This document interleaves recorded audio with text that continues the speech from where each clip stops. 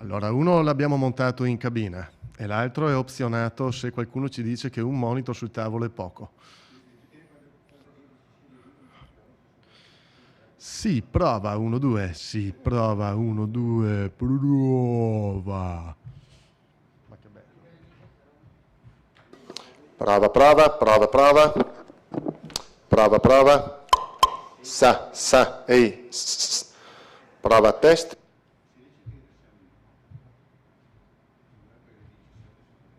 Pa, pa, pa. Prova, prova. Prova, prova.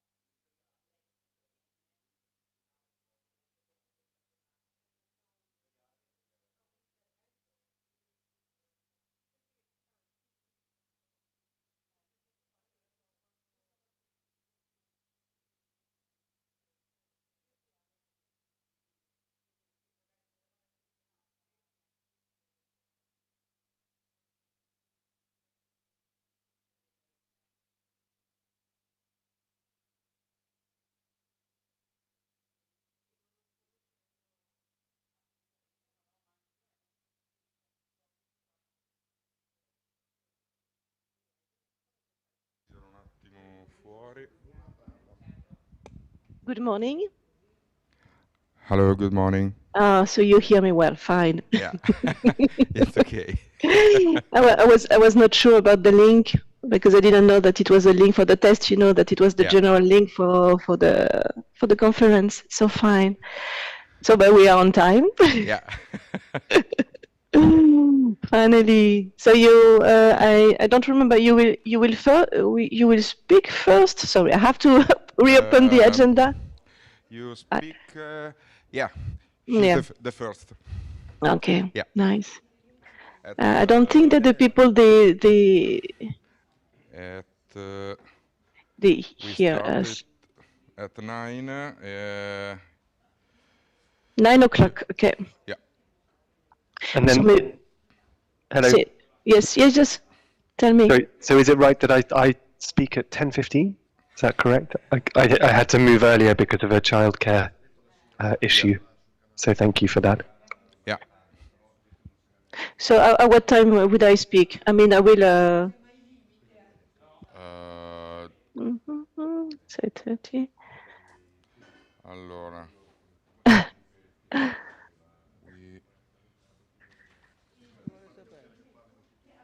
A che ora lei si va a parlare? One moment, please. No problem.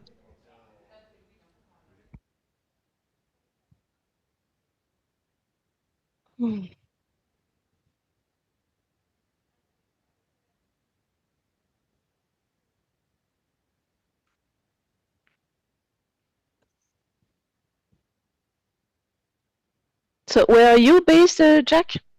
I am based in Paris. In Paris. Ah, okay. You speak French as well. Un A petit bit? peu. Oui, Un mais c'est petit peu. difficile. No, because I see behind you des politiques meilleures pour une vie meilleure. Nice. Yeah, we have to have it in both French and English. There were Yes. complaints.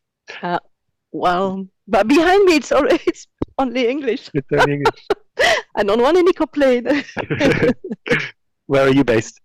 In Brussels, but now I'm teleworking from I'm at home, so it's a mixed. It's hybrid all the time.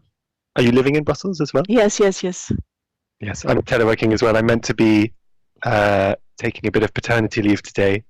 Okay. Which is, So you have a newborn or? No, he's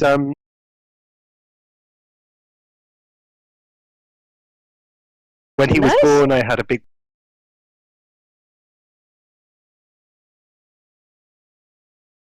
It's always Thank you. nice.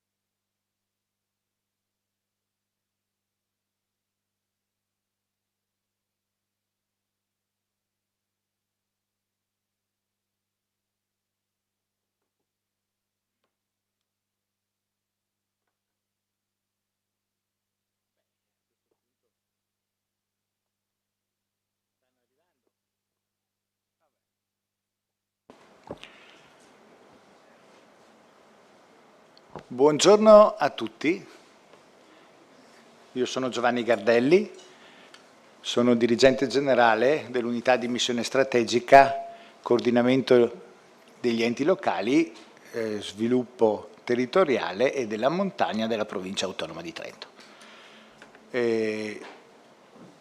Porto innanzitutto i saluti del Presidente della Provincia autonoma di Trento, Maurizio Fugatti, e dell'assessore agli enti locali, Mattia Gottardi, che non può essere presente perché in contemporanea, in realtà non in perfetta coincidenza, perché inizia alle 10, ma comunque in una modalità non compatibile con il nostro evento, stanno approssimandosi a tenere la seduta di giunta provinciale, però a Madonna di Campiglio, e quindi capite che l'assessore non aveva il tempo fisico per portare i saluti e recarsi poi in giunta. Nel senso che quando avevamo programmato, ovviamente, non sapevamo dove si sarebbe tenuta la giunta, poi la giunta è stata nel comune di Pinzolo e quindi ovviamente, essendo necessario almeno un'ora di tempo per raggiungere la sede, non è stato possibile che l'assessore portasse i saluti. Evidentemente sono felice di poterlo fare io per augurarvi un'ottima giornata di lavoro in questo evento di chiusura del progetto Dialog, che è un progetto per noi estremamente rilevante, che è stato gestito e coordinato dalla nostra amministrazione ormai da alcuni anni, e in particolare dalla struttura a cui sono preposto io da 2 anni. Nel senso che abbiamo avuto un passaggio di strutture nel corso del progetto, siamo passati dall'Agenzia del Lavoro all'UMST a cui sono preposto, però in assoluta continuità dal punto di vista della gestione e dell'organizzazione. Qui con noi in sala c'è il Presidente del Consiglio di Autonomie Locali, Paride Giammoena, che ringrazio per la presenza, perché evidentemente per noi il ruolo delle autonomie locali è un ruolo fondamentale nello sviluppo del territorio, perché è strettamente connesso col concetto di autonomia, ma magari avremo occasione anche di parlarne di approfondimento e di approfondirlo. E qui al mio fianco, ma interverrà dopo in quanto rappresentante del soggetto finanziatore, quindi del segretariato, Kristaps Ronkans, che appunto interverrà in un intervento successivo nell'ambito della prima sessione. 2 parole su quello che è il significato di questo progetto e il significato di Dialog, in particolare per la nostra amministrazione. Scusate, ma spengo il telefono. Il progetto Dialog è un progetto che evidentemente nel suo acronimo contiene gli elementi fondanti, gli elementi principali. Quindi dialoghi, capite proprio che si gioca su questa sovrapposizione di espressioni per l'innovazione e la crescita locale. Noi stiamo ragionando ormai sull'innovazione dell'azione della pubblica amministrazione e in particolare della Provincia autonoma di Trento da alcuni anni. Devo dire, per quanto riguarda la mia attività, forse anche da un decennio. Quindi cercare di costruire una relazione con le comunità locali, e uso l'espressione comunità proprio perché sono un elemento centrale nel contesto autonomistico, sono un elemento identitario. Io cito sempre la comunità della Val di Fiemme come una comunità da cui ha tratto fondamento questo principio di autogoverno che caratterizza il nostro territorio, che caratterizza la nostra provincia. Pensate che già in epoca medievale in Trentino si gestivano in modo comunitario i fattori di produzione, che allora erano il legnatico, il pascolo, l'acqua, l'estrazione della pietra per la realizzazione degli edifici, ma già allora si gestivano in modo comunitario e c'era sostanzialmente una sovrapposizione tra questo concetto di comunità e le istituzioni del tempo. C'era un riconoscimento da parte dell'autorità centrale, dal principe vescovo, del ruolo di queste comunità come ruolo rappresentativo del territorio. Cito sempre il riconoscimento della comunità di Fiemme come feudatario dell'impero nel 1300, un unicum a livello europeo, una sorta di Magna Carta Libertatum, di un riconoscimento storico e istituzionale di un modo di relazionarsi delle popolazioni con il proprio territorio e le proprie istituzioni.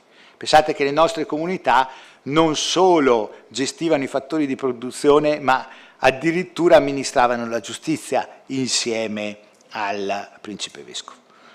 Quindi questo concetto di comunità è un concetto insito in noi, che poi si è tradotto evidentemente nell'autonomia storica, ma nell'autonomia moderna, ma anche nella strutturazione di quelli che sono gli elementi di gestione dell'economia moderna nel nostro territorio. Cito sempre anche in questo caso la cooperazione, perché la cooperazione è figlia di questo concetto di comunità. Quindi Don Guetti, sulla base di questi presupposti, ha creato poi il sistema delle cooperative, seguendo il modello di Raiffeisen, che sono diventate, almeno in un periodo storico particolarmente rilevante del secondo dopoguerra, lo strumento per perseguire lo sviluppo economico di questo territorio. Quindi per noi questo concetto di comunità è un concetto estremamente significativo, estremamente rilevante, ma poi ci siamo posti il problema, in particolare nell'unità di missione strategica a cui sono preposto ormai da quasi un decennio, del tema della relazione tra gli assetti istituzionali e questi fondanti storici del nostro territorio. E è innegabile che un certo modello istituzionale è andato, tra virgolette, in crisi da un certo momento in poi, cioè il modello istituzionale piramidale di tipo tradizionale in cui si è strutturata la nostra attività a tutti i livelli. Mi riferisco ai livelli istituzionali, ma potrei anche fare dei riferimenti ai livelli partitici, quindi alle strutture dei partiti, ma potrei farlo anche, ne vedo molti in sala, anche alla struttura dei sindacati, no? Quindi la logica piramidale del partito di lotta che in qualche modo consentiva ai vari soggetti di trasmettere le proprie decisioni dal basso verso l'alto e successivamente dall'alto verso il basso, sia appunto a livello istituzionale che a livello di organizzazione politica, è andato in qualche modo in crisi. Non è stato individuato ancora, a mio parere, ma questa è un'idea mia, un sistema di mediazione e integrazione sul modello che è stato individuato in altri paesi, e quindi siamo sempre alla ricerca di un'innovazione del nostro sistema istituzionale, nel dialogo tra comunità e istituzioni e tra cittadini all'interno della stessa comunità.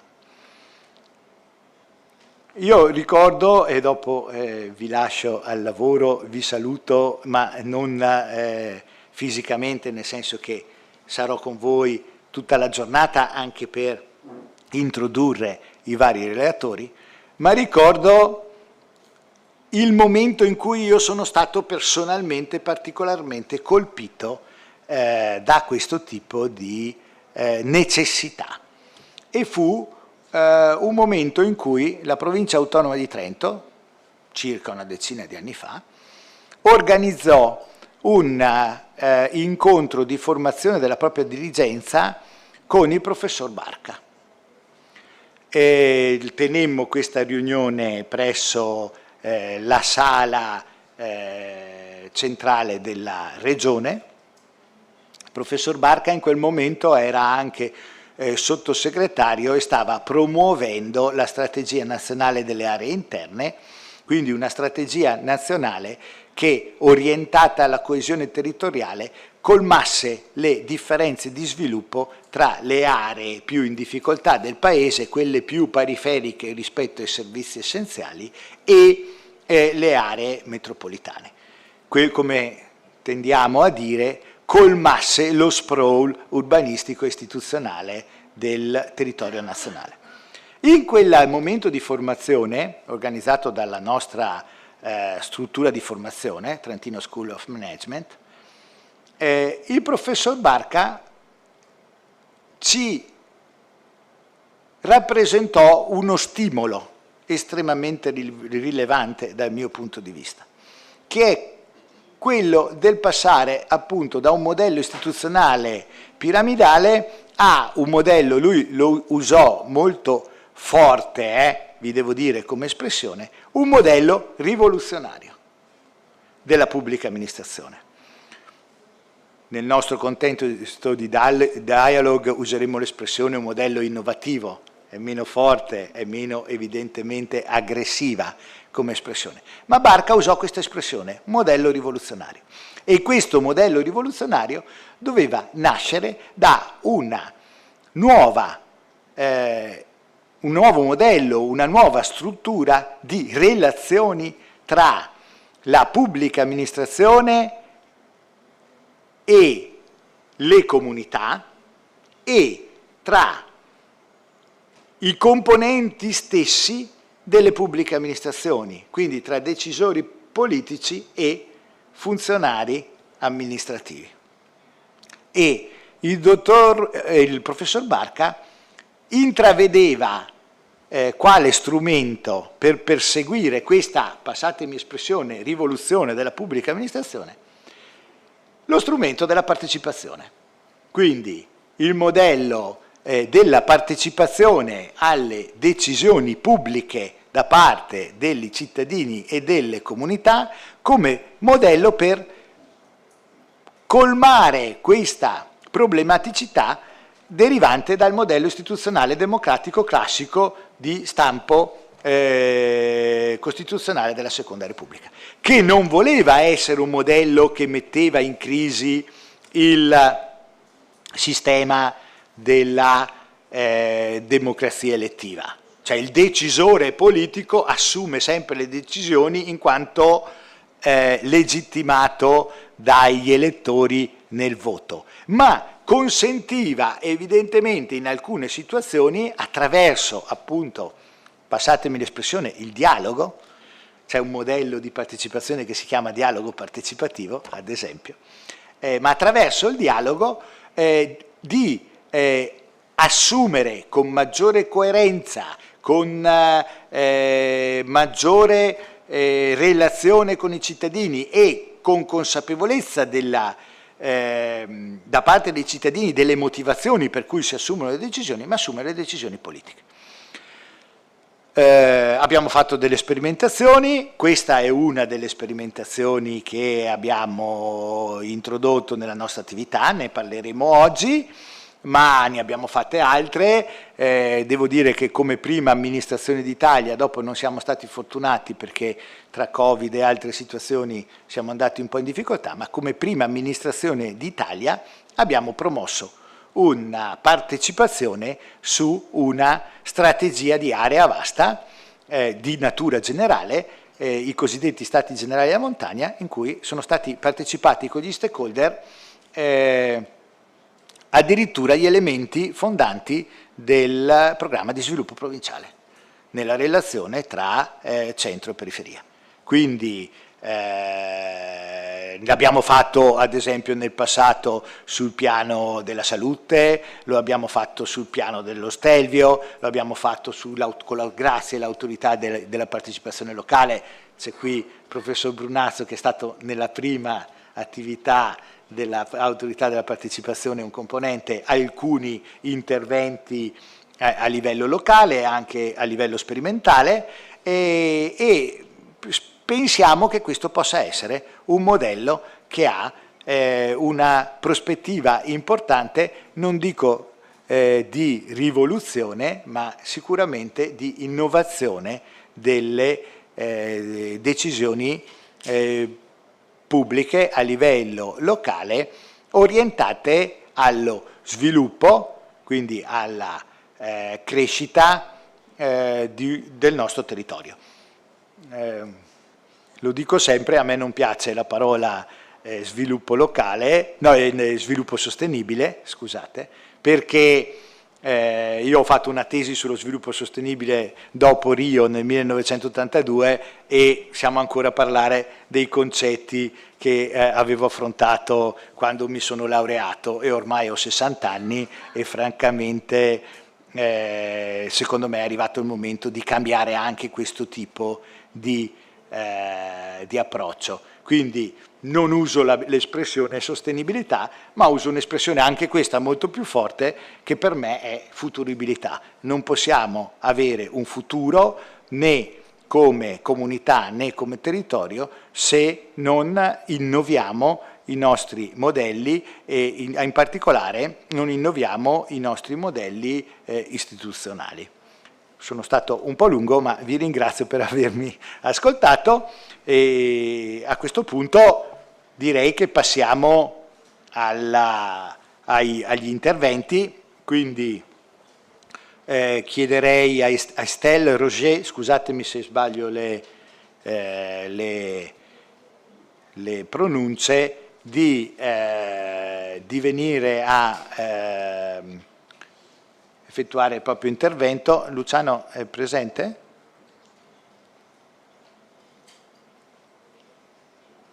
Good morning, everyone. Oh, yes, I see myself. Thank you. Yes, the pronunciation was perfect. My name is Estelle Roger. Don't worry, it's fine. Thanks a lot. Do you hear me well? Everything is fine? Yes. Okay. Certo, prego. Non l'ho presentata perché non sapevo che fosse in collegamento online, chiedo scusa, ma stiamo parlando della Direzione Generale della Politica Regionale Urbana della Commissione Europea, quindi sostanzialmente il nostro finanziatore, il nostro regolatore, per noi evidentemente poter parlare dei programmi Interreg per lo sviluppo locale è un elemento assolutamente determinante, perché sono uno strumento fondamentale per noi per l'approfondimento delle dinamiche dell'innovazione e anche per reperire qualche risorsa, oltre che modalità di confronto e di dialogo con altre realtà europee, magari apparentemente molto diverse, ma con dei problemi molto simili a quelli che può affrontare un territorio alpino. Quindi la ringrazio, Estelle, e le do la parola. Thanks a lot. So good morning, everyone. Very sorry not to be with you. So I don't see all the people in the room, but I'm sure there are many people coming for the final event of the Project Dialog, project supported by Interreg Europe. One of the program I have the responsibility, so I will share just my screen right now.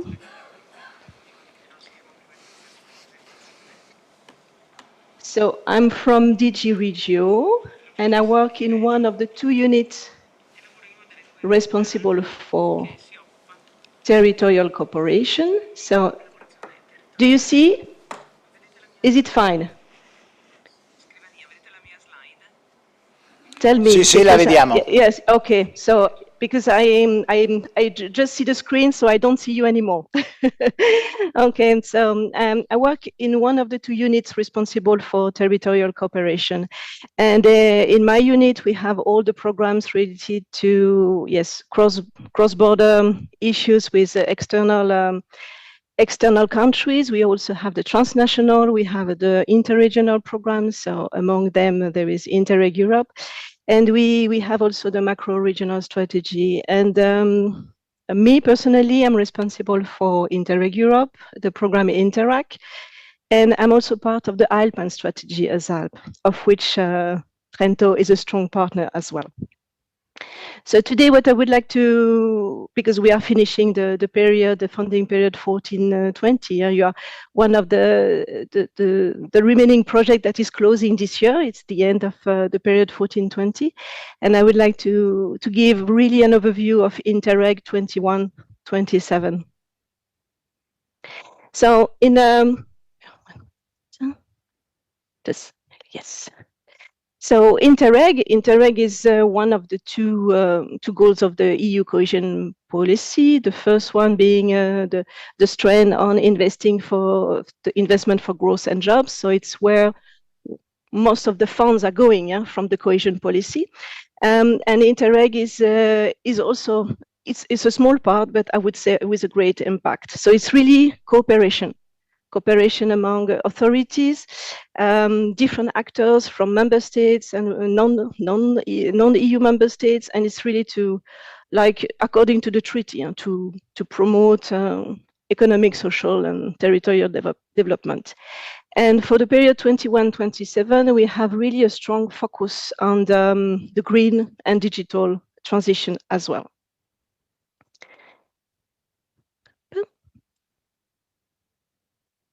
I try to.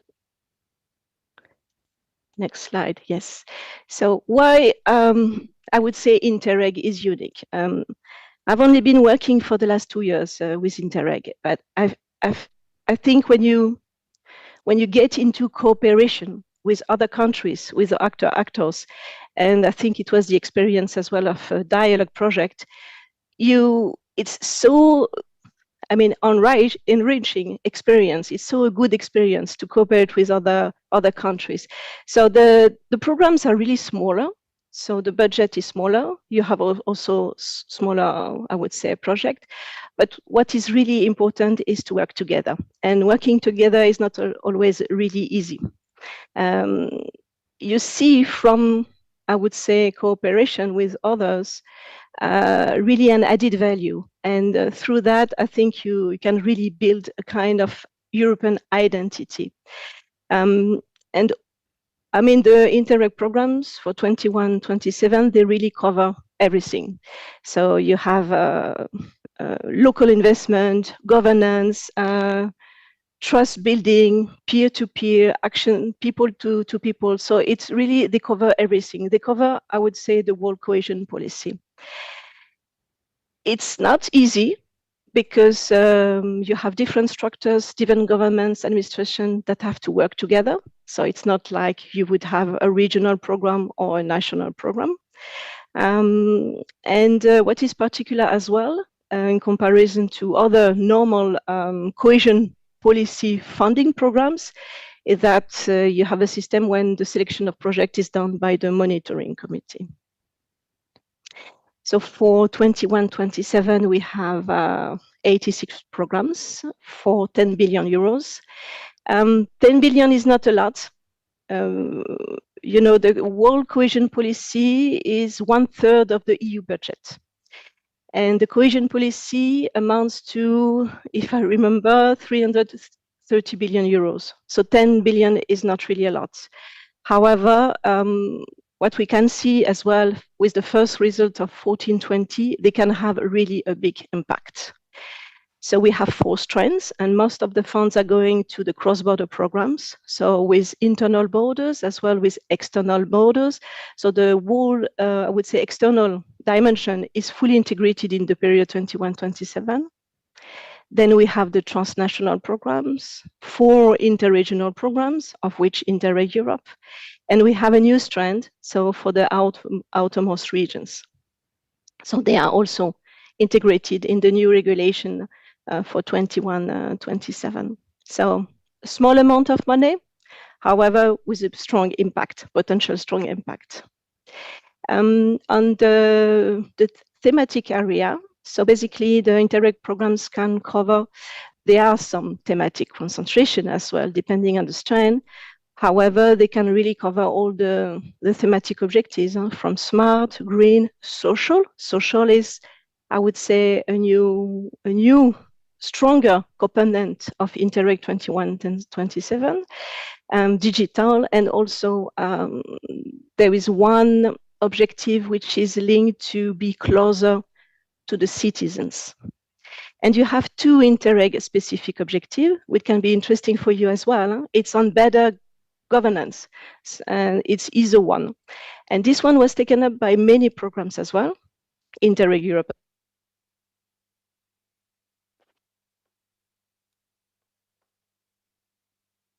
The relationship between public administration and different actors, and also the citizens. And you have another one, it's ISO 2, it's more for the integration of the third country nationals, especially for those programs that we have with borders with external countries. So ISO 1 was taken up a lot by many Interreg programs for 21, 27. And you have, if you are a potential beneficiary and if you want to cooperate, you have to look for, well, where are you located, with whom you want to cooperate, on which subject, and you have a different database and different websites when you can find relevant information. So you have, for instance, Interreg.eu, when there is a really, I would say, Interreg in a nutshell, the description of the Interreg community with the open calls, with the different programs, with the geography.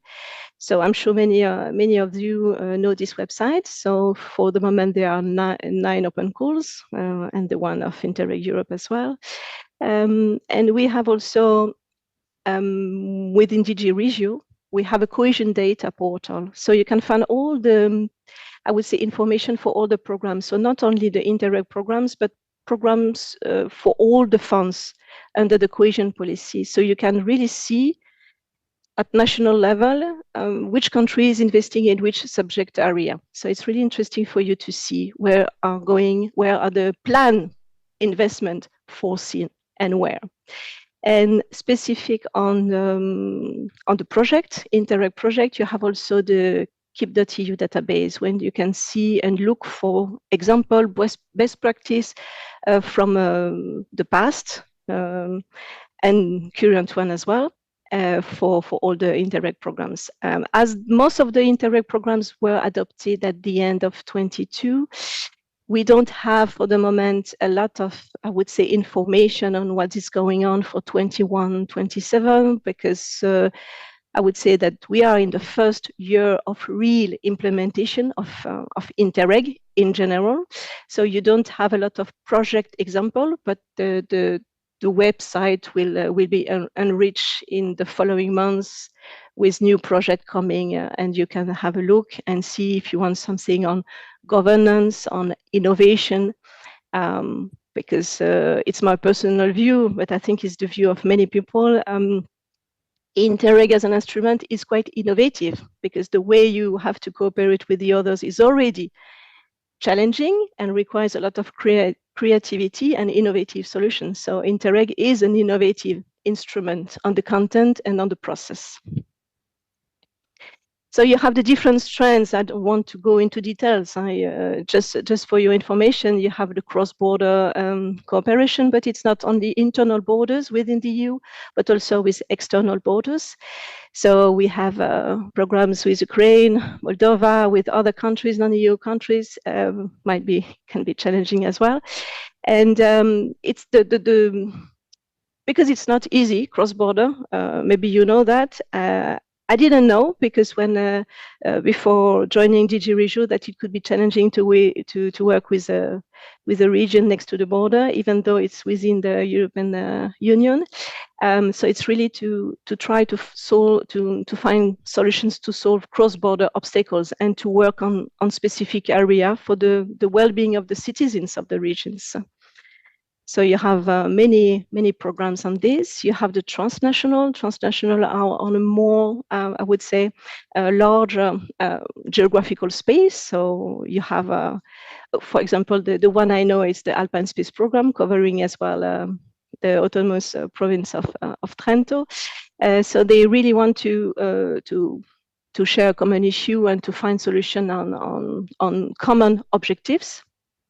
So they have many soft actions as well, measures like exchange of experience and learning as well.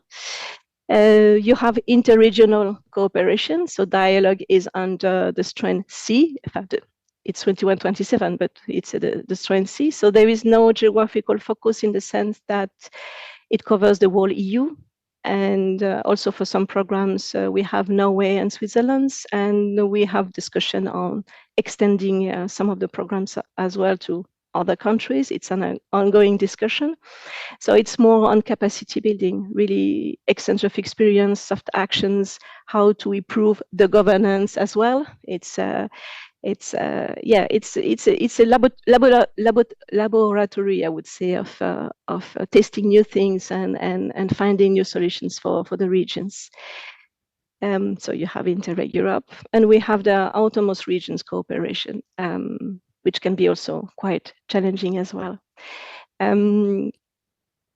So I would like to say a couple of words on the territorial dimension as well of Interreg, because for each funding period you have some keywords, buzzwords, or I would say mantra. So for 1420 it was more thematic concentration or result orientation. We invited a lot all the member states and all the programs authorities to really focus on what to achieve and results. So it was really 1420 was really result oriented. It continues for 2127, but it was really the spirit of 1420. And I would say for 2127, at least for Interreg, it's more you have some words when you read the regulation or the recitals on integrated approach, place-based approach, functional area, territoriality, all these things really to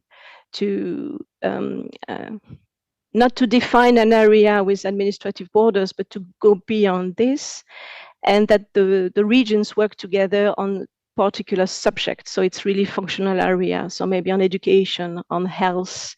So it's really, I would say, a defined space with interdependency and issues together. So there is a shift as well in the regulation 2021-27 and more going local, bottom-up approach.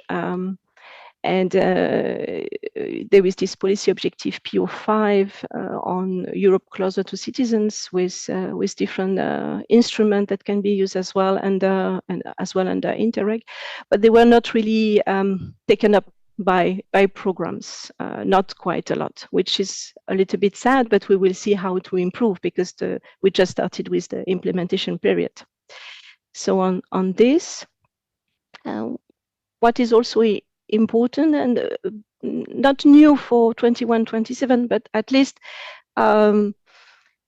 we try really to work on this and to improve the cooperation.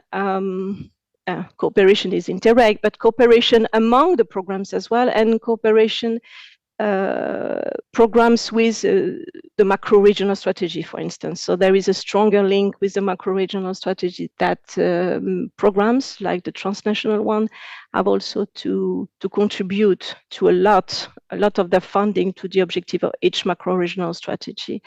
And there is some links among some programs as well, sharing the same issues. And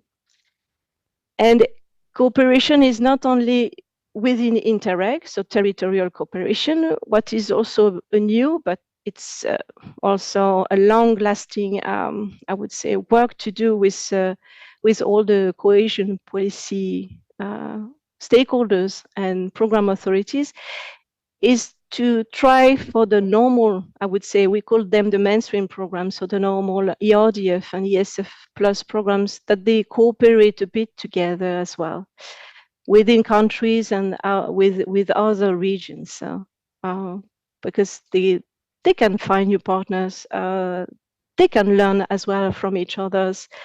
So a bit of cooperation within the first goal of the cohesion policy, but it's we are at the start of this. and also what we promote and encourage as well through the regulation, and quite a lot.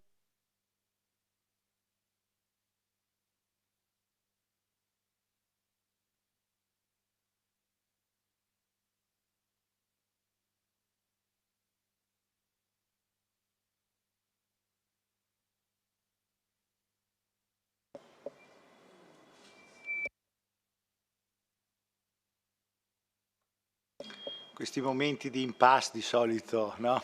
Creano imbarazzo, nel senso che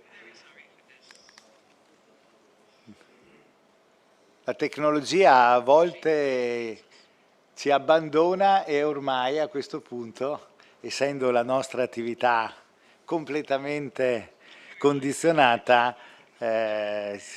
ci fermiamo e non sappiamo più come proseguire, però non lo so, probabilmente stanno cercando di risolvere il problema. Se non ci riuscissimo,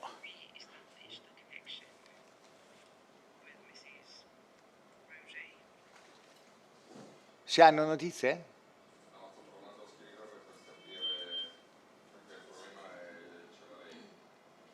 Ah, quindi il problema tecnologico è oltre Alpe.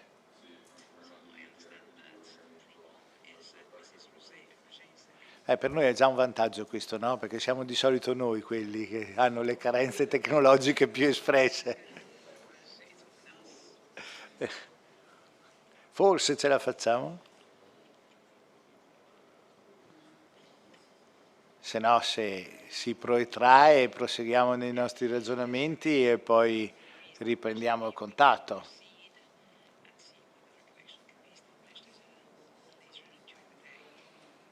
Beh, avrete capito intanto la rilevanza di Interreg dal punto di vista delle relazioni che può instaurare con altri territori che hanno delle situazioni che possono dialogare dal punto di vista... Ah, c'è collegata? No, è sempre solo a livello di... solo video e non audio. Sì, come vi stavo rappresentando, il tema delle relazioni è evidentemente, come in tutti i casi, un arricchimento forte per un'amministrazione. Potersi rapportare con altri territori che stanno affrontando situazioni o hanno già affrontato situazioni simili a quelle che dobbiamo affrontare noi è evidentemente estremamente rilevante. Ha finito la nostra collega, però non l'abbiamo sentita. Quello che evidentemente per noi è estremamente rilevante e anche altrettanto difficile è poi quella che noi chiamiamo la messa a terra, no? di questi dialoghi. Mi senti?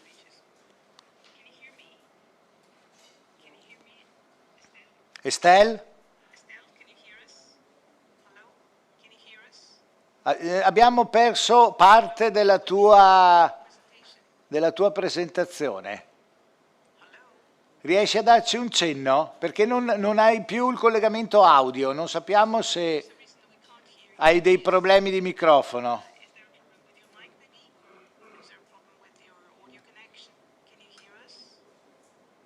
Abbiamo avuto la connessione video ma non la connessione audio.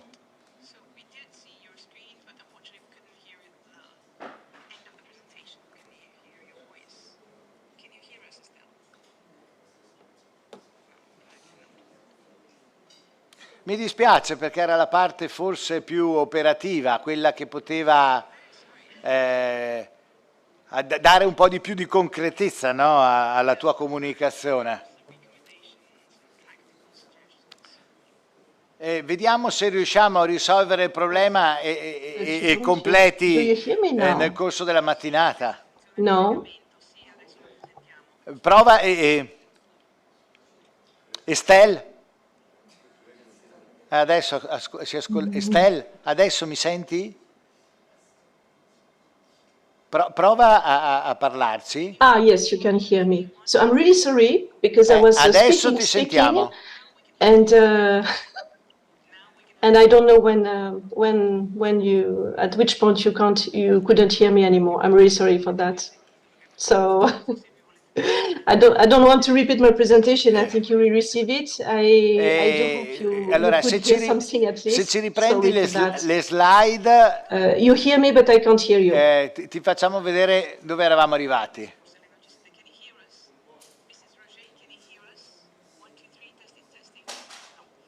No, allora proseguiamo. For this technical issue. Oh yes. Jack. Yeah. I know you can hear me, but I cannot hear the room.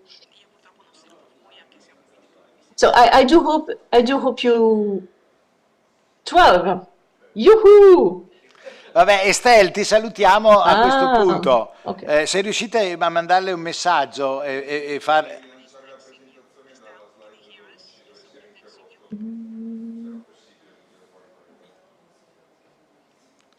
Adesso, vabbè,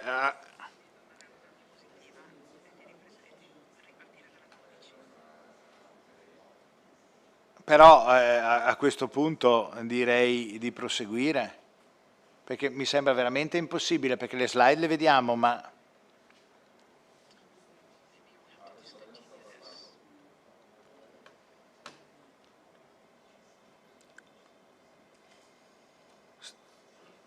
Estelle, prova a comunicare.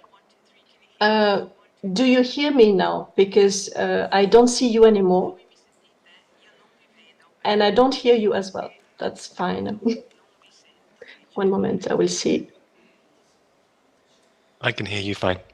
Però non riuscendo a comunicare facciamo fatica anche a dettare i tempi,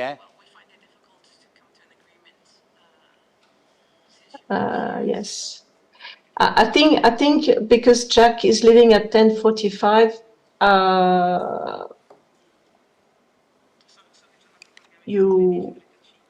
I think it would be better that he can do his presentation now. What do you think? Sì, vedremo se riusciamo più avanti magari a recuperare parte del tuo intervento. Grazie Estelle, se mi senti.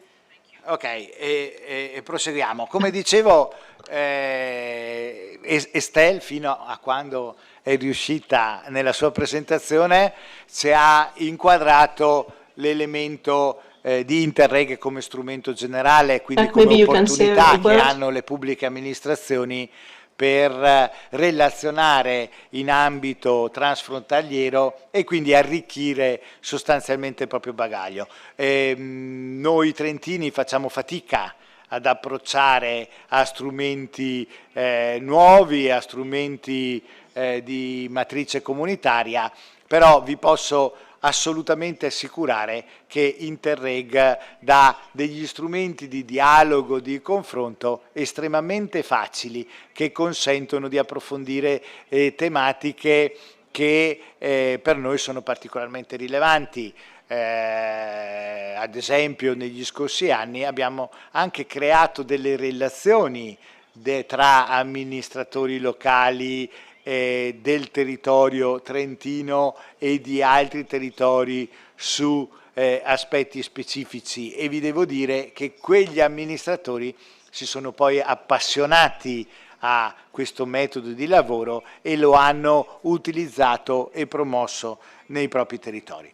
Adesso entriamo un pochettino di più negli aspetti concreti di Dialog. Come dicevo prima, qui a mio fianco c'è Kristaps Roncas,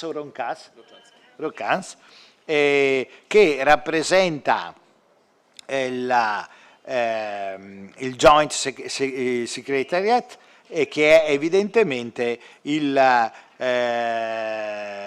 soggetto fondamentale di promozione e governo di questo programma Interreg. Quindi entriamo un po' di più nel progetto Dialog, anche se ci manteniamo non sul piano dei risultati operativi, che vedremo nella seconda metà della mattinata, ma nell'inquadramento sostanzialmente generale dello sviluppo e dell'approfondimento sul progetto. Quindi Christoph, a te la parola e grazie per essere venuto a Trento.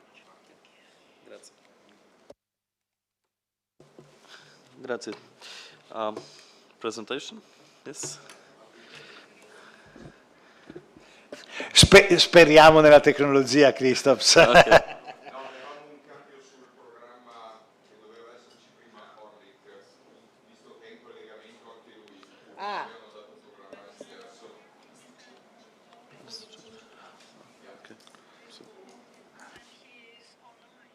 Ah, ok, va bene.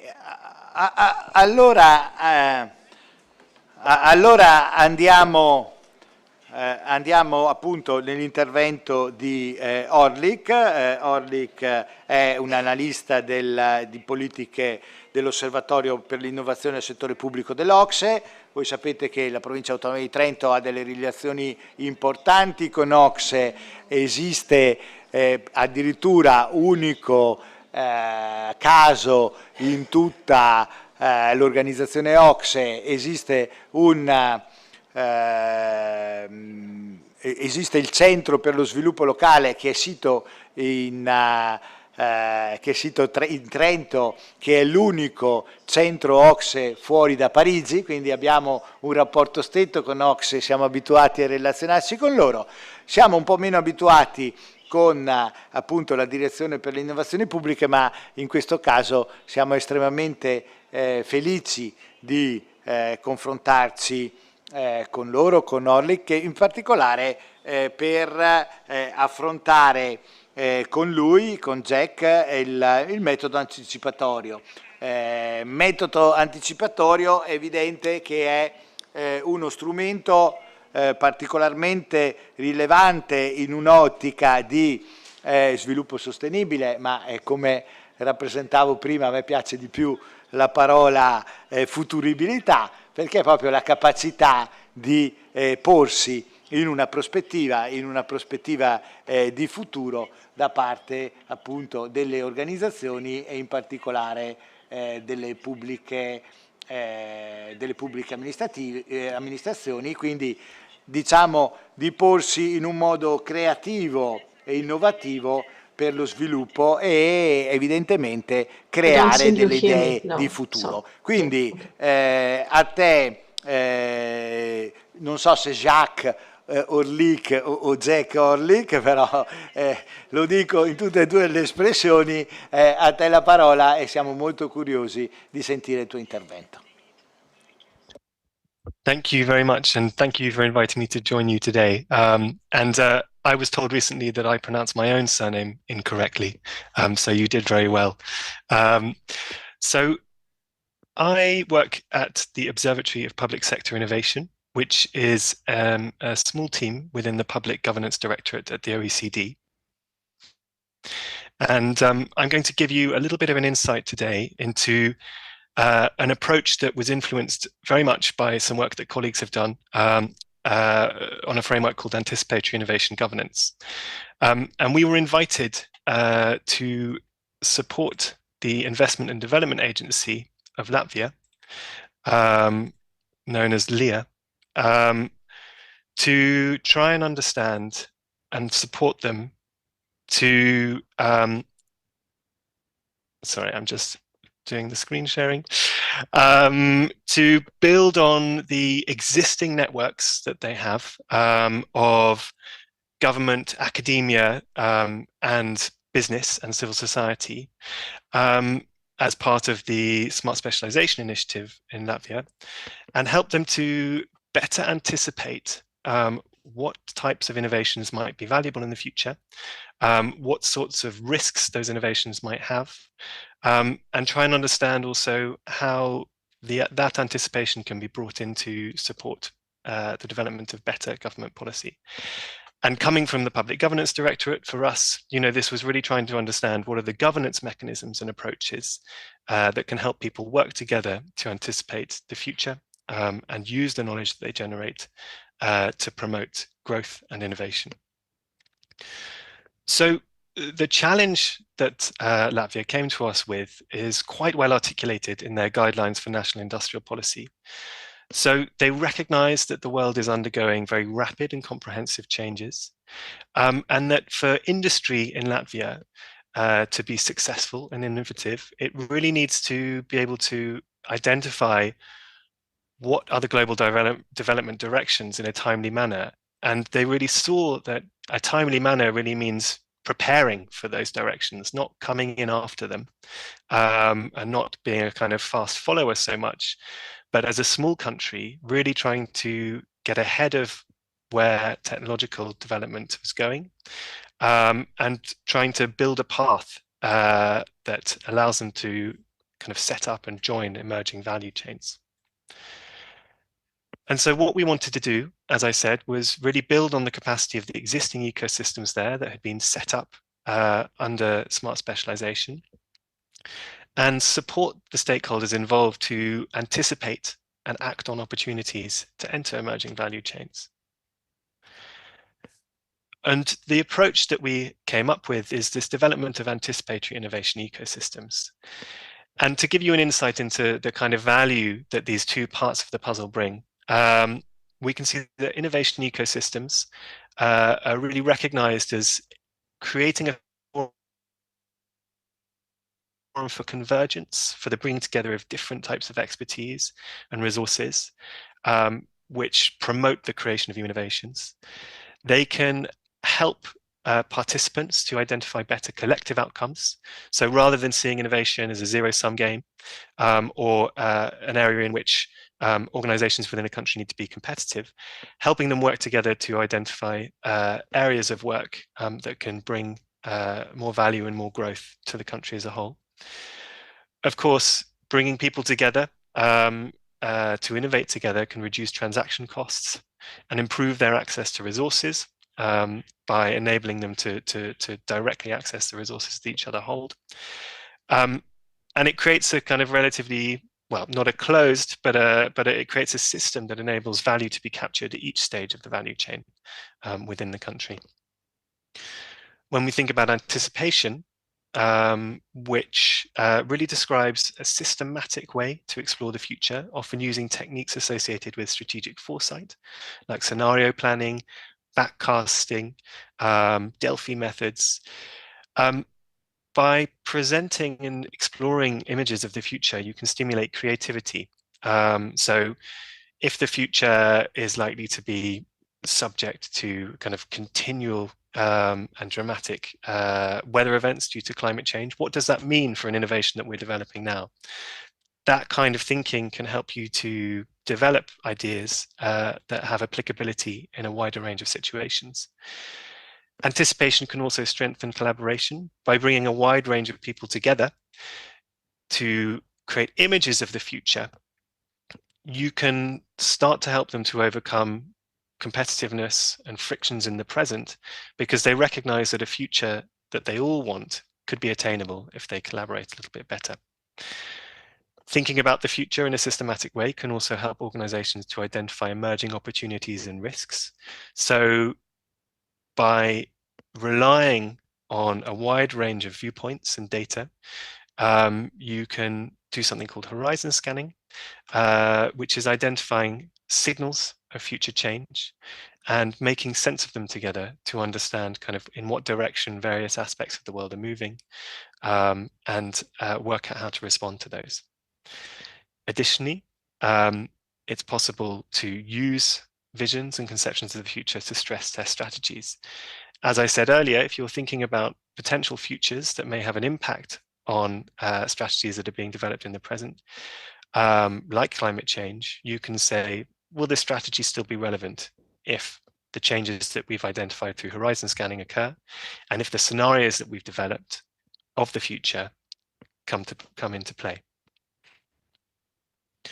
So to sum it up, we really saw a benefit of anticipatory innovation ecosystems as helping governments, businesses, and academia to all better understand and prepare for the future by leveraging their collective intelligence to inform policy and strategy. So to try and understand how this could play out in the Latvian context, we conducted a kind of scan through interviews with Latvian stakeholders and conducted workshops with them in order to understand the context. We conducted an extensive literature review and spoke to representatives from 10 European innovation ecosystems to understand how they function and to try and work out how anticipation could be applied to the kinds of approaches that they use.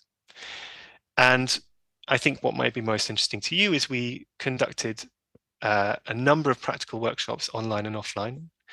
Offline, as the COVID restrictions abated, we could go to Riga and collaborate with people directly there, and engaged 80 ecosystem partners across 4 smart specialization areas: smart mobility, bioeconomy, biomedicine, and smart materials and photonics, to help them to think about future changes, make sense of it together, and identify opportunities and activities that they can undertake to make their collaboration and their individual activity more resilient and more robust and more future-oriented.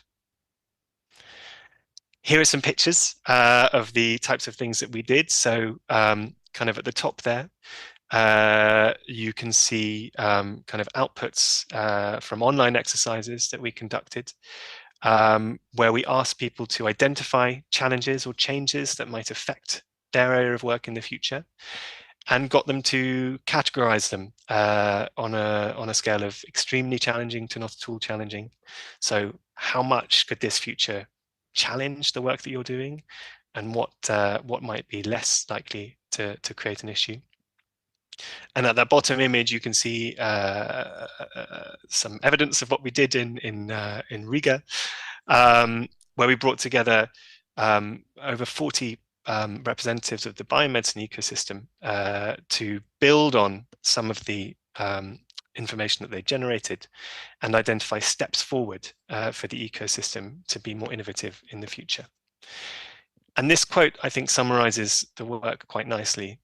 So a representative of the smart mobility ecosystem said, "I think people in various types of organizations understand that we're in front of very important changes, and these changes can be meaningfully only overcome and exploited only through collaboration. So as individual organizations, whether they're businesses or academics, they have a kind of limited amount of power to shape the future in a way that would be valuable for them. But in collaboration, both by bringing together the knowledge and experience that they have and the resources that they have a much better ability to make a kind of an impactful kind of step to shape future change."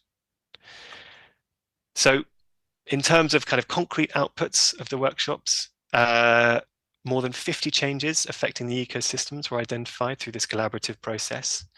The ecosystems also identified 30 different actions to improve ecosystem resilience.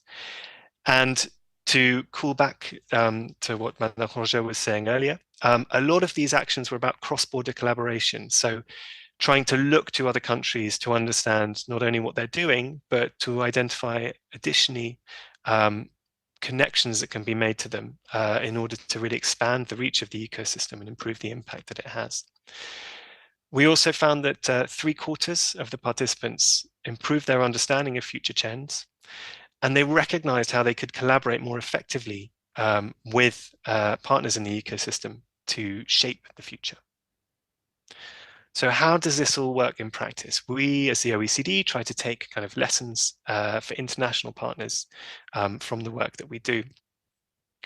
And what we've identified are two levels of important governance levels set within the kind of external macro context, which is the changes and kind of future shifts that can't really be governed, but can only be responded to and anticipated.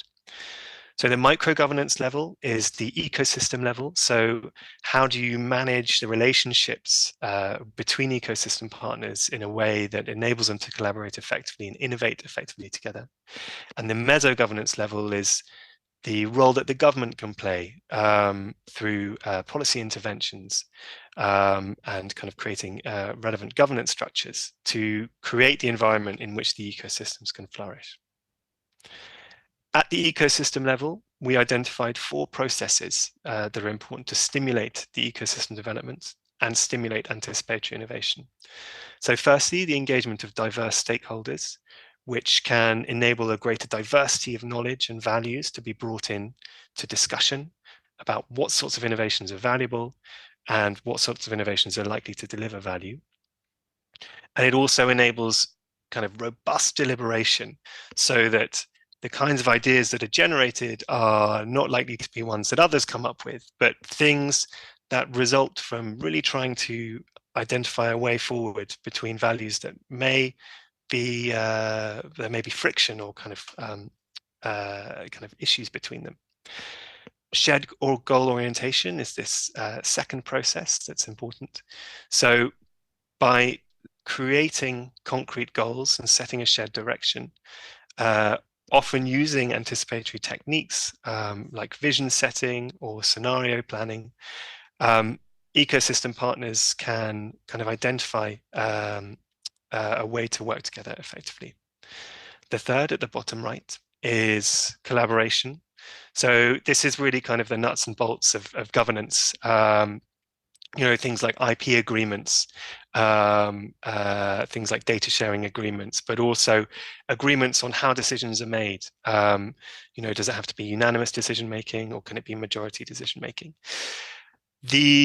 Setting these out early on is very important, both to foster trusted reciprocal relationships and also to enable the identification of activities that are mutually beneficial for all of the participants. And the final process is really where kind of we mention anticipation, but anticipation is relevant to everything.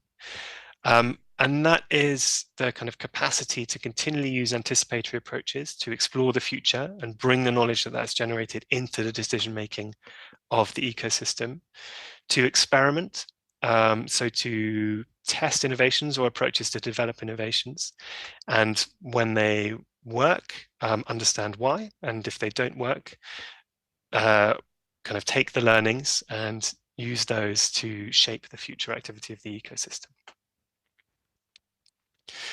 At the meso-governance level, so this is the kind of functions that the government can take, we identified 7 key functions. So firstly, we identified an important role of government to kind of orchestrate the ecosystems, to help bring together the relevant participants, to kind of help set up the initial agreements between them and create an environment in which collaboration can take place.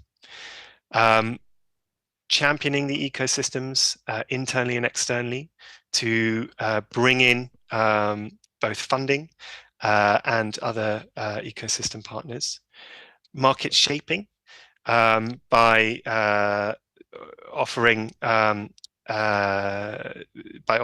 of support to kind of nascent innovations through funding or other activities.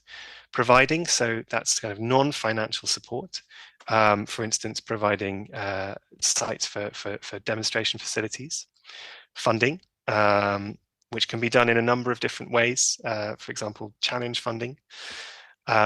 Regulating, so operating as a regulator that supports innovation, for instance, through regulatory test beds, and also framing, so providing some direction for those ecosystems so that the types of things that they move towards are in line with government priorities. And the key recommendations that we came out with for Latvia, which I think are applicable across different countries, are to really support the ecosystems by ensuring their legitimacy and giving them a kind of political backing, to ensure that there are sufficient resources to orchestrate the ecosystem. It can be very challenging to facilitate collaboration between those partners, particularly in the early stages. And so agencies like LIA can play a really important role in setting out the rules of participation and creating a culture of collaboration. Investing in effective monitoring is the third. So really trying to understand what is supporting the development of the ecosystem through kind of formative evaluation, and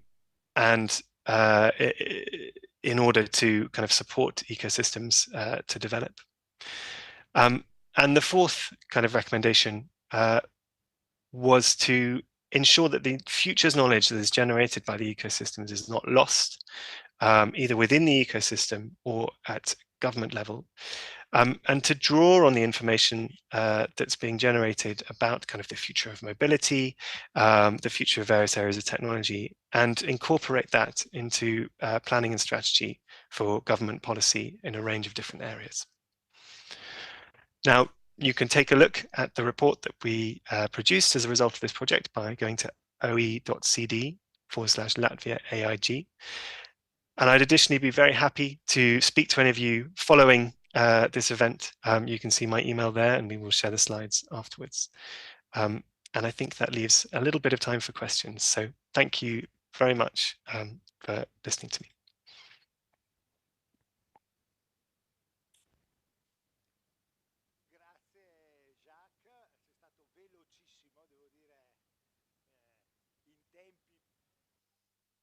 Grazie Jacques, sei stato velocissimo in tempi veramente concisi. Se permettete, faccio io una considerazione che vorrei approfondire con Jacques. Il tema della metodologia del lavoro partecipativo con stakeholder, in particolare quando approcciamo a visioni di futuro, è sempre fortemente condizionato dalle necessità contingenti, no, degli stakeholder, quindi dalla difficoltà nel porsi in un'ottica di prospettiva, no? Tendiamo sempre a cercare di affrontare i temi della quotidianità, no? Del breve periodo rispetto ai temi, ad approcciare i temi del futuro. E questo, se mi permetti, è poi tipico anche del decisore politico, perché i tempi del consenso, i tempi della politica sono dei tempi relativamente brevi, no? Che sono i tempi tra un'elezione e l'altra, quindi l'incidere sugli elettori ha un'ottica molto di breve periodo. In questo vostro progetto, come è stata la relazione tra stakeholder e decisori dei politici e come avete fatto a rappresentare al decisore politico l'importanza di questo ruolo di, io lo chiamo attore di coalizione, tu l'hai chiamato direttore d'orchestra, no? Nel senso che spesso il governante vuole essere operativo, non mero direttore d'orchestra.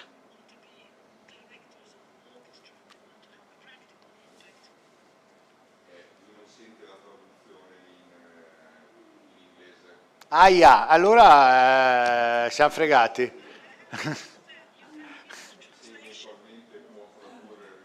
Luca, vuoi provare a tradurre tu?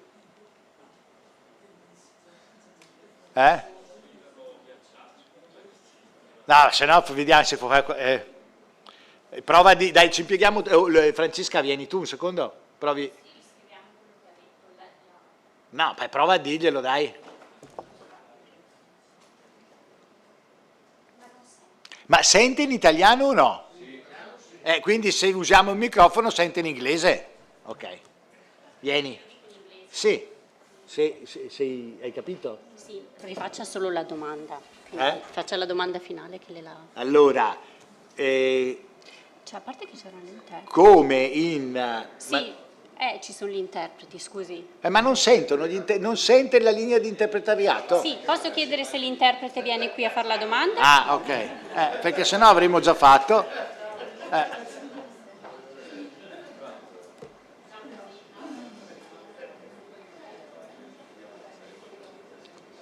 Se no, passiamo ad altre domande, non è che io ho la necessità di vedervi...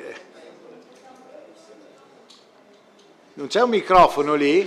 C'è il microfono lì, dai. Prenda pure quel microfono lì. Il gelato. Sì, grazie. Hello, can you hear me? This is the interpreter Yes, speaking. Okay, I can wonderful. hear you. So, since we had a technical problem, I will try to summarize the comments made by the moderator. So, the thing is that usually the political decision makers are bound to the people who elect them, and they have to make decisions concerning the very short term, because they are bound to what happens between one election and the other. So how could you reconcile the interest of the stakeholders and the need of politicians? This is the first question. And the second is that you spoke about orchestration, and usually politicians don't like to be the directors of orchestra. They want to be the actors and the protagonists.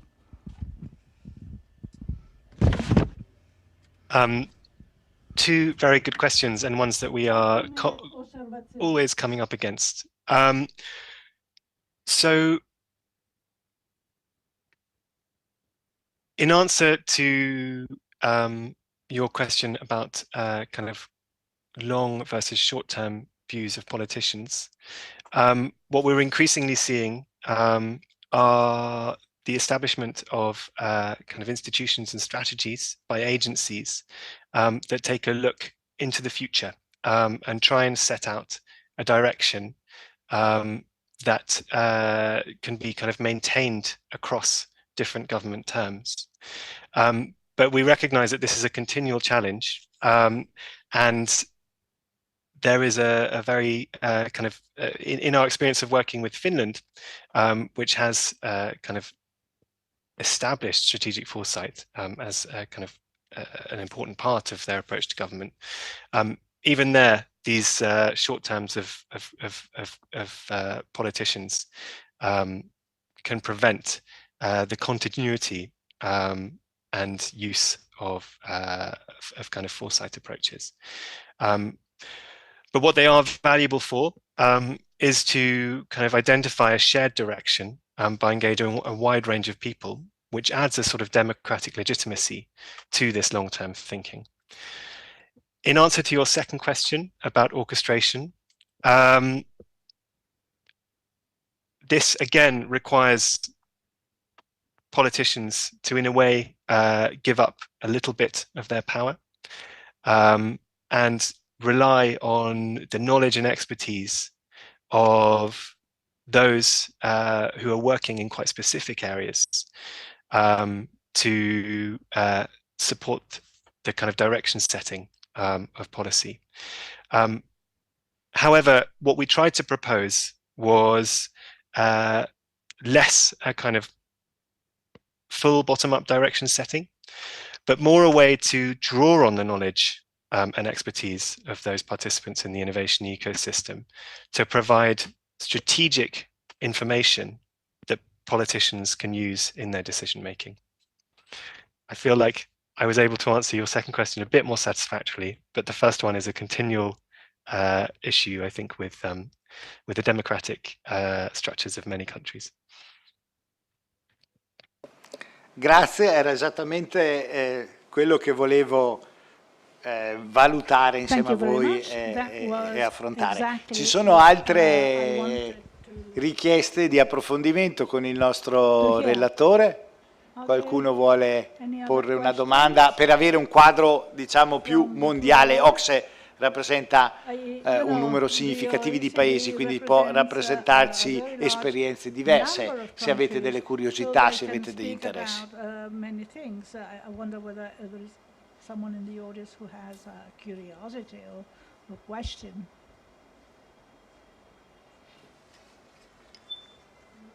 Beh, allora mi sembra che possiamo proseguire la giornata. Ringrazio Jack per l'intervento che ho trovato estremamente interessante, anche perché stiamo parlando di una realtà nazionale, però con una dimensione molto limitata, quindi che sembra quasi un contesto regionale, no? Quindi paragonabile al nostro. Quindi grazie e ne faremo tesoro della sua comunicazione. Buona giornata. Thank you very much. Allora torniamo a Kristaps, che ho interrotto velocemente perché c'era il collegamento video. Come dicevo, Kristaps rappresenta l'ufficio che ha promosso questa iniziativa, che ha considerato Dialog eleggibile e che ha promosso e monitorato la nostra attività, quindi cominciamo a entrare un po' più nel dettaglio della giornata odierna. A te, Kristaps.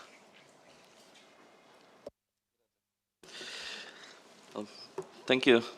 And indeed, yes, I'm representing here today the Joint Secretariat of the Interreg Europe program, which is the funding body of your project. And first of all, congratulations on finalizing the project, on your final conference, on doing it physically with online speakers, but having ability to go back to, as we say, normal. And it's been a pleasure to be here in Trento, and I'm also very happy to follow up on these two presentations from Madame Roger, who already established the baseline of what the Interreg is and where the Interreg Europe fits in that broader spectrum of programs. So I will try not to duplicate some of the things that she said, but I maybe go a bit deeper from the perspective of our program. And it was also very interesting to hear Mr. Orlik speaking about Latvia. And I'm Latvian. I mean, we're all based in Lille, France, the secretary, but I'm Latvian, and I know this particular ecosystem development quite a bit. And I also have, let's say, insights from inside. And what I just could like to comment is that it's very nice that the Ministry of Economy and the Latvian government decided to use OECD to try to guide them in helping establish these ecosystems. But indeed, there's a lot of work to be done in implementation. And as you said, you're right in your question that orchestrating is one thing, but also you need to dedicate enough resources on, let's say, the management side of the agency to actually continue this work with the stakeholders, with the companies, clusters, etc. involved. So, but it was also a very nice example, and I hope that you can also take this for you as well. But what I'm going to tell you today here about is the program that's funding this project. I'm going to focus a bit also on the project, on the aspects of the project, but we're going to hear a lot more about the action plans and development results later on, so I will not talk about that. And briefly also describe to you services available to you apart from the project, so the Policy Learning Platform, which you might be familiar, and the upcoming developments. So we are indeed in this interesting period where two periods of the same program are existing at the same time. So Dialog is the project that's funded by the Interreg 2014-2020 previous, let's say, programming period funding. So, as you might know, there's a new programming period started. We have new calls. Today is the day when the second call of the applications is finalizing. So, I got information that by 9 in the morning we already had 99 applications. So, we presume it's going to be much tougher competition for the second call than it was for the first call. And talk about this as well. But of course, your project is part of the, let's say, old program, and we are all now closing all the old projects. There are still, of course, some of them running. This is the fourth club project.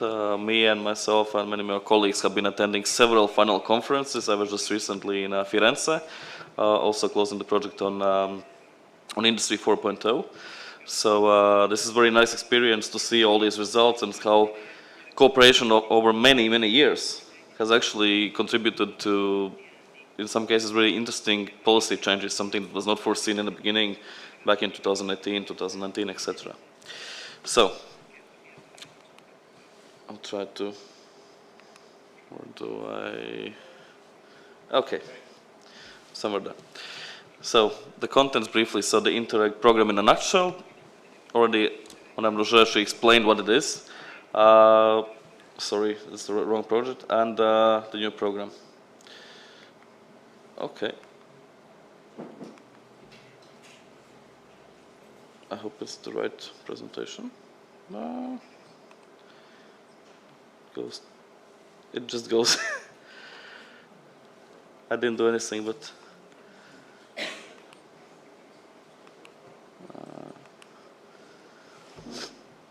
I'll try to go back to the beginning.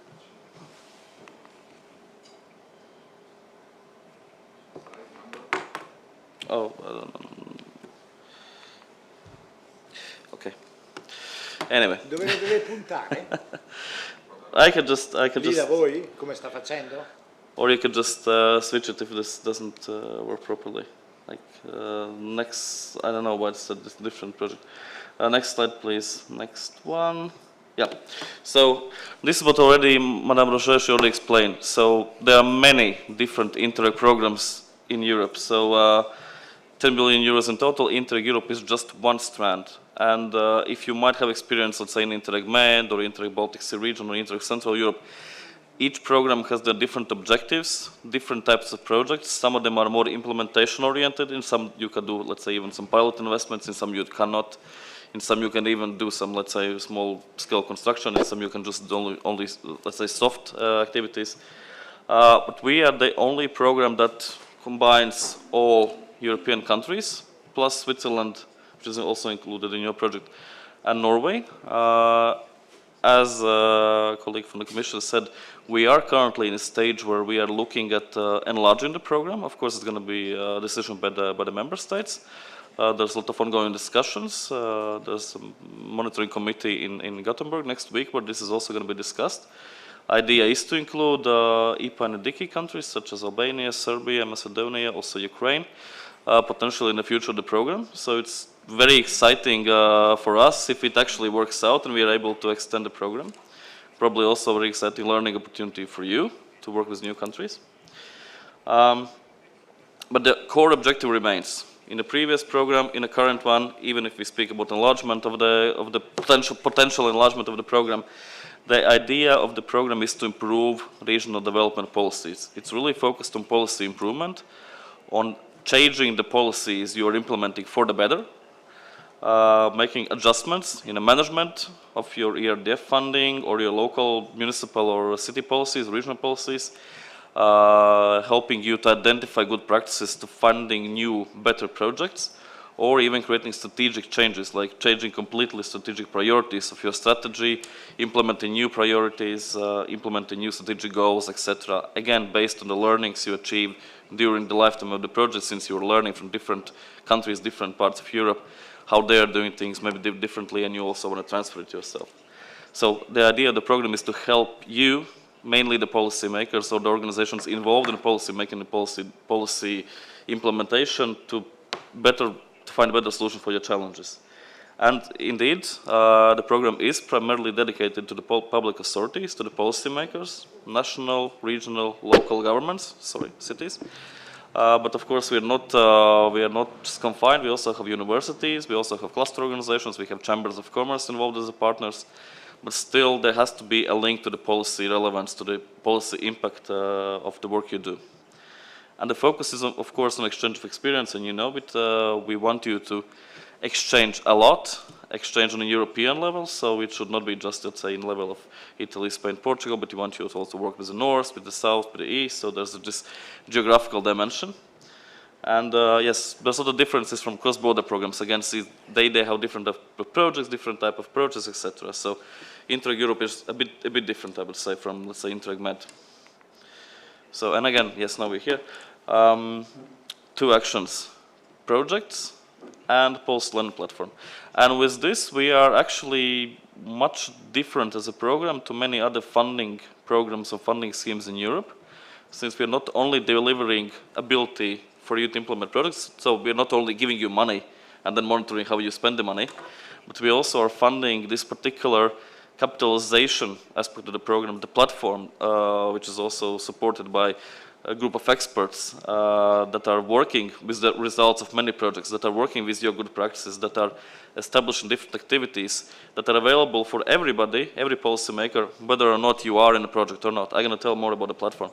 But this is really something that we are developing continuously, and also, of course, it's continuing in a next or the current new period of the program. So I'm highly recommending you to actually look deep into the provided services and actually apply, and I'm going to talk about this more. Yes, so one thing is projects. So there's a competition, you form consortia, you apply. If you're successful enough, you get funding from us for, say, 5 years, several million euros. You implement a project, we monitor it. So, and you create a lot of results, like good practices, like policy recommendations, etc. And all these results are then coming to the platform, to the group of experts, which are doing sometimes similar work that OECD sometimes also doing, I would say, just, for understanding. But also, I mean, the platform is thousands of practitioners, it's thousands of good practices. I mean, literally, more than 3,000 good practices are in the platform now. And the objective is to make all these good practices, all this knowledge available to everybody, and to have it as a continuous service, which runs on parallel to what we're doing in the project. And I'm going to touch upon these services at the end of the presentation, since it's something that you can now apply even if you are ending your project now. Of course, you can still use these things even if the project is finalizing. So, brief insight into achievements of the, I would say, old program. So, 2014-2020, but of course we are now in 2023 and still projects are running and finalizing, so it is like the fluid process. So we had 4 calls. Dialog is one of the 4th call projects, so the last call we had.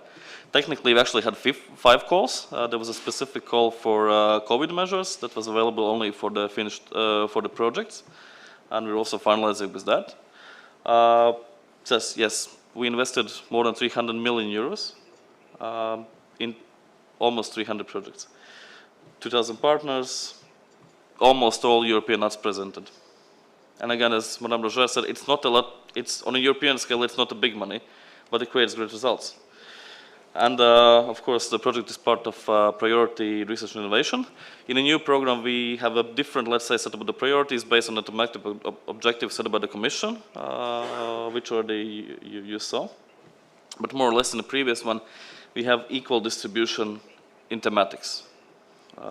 You can see it's covered more or less equally. And yes, so this is cooperation, innovation, delivery. So sub-priority within which also the dialogue was funded. And we have 53 projects working in different topics of innovation. And honestly, I mean, dialogue is speaking about social innovation, about the integration of public dialogue in the policy making. We have projects that work on the Industry 4.0, we have projects that work on photonics, etc. So very different aspects of what innovation means, what innovation can do. And only 12 of those are addressing innovation ecosystems, and again in different manners. But you can see that basically all of Europe is covered. Of course, there are countries that are more active in this sub-priority, some are less active, but more or less we still have broad coverage, and of course UK is still there, unfortunately not anymore in a new programs because of the Brexit. So, dialogue. And 12 other projects, so I would say, maybe these are not your sister projects, but these are projects funded under the same, let's say, sub-priority of the program. And Dialog plus Osiris and Passepartout are 3 projects that have been dealing with open and social innovation. So in the previous program, only 3 projects were dealing with that. Some great results. You can see all these 3 projects together, they have generated 37 good practices in the database. So 37 good practices validated by our experts for the policy learning platform. 12 policy changes in total. So 12 different policy instruments influenced. And there's a particular number to it, so it's 4.1 million euros that we can attribute to these changes, so these positive changes due to the project learnings, 4.1 million euros in ERDF, and also local funding, municipal funding has been affected through new projects, through management changes, through strategic changes. So, but this is like, let's say, the framework within which also you were working, within also the dialogue was working. And particular strengths of the dialogue, of course, as I said, only 3 projects work on social innovation, on innovation ecosystems. So, of course, topic is high on agenda. I mean, facilitating dialogue with the stakeholders, facilitating involvement of citizens in the policy making. This is really difficult and not an easy task. There can be a lot of different good practices how to do it, but of course it's important for the EU.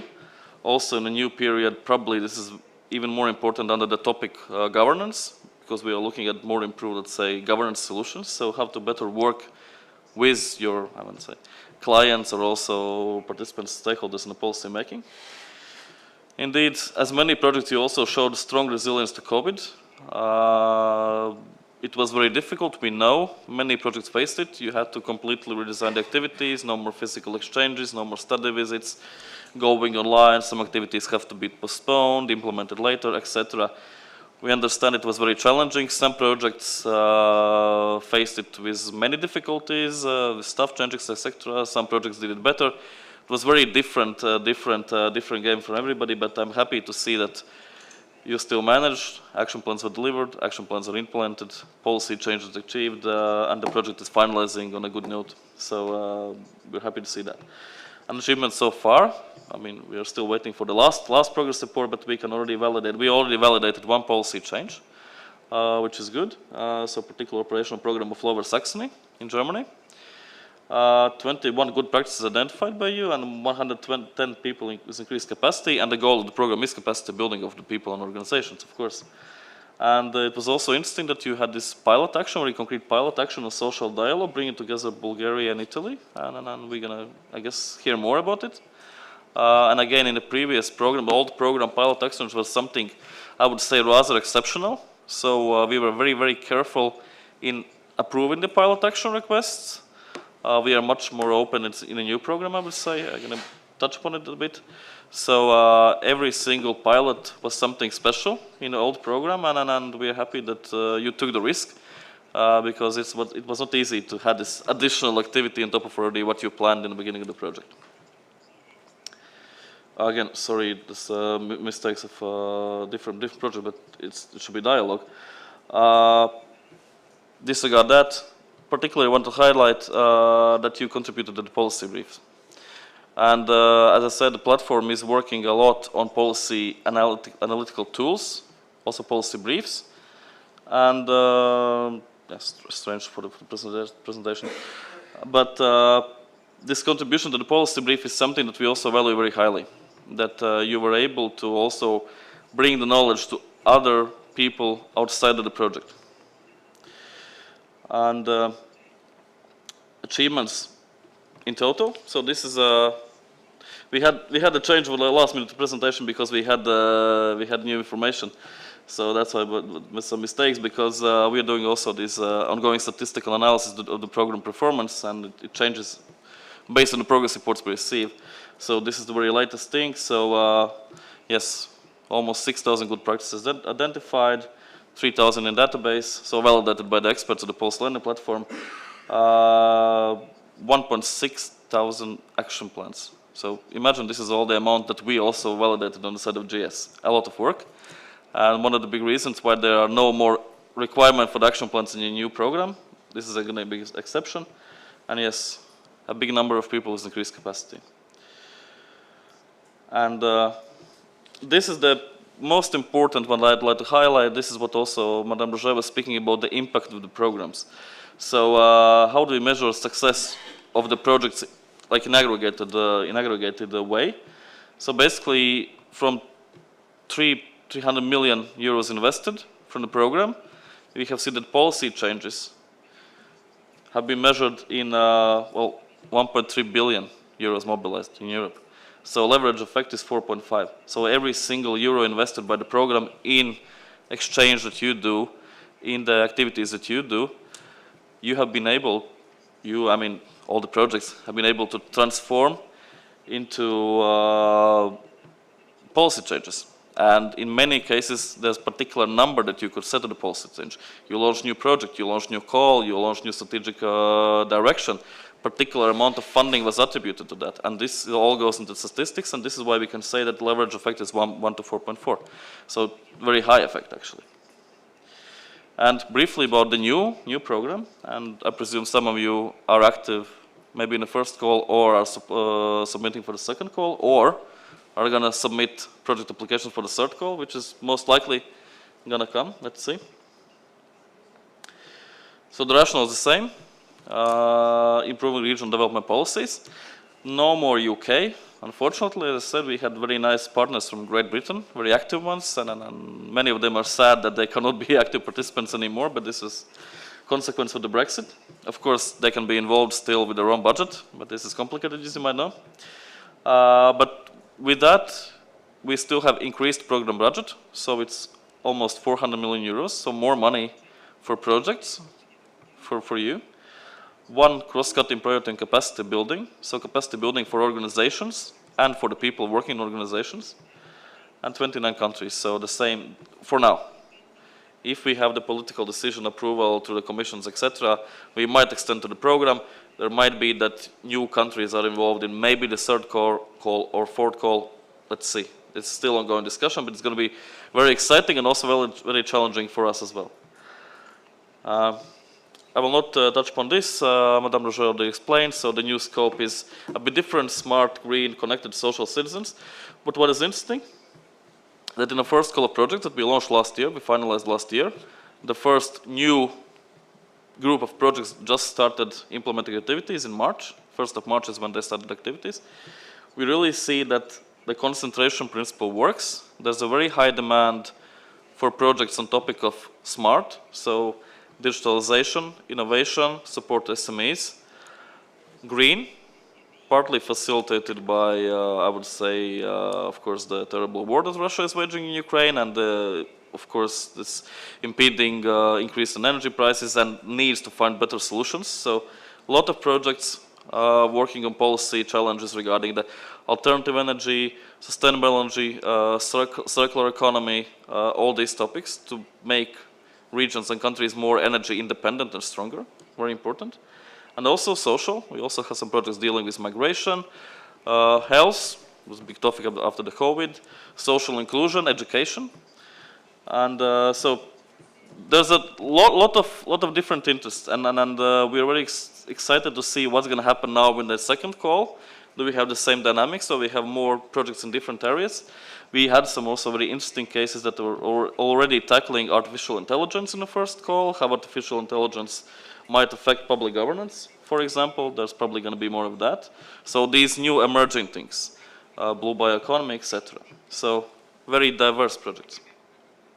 And second call, yes, today is the day, at 12 o'clock Paris time, which is when we set the deadline, and we're going to see how many applications we get, and after today, basically, we start assessment process, and it's going to be eligibility assessment, of course, and only those who are eligible will go to the quality assessment.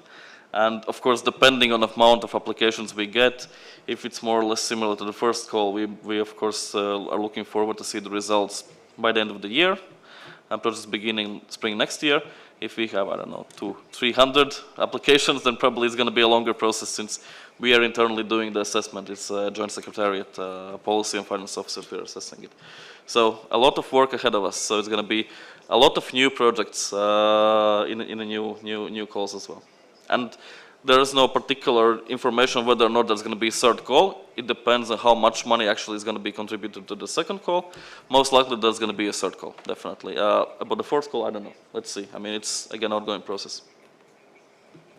And assistance, yes, we closed down, but maybe just for you to know, because this is also going to be relevant for the future, and we are the program that we really try to assist you, we really try to help you to develop your applications. We do a lot compared to many other programs, and in my professional life I also worked on the side of the project development and writing applications, and I know that this is not really the case in many programs. They don't do as much as we do.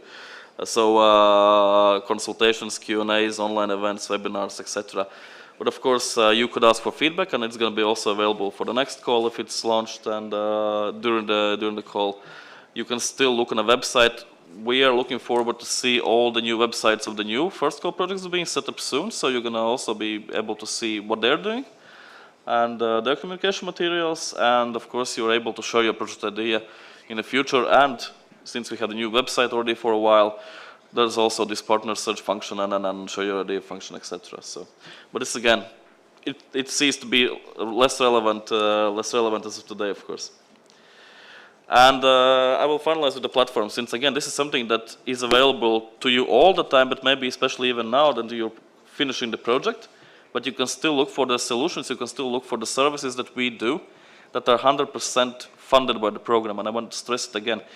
These services, we don't require your co-funding. They are not competitive. I mean, these are not calls. You have to apply for some of them, but there's assistance also when you're applying. And this is something that I highly, highly recommend. And I don't think that some of you were just now in Ghent. Maybe you were. We had just more than 200 people in Ghent in Belgium last week, where we did the policy learning platform thematic event. Also, on-site matchmakings were applied to. There were a lot of presentations of different interesting cases. I was particularly following innovation since it is my field, on the new maker spaces, innovation arenas, innovation spaces. We had a matchmaking where Flanders was asking different partners how to better frame their risk-3 strategy, etc. So these type of events are also going to continue. You are going to be able to join, of course. So expertise and people. And yes, if you go on the website, already there's a policy briefs. One that I mentioned that also Dialog contributed. Analytical policy briefs. There are webinars that we are organizing that are for free, and you can also see the recordings. Just, I believe it was Tuesday, or maybe I'm mistaken. But just now we had a webinar, very interesting, very particular one, on the public procurement, on green and innovative public procurement and pre-commercial procurement. We had an expert from Commission, we had expert from consultancy companies. 1.5 hour, very, very targeted information for the policymakers on this topic, which is highly complicated, how to better, do these innovative procurements. So this is one concrete example, and there's going to be much more of those in different topics, in green and social, in innovation, etc. Again, I'm following more innovation. And yes, I'm going to skip that a bit. And this is the most important ones, peer reviews and matchmaking. And these are services that are available for everybody, for every policymaker, whether or not you are funded by the project or you have been funded by the project. So this applies to you. Also, if it applies to the Trento, etc. So you can apply for matchmaking. You can also be a peer, or you can ask for targeted policy support. And what it is, basically, again, this is 100% funded by the program. So we don't require any kind of funding from you, just your time. Very, very simple application, 2 pages. Our policy learning experts actually are going to help you to write the application because it's, again, very simple. So if you have a particular policy challenge, you want to change your strategy, you finished your project or you're not even starting, you have a particular policy challenge, you want to exchange experience with different peers from Europe, you can apply to us, to the website. It's very simple. You just submit the application. And we're going to set up, let's say, support service for you. And basically it means it's on site, it's 2 days, where we bring peers from different parts of Europe that can advise you.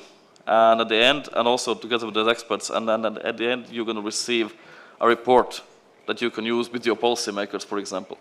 Just to give you an example, we had a fantastic peer review in Norway because the region was developing their new green strategy.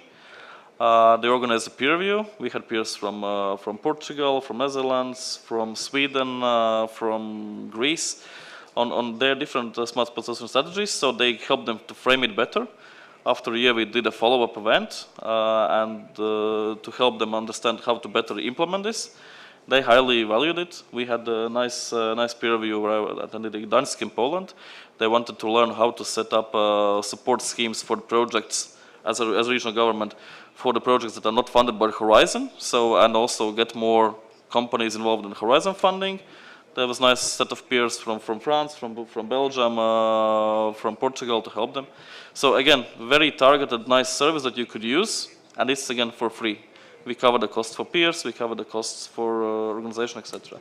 And matchmaking is basically a smaller scale event. It can be 1 or 2 hours physical or online. I would advise for physical best because you can apply, you have a particular challenge, like now we had in Ghent.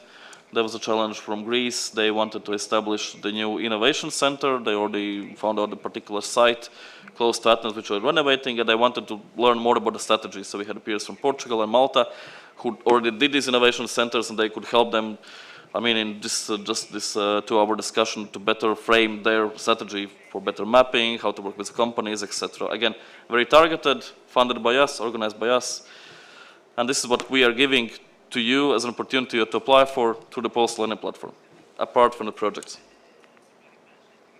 And with that, I'm going to finish, and I highly encourage you to think about these opportunities and to apply, and to follow us, of course, the website and newsletter, and yes, I'm looking forward to hearing in the second part of the day on your particular results. I mean, I see the results, I read your reports in detail, I review them, we send them back, we ask more questions. It's normal, we do it for many projects since we follow many projects.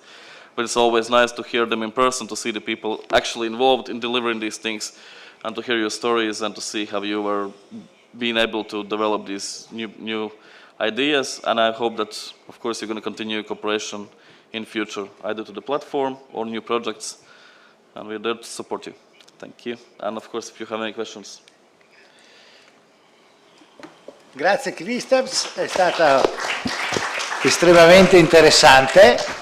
Gran parte del pubblico è di persone che non sono, è composto da persone che non sono addetti ai lavori, quindi magari non hanno mai potuto interagire con voi dal punto di vista delle opportunità di arricchimento della conoscenza che non solo la piattaforma ma voi stessi date. Devo dirti la verità che quando hai iniziato l'intervento pensavo di chiederti un approfondimento sulle modalità di ingaggio della vostra organizzazione e delle possibilità di approfondire i temi di accrescimento della conoscenza nelle varie tematiche o di relazioni con i partner finalizzate o no alla costruzione di un progetto, ma tu sei stato talmente esaustivo e chiaro nella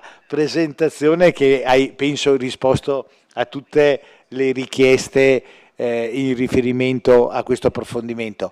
Vi dico che anche noi abbiamo beneficiato l'anno scorso di questi tipi di strumenti. C'era la Valle di Fiemme che voleva costruire un progetto di Green Community e, come rappresentava Christoph, a titolo completamente gratuito, cioè abbiamo messo a disposizione il nostro tempo e le nostre sale, nulla di più.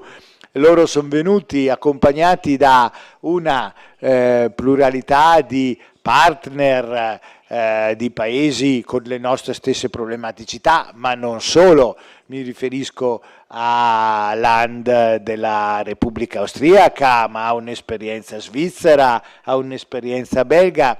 Sono venuti, ci siamo confrontati tra gli amministratori di Fiemme, noi e questi rappresentanti di altri territori che ci hanno reso partecipi delle loro buone pratiche, e devo dire che sono partite delle relazioni che sono disgiunte dalla provincia come attore di coalizione o direttore d'orchestra o da Interreg come promotore, ma che stanno comunque andando avanti queste relazioni tra portatori di buone pratiche e in particolare una fondazione che è nata sul territorio. Quindi veramente vi segnalo le opportunità che lo strumento di Interreg fornisce, a prescindere dalla costruzione poi di un progetto. Cioè l'arricchimento della conoscenza che potete avere su tematiche specifiche attraverso la piattaforma e quindi i riferimenti che sono presenti nella piattaforma, o attraverso ad esempio ai peer, sono veramente degli strumenti importanti. Quindi grazie Christoph, poi lui rimarrà qua. Voi sapete che i momenti dei coffee break sono sempre i momenti in cui si riescono a fare degli approfondimenti di quello che si è sentito durante le presentazioni. C'è uno strumento partecipativo che si chiama World Café, che si basa proprio su questo tipo di relazioni che si instaurano intorno al caffè. Quindi adesso andiamo a prendere un caffè, abbiamo una ventina di minuti, poi entreremo sulle relazioni dei miei colleghi che vi rappresenteranno il lavoro che abbiamo fatto in questi anni. Quindi scendiamo nella sala che si trova sotto questa sala, attraverso le scale che trovate qui qui in fondo al corridoio e ci aggiorniamo fra una ventina di minuti. Grazie.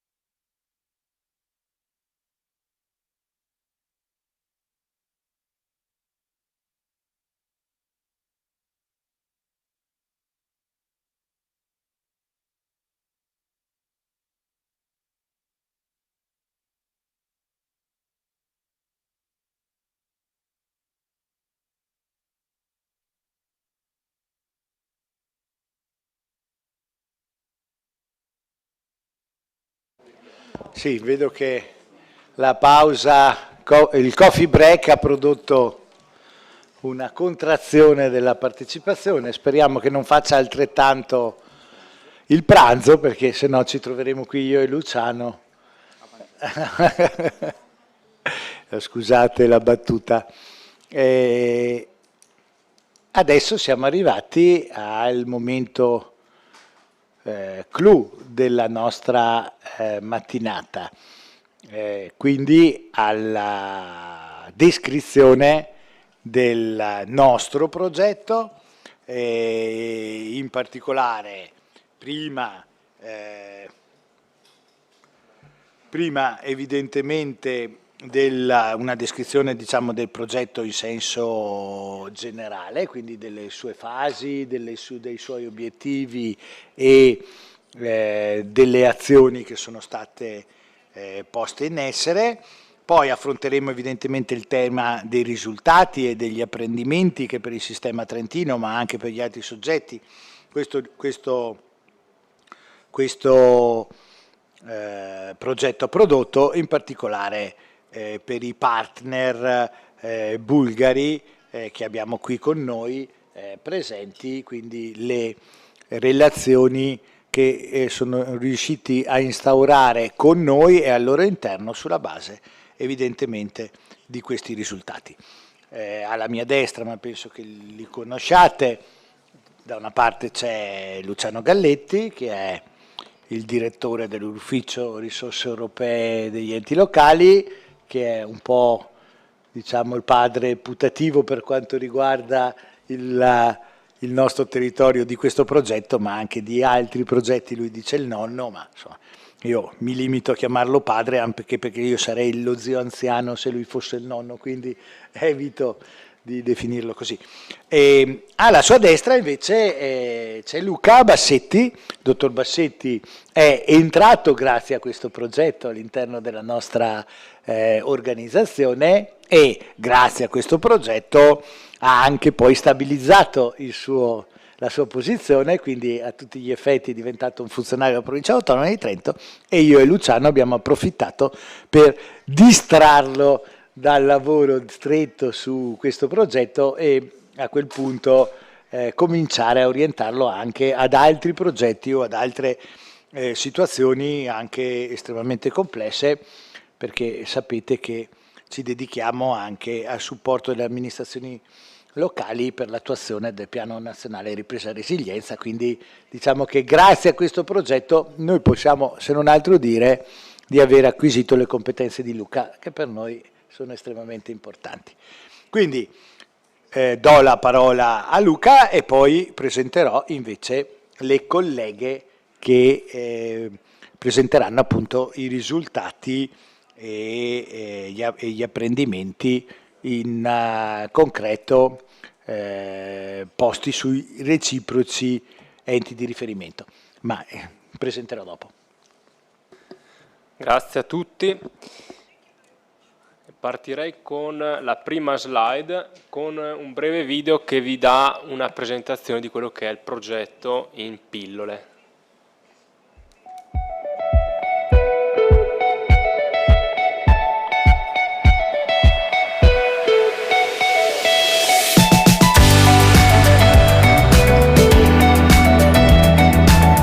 La partecipazione e il dialogo sociale sono elementi chiave delle politiche di sviluppo e innovazione sociale, in quanto migliorano l'efficacia e l'efficienza dei processi realizzati e dei risultati acquisiti. Nel progetto Dialog, 7 partner collaborano per individuare, definire e condividere procedure innovative di partecipazione nei loro territori, attraverso il riconoscimento e la valorizzazione di stakeholder locali, parti sociali e cittadini. L'innovazione sociale per le comunità locali nasce infatti dal coinvolgimento di tutti gli interlocutori aperti al cambiamento e consapevoli del ruolo che rivestono, disponibili al confronto e alla cooperazione, protagonisti nelle decisioni che riguardano il loro futuro.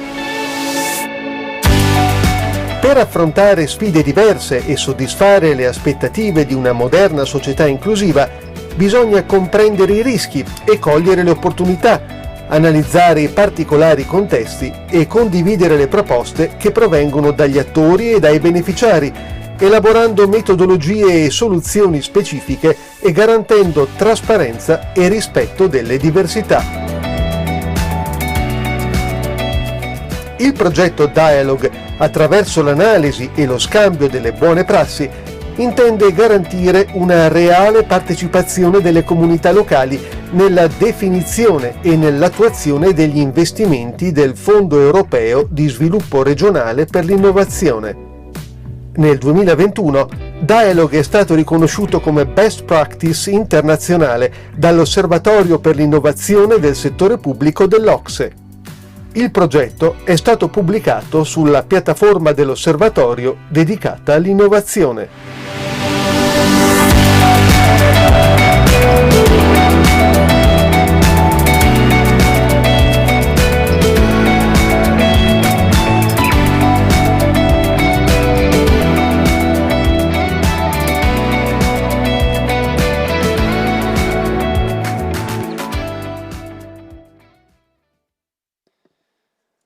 Come avete visto dal video, il progetto Dialog ha proprio l'obiettivo di migliorare le politiche di innovazione sociale attraverso la partecipazione e il coinvolgimento degli stakeholder.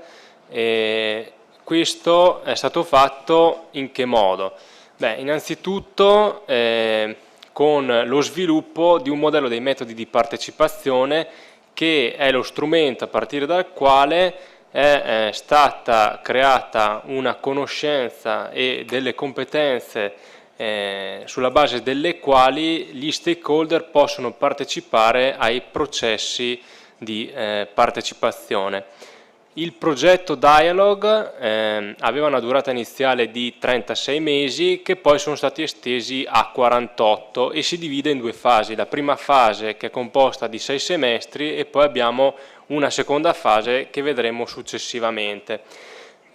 Uno degli assunti che abbiamo visto prima durante la presentazione di Christoph della linea di finanziamento Interreg è proprio lo scambio di esperienze e il trasferimento di buone pratiche nelle politiche di sviluppo regionale.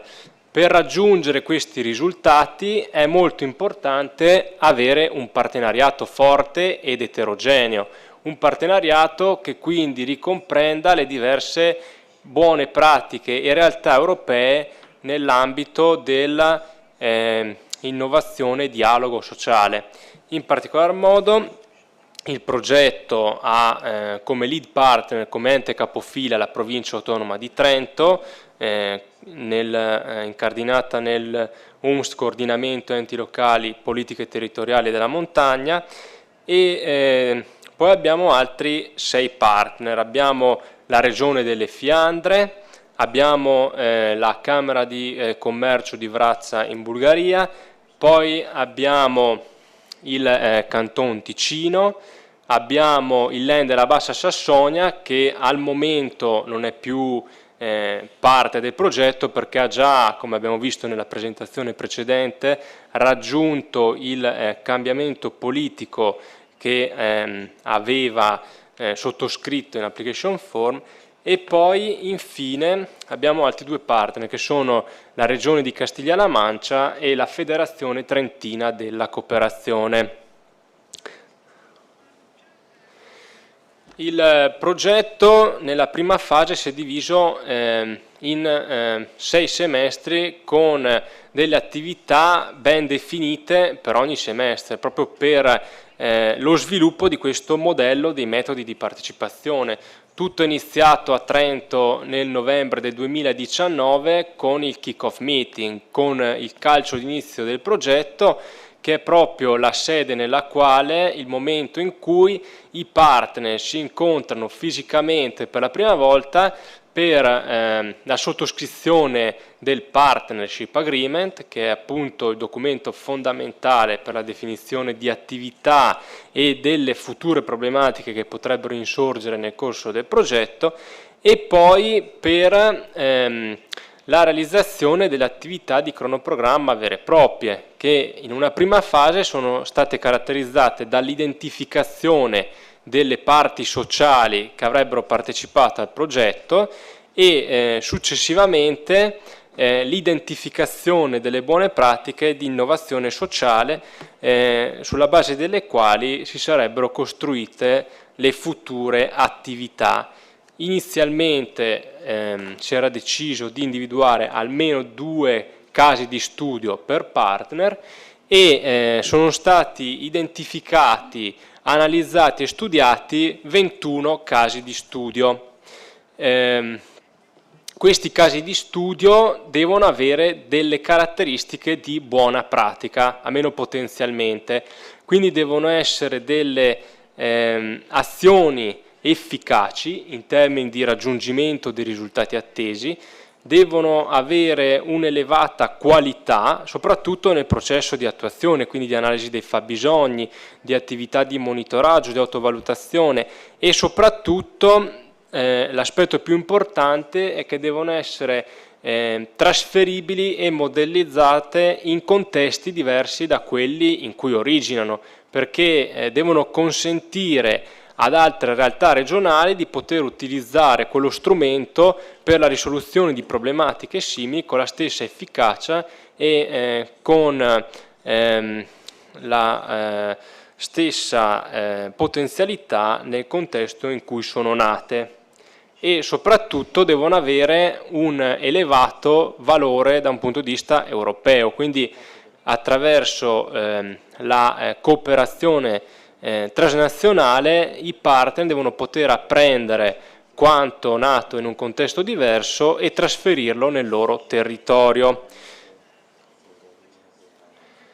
Come tutti ben sappiamo, a marzo 2020 c'è stato il Covid e quindi questo ha cambiato un po' il programma, perché inizialmente si era ipotizzato di fare delle visite di studio in loco per analizzare i casi di studio identificati, ma questo ovviamente non è stato possibile e quindi si è deciso, nonostante le difficoltà, di proseguire il progetto organizzando delle peer review online. Questo ovviamente ha avuto un impatto minore rispetto a una visita in loco, ma almeno si è potuto discutere, approfondire quelli che sono stati i casi di studio analizzati. E qua possiamo vedere appunto brevemente le 6 peer review online che sono state fatte durante il secondo e il terzo semestre di progetto. Da queste attività sono stati identificati 21 casi di studio che poi il segretariato generale ha analizzato e valutato e soltanto 10 di questi sono stati classificati come buone pratiche a livello europeo. Queste le possiamo vedere sul sito di progetto, sul sito di Interreg Dialog, dove ogni buona pratica che ha assunto tale titolo è fregiata di una coccarda.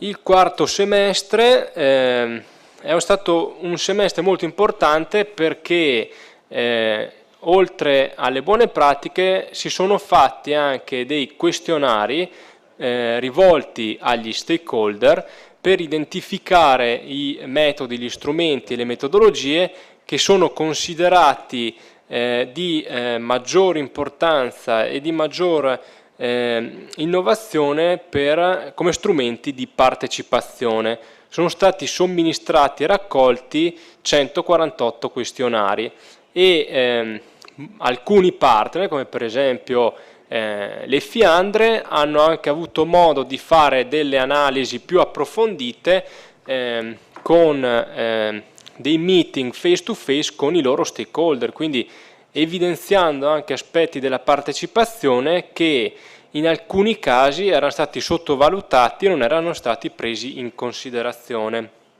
Sulla base dei questionari e dei casi di studio analizzati è stato poi elaborato un benchmark. Il benchmark è un primo documento nel quale sono state riassunte le buone pratiche e sono stati identificati i diversi livelli di partecipazione degli stakeholder, che originariamente erano divisi in 4 livelli, ovvero l'informazione, la consultazione, il coinvolgimento e la collaborazione, alle quali poi successivamente, come vedremo nell'arco del pomeriggio, si è aggiunto un quinto livello che è quello dell'empowerment.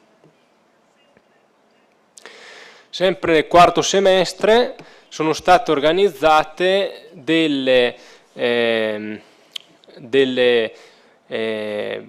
brevi meeting di alcune mattinate per approfondire gli strumenti di comunicazione e partecipazione con la collaborazione di un esperto in materia dell'Università di Padova.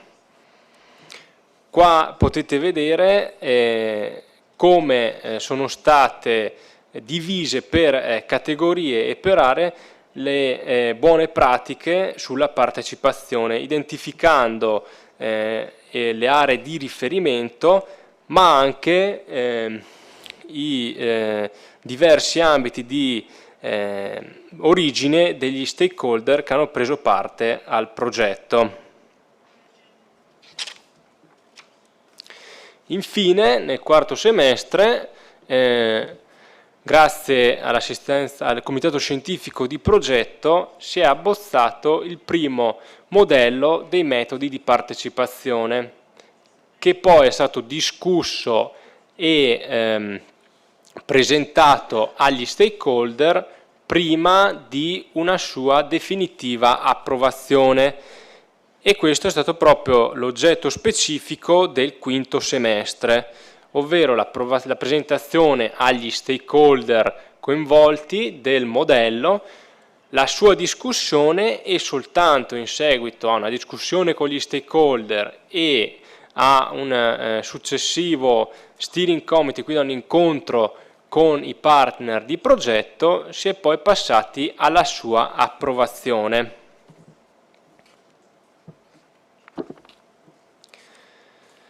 Di questo poi ne parlerà in maniera molto più approfondita Lorella Molteni nel corso del pomeriggio, quindi non tolgo ulteriore spazio. La fase finale del progetto ha visto nel sesto semestre la realizzazione di quelle che sono state le peer review. Ovviamente con il Covid non si è potuto organizzare in precedenza delle visite di studio in loco, e quindi è stato proprio chiesto al segretariato generale di Interreg la possibilità di estendere la prima fase di progetto per consentire ai partner e agli stakeholder di poter approfondire in loco quelle che sono state le buone pratiche analizzate, e le visite di studio hanno riguardato prevalentemente quelle che sono state identificate da Interreg come buone pratiche, quindi non si sono analizzati tutti i casi di studio, ma soltanto quelli con un maggior impatto e più significativi. E durante il sesto semestre, appunto, le visite di studio sono iniziate con la visita di studio nelle Fiandre, a Ghent, successivamente in Trentino, sia nella sede della Federazione Trentina della Cooperazione che nell'area interna del Tesino, e poi sono proseguite in Castiglia-La Mancia, quindi in Spagna, e sono terminate in Bulgaria, a Vrazza, dove oltre all'analisi delle buone pratiche è stato approvato anche sono state approvate le linee guida e i modelli dei metodi di partecipazione, chiudendo quella che è la prima fase di progetto. La seconda fase, della durata di un anno, si è caratterizzata per lo sviluppo degli action plan di progetto, dei piani d'azione. I piani d'azione che hanno proprio come specifica finalità quello di aumentare, di migliorare il ruolo, le conoscenze e le capacità nell'ambito dei processi partecipativi della cittadinanza e degli stakeholder, e ciascun partner ha identificato uno strumento politico di riferimento da sviluppare. Uno degli assunti fondamentali per lo sviluppo degli action plan, vista la durata limitata, è quello di non avere un numero eccessivo di azioni, ma, come è caldamente raccomandato dal segretariato generale di Interreg, identificare un'azione che sia chiara e precisa. In questo action plan devono essere riportate anche le buone pratiche o quantomeno gli insegnamenti che si sono appresi nel corso della cooperazione transnazionale. Questo perché ovviamente il valore aggiunto di un action plan, di un progetto europeo, è proprio la collaborazione, il partenariato che si è creato in precedenza e quindi le lezioni che si sono apprese dalle buone pratiche approfondite nel corso del progetto. Di questo poi ne parleranno più nello specifico tutti i partner nel corso del pomeriggio e mi preme sottolineare un altro aspetto. Come abbiamo visto in precedenza, il progetto Interreg Dialog è anche stato considerato una buona pratica dall'OCSE, dall'Osservatorio per lo sviluppo del settore pubblico, e quindi questo ha dato un valore aggiunto al progetto. Adesso darei la parola alle nostre colleghe che vi... Fa anche il mio lavoro, Luca. Sì, no, ma devo fare un attimo un cappello. Una cosa di cui non abbiamo parlato è proprio la pilot action, ovvero un'azione pilota che ha nello specifico quello di trasferire delle conoscenze di una buona pratica, in questo caso sarà la piattaforma trentina della cooperazione, e in Bulgaria si è discusso molto sulla partecipazione e il coinvolgimento degli stakeholder. Vuoi proprio fare il mio lavoro. Sono molto contento, Luca. No, scusate, ma è perché volevo inquadrarvelo anche in un contesto un pochettino più generale, perché sennò vediamo solo gli aspetti settoriali e sembra che una parte della provincia non parli con l'altra parte della provincia e non parli con gli altri contesti. Invece le questioni sono un pochettino più estese. Allora, vi ho rappresentato che nel 2019 la provincia autonoma di Trento ha promosso un percorso molto esteso di programmazione di area vasta che si è chiamato Stati Generali della Montagna. In questo percorso hanno partecipato tutti i territori del Trentino, tutti gli stakeholder del Trentino e i decisori politici di tutto il territorio del Trentino. Per la prima volta gli stakeholder del Trentino sono stati messi nelle stesse condizioni in cui si trova un assessore provinciale, quindi un decisore provinciale. Cioè, sono stati messi a disposizione dei cittadini sostanzialmente, dei portatori di interessi, delle associazioni, delle categorie, tutti i dati operativi di cui dispone normalmente un dirigente generale, quindi sottoscritto se si occupa di enti locali, e un assessore.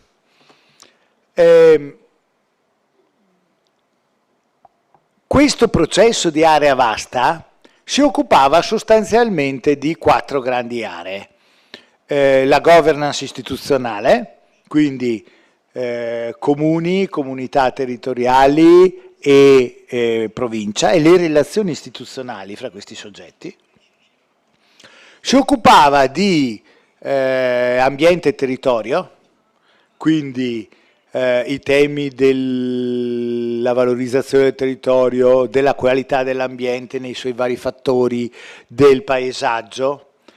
Si occupava della parte economico-produttiva, quindi dell'industria, dell'artigianato, e si occupava della parte più sociale, più legata al welfare. In questo contesto è sorta una prospettiva di costruire un modello di welfare che fosse disgiunto dal modello tradizionale dell'ente pubblico interventista. Cioè più ci troviamo in una situazione di carenze di risorse, più l'ente pubblico si focalizza verso l'assistenza sanitaria e abbandona l'assistenza sociale, il welfare. E quindi il mondo del privato deve in qualche modo occupare questi settori. Come vi ho rappresentato all'inizio della nostra mattinata, un soggetto estremamente rilevante delle nostre politiche è il mondo della cooperazione, che è anche questo strutturato in vari livelli, perché anche lui ha questa connotazione molto piramidale, che si traduce anche in diversi livelli istituzionali, ma che trova la sua sintesi nella Federazione delle Cooperative Trentine, che è ovviamente l'ente di governo del mondo della cooperazione. Dialogando con la Federazione delle Cooperative Trentine, ci siamo posti il tema di come costruire uno strumento di sistema che potesse agevolare, e quindi questo è il ruolo della provincia come attore di coalizione. Io uso questa espressione che è poi il direttore d'orchestra che diceva Ocse sulla Lettonia o Lituania, Lettonia mi pare, sì. Dialogando con la direzione della Federazione Cooperativa si è partiti da uno strumento molto semplice, molto operativo che aveva loro, ma che è uno strumento di gestione dei soci, in particolare delle cooperative alimentari. Da lì è partito un processo che non è ancora concluso, non è solo nel progetto pilota di Dialog, ma è un progetto estremamente più esteso, estremamente più consistente, che potrà avere dei riflessi sul welfare aziendale territoriale, potrà avere dei riflessi sulle monete complementari nell'ambito dell'economia solidale, probabilmente anche con una disciplina normativa, giusto Luciano? Ad hoc. Potrà avere dei riflessi anche come strumento reale di costruzione di reti di sviluppo economico sul nostro territorio. In questo contesto si è approfittato del progetto Dialog per facilitare il consolidamento di questo strumento. Quindi adesso sì, do la parola a Stefania Pedrotti per presentare il progetto pilota e poi le sue interazioni con i partner della Camera di Commercio di Vratsa, come si chiama? Sì, in Bulgaria. Grazie. Grazie, dottor Gardelli. The title of the pilot action was Social Dialogue for Local Development, and the partners involved, as already mentioned in the pilot action, were the Autonomous Province of Trento, the Chamber of Commerce and Industry of Vratsa, and the Trentino Federation of Cooperation. The pilot action developed in semesters 4th and 5th, so between August 2021 and May 2022. The pilot action included 2 fact-finding visits, also as previously mentioned, one in Trento and the other one in Vratsa. The first one on site, and the latter it was online due to the pandemic. The objective of the pilot action was to transfer and test the Trentino digital platform, as described by Dr. Gardelli, for an open and participative social dialogue in the Bulgarian context, supporting its regional policy instrument. The pilot action focused on testing the implementation of the participatory co-design process which was adopted for the welfare cooperative platform, and which is the case study presented by FTC and selected as a good practice by the scientific committee within Dialog. The platform offers to Trentino cooperative system several welfare services, and which are provided by about more than 400 cooperatives and companies of the territory. One of the most relevant features of this welfare platform has concerned the creation of new patterns for relationships and collaboration between citizens, but also local organizations, public bodies, and it has introduced new ways of looking at community needs, whilst providing at the same time new services able to complement those offered by the already existing welfare system in Trentino. The welfare platform has also fostered generative connections and opportunities that can be accessed by a larger and more interconnected community, better combining the interests and needs of users and society. I'll now leave the floor to Maja Milova from the Chamber of Commerce and Industry of Wraca, who will describe the main testing activities implemented in the territory of Wraca. Thank you. So, why we decided to apply with the lead partner for this pilot action? All of us know that the social system in Italy and welfare system is one of the best in Europe. So the team of Chamber decided when we review all good practices on partner level to choose the good practice of Federazione. So for us it was difficult at the beginning to design, to understand the Italian system, but for our proud, we succeed and we had this social D project. We start with a very huge analysis. So we made a lot of meetings with local authorities which are in the sphere of social services and also in health services. And also we had meeting with stakeholders which are in isolated regions. At the end, we had the conclusion that the social services are the priority of our municipality of Wraca. And we decided to implement social D, the pilot action, on the territory, not of the region, because we don't have so much time, but only in the territory of municipality of Wraca.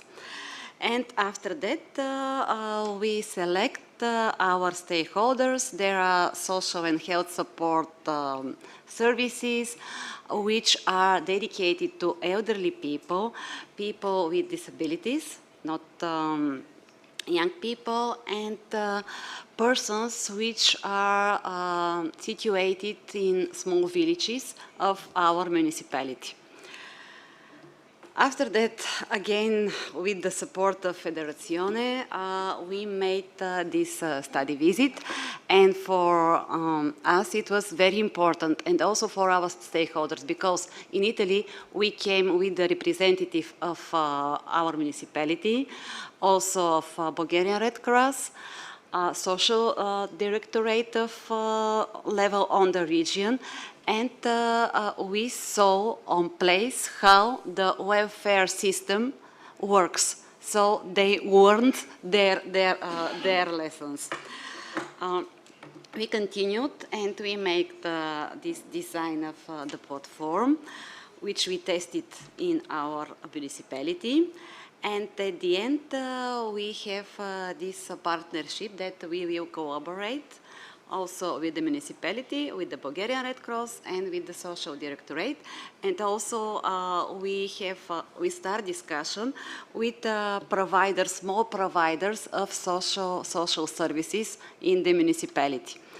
What we will organize and what we will implement till the end of the year, together with the municipality of Wraca, we will develop a map, which map will be as a result of a questionnaire which we will distribute together with the team of the municipality in our territory of Wraca to the stakeholders which are social providers, health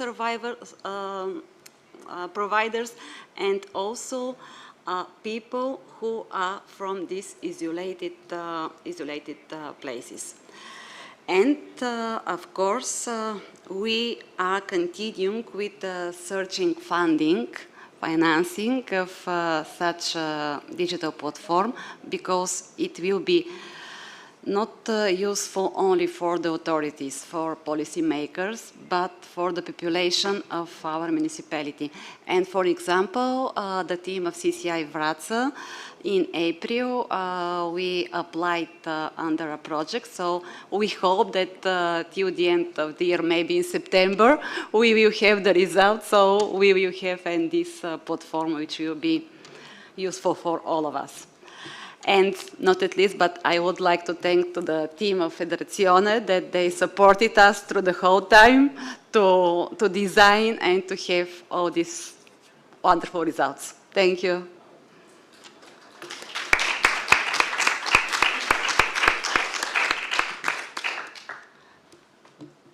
Grazie. Non so, Luciano, vuoi fare un intervento di sintesi, poi lasciamo anche all'uditorio un attimo di spazio prima della pausa pranzo, no? Sì, allora l'ultimo quarto d'ora, poco meno a disposizione, volevo impiegarlo per fare una piccola precisazione in termini di metodo e poi iniziare a trattare gli argomenti relativi ai risultati.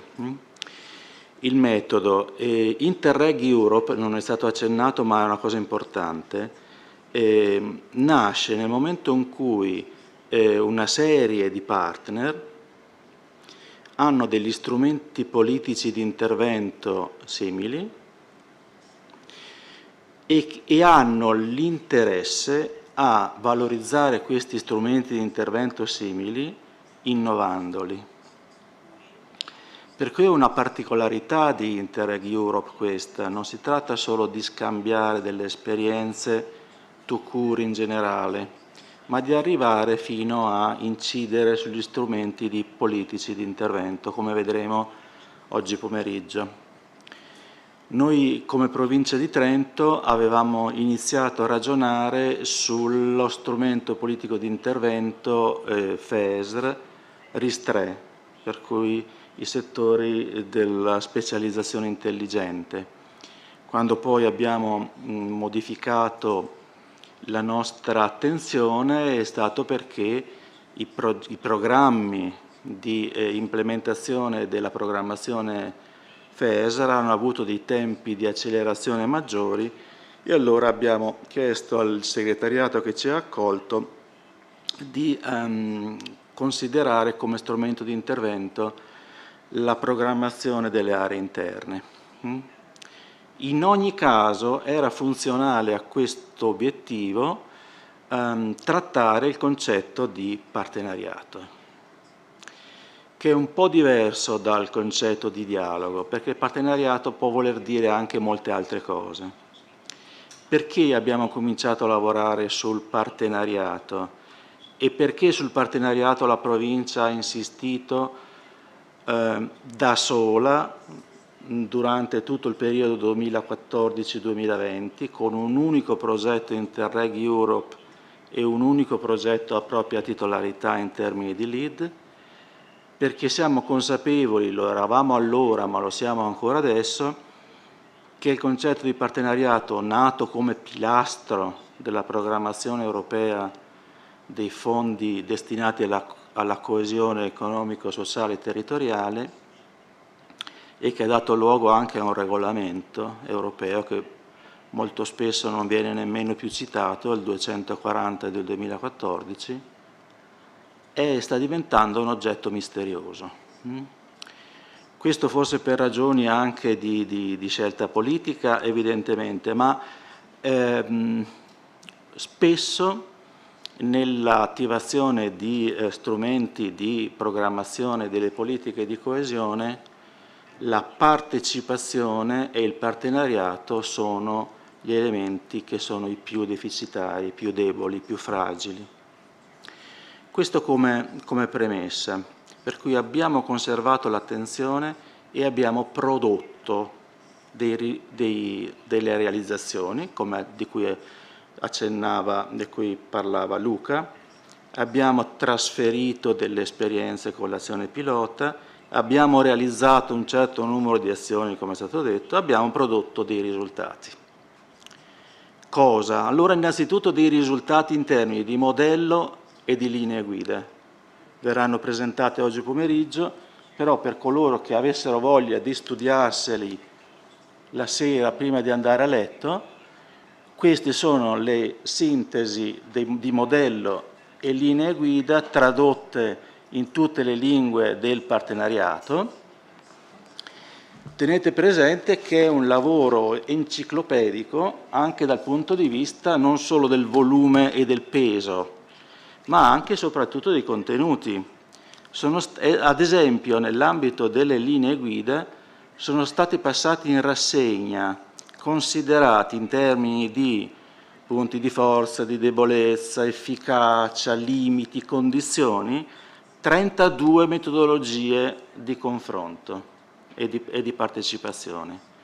Basti solo questo per dire cosa significa aver fatto una rivista, in questo caso, di azioni possibili. Naturalmente non tutte possono applicare indistintamente, ma hanno ognuna di queste dei vantaggi, dei pregi e delle valorizzazioni. Il secondo risultato che mi preme sottolineare, insieme a moltissimi altri, è quando siamo riusciti a trasformare l'emergenza Covid, e cioè un impedimento, in un'opportunità. Il segretariato ci ha seguiti in questo. Molti nell'ambito della gestione dei progetti Interreg, non solo Europe, durante il periodo Covid hanno semplicemente chiuso i battenti, hanno fatto delle visite di studio virtuali, si sono scambiati idee e opinioni via web e hanno sostanzialmente tirato delle conclusioni.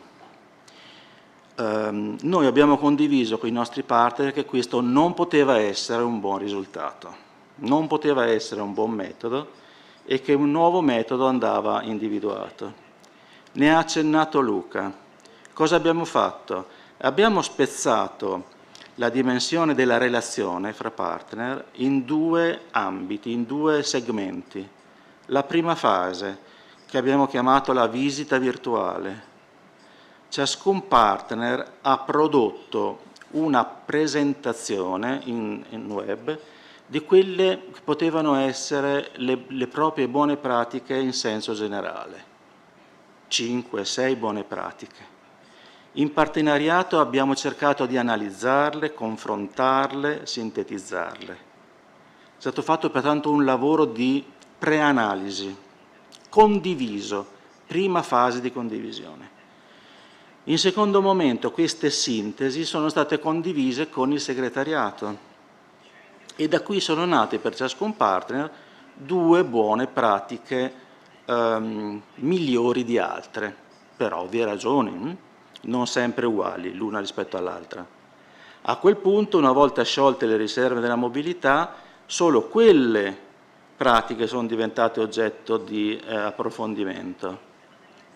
Cos'è che abbiamo evitato? Abbiamo evitato il rischio della visita di studio, come dire, a tutoraggio. Allora, arrivi presso un partner che ti presenta 8 pratiche, ci capisci il 10%, impari e apprendi l'1%. In questo caso invece abbiamo avuto la possibilità di imparare e di avere una carrellata un po' di tutte le pratiche realizzate, che danno il senso dell'investimento che quel partner sta facendo in quel settore, in senso lato, Abbiamo poi estratto quelle che sembravano le più interessanti per i nostri fini, sono state sintetizzate e quelle sono state approfondite in una seconda tornata. È un metodo che dal nostro punto di vista può essere valorizzato a prescindere dal Covid. E questo lo lasciamo alla riflessione del JS per le prossime programmazioni. Il secondo elemento che mi sembra importante rilevare, la terza dimensione, è quella dell'impatto o degli outcome. Abbiamo prodotto tanti risultati e risultati di impatto che avranno sicuramente dei riscontri anche in termini positivi. Quello che sembrava importante e che il dottor Gardelli in parte ha anche anticipato è quello che abbiamo imparato molto. Plurale non solo riferito alla provincia di Trento, ma a tutti i partner che hanno partecipato al progetto, e mi sento anche di parlare a nome loro. Il partenariato è un organismo complesso. Anche una singola amministrazione è un organismo complesso. Voi sapete che un qualsiasi organismo vivente, anche il più semplice, nel momento in cui si pone degli obiettivi di sopravvivenza, impara, consapevolmente o inconsapevolmente, anche se fosse solo attraverso il meccanismo della prova e dell'errore. Naturalmente il processo di apprendimento di un partenariato come il nostro è stato decisamente più complesso, più articolato, si è basato sull'approfondimento, sullo scambio, sulla verifica delle esperienze realizzate. Abbiamo costruito a livello locale un gruppo di lavoro ormai di 5, chiamiamoli professionisti della progettazione europea, che riescono a governare processi complessi di sviluppo e di innovazione. Abbiamo imparato molto da quello che abbiamo fatto durante il processo di sviluppo della progettualità. Siamo riusciti a verificare quelli che sono gli elementi di applicabilità di buone pratiche che abbiamo visto applicate, per cui prima, quando il dottor Gardelli mi chiedeva incidentalmente cosa abbiamo imparato noi, abbiamo imparato ad esempio molto da alcune pratiche che abbiamo visto applicate in contesti magari molto diversi dai nostri. E siamo in grado di sperimentare nuovi approcci anche nei prossimi periodi e nelle prossime attività, per cui l'impatto c'è stato e ci sarà. Il partenariato è stato un partenariato efficace, cercheremo di valorizzarne i portati e i valori anche nelle prossime esperienze che cercheremo di sviluppare congiuntamente, magari approcciando altri temi e altre dimensioni di sviluppo.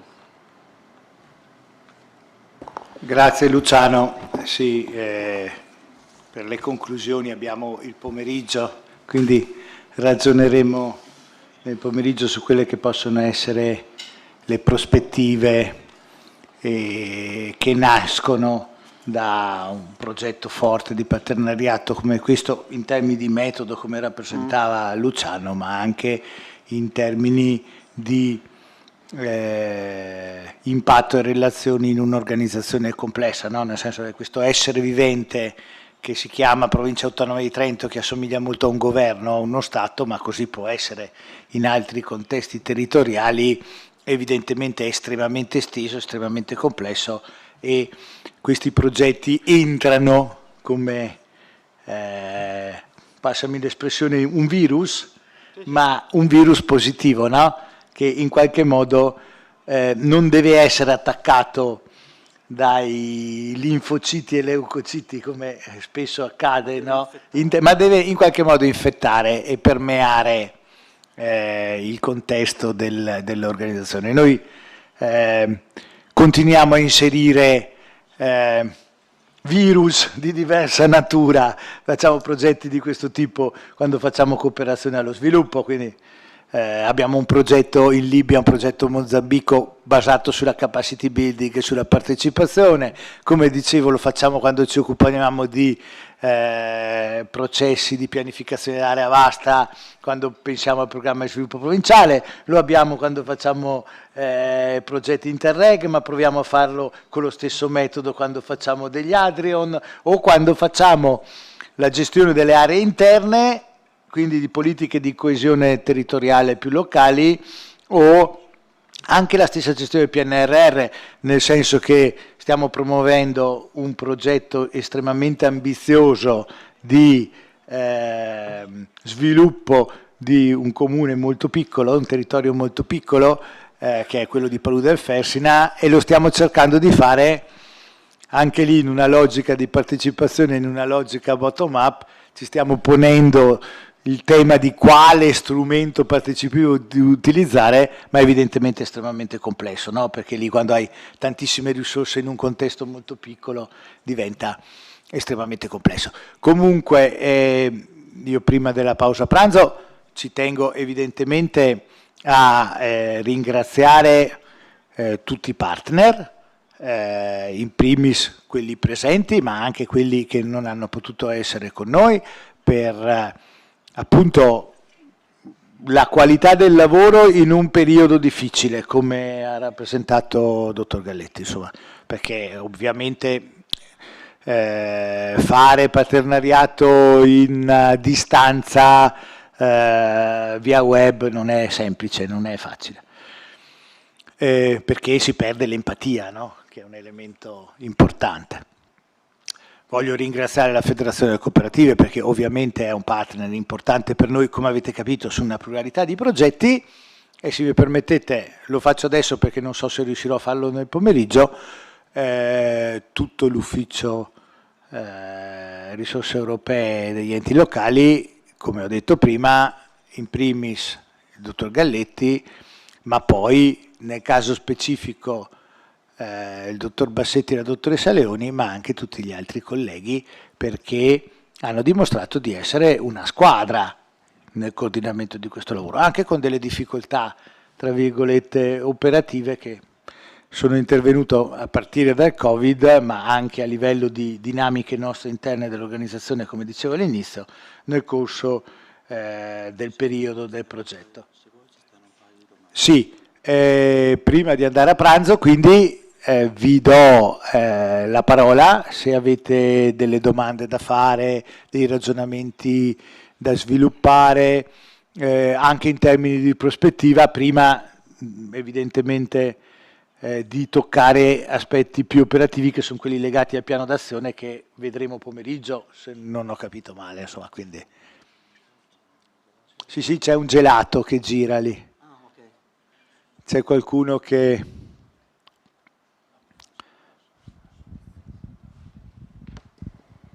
Volete alzare la mano? Chi vuole intervenire? Mi sembra che Gianni abbia alzato la mano. Cosa ridi? No, Gianni si è sotterrato sotto la sedia.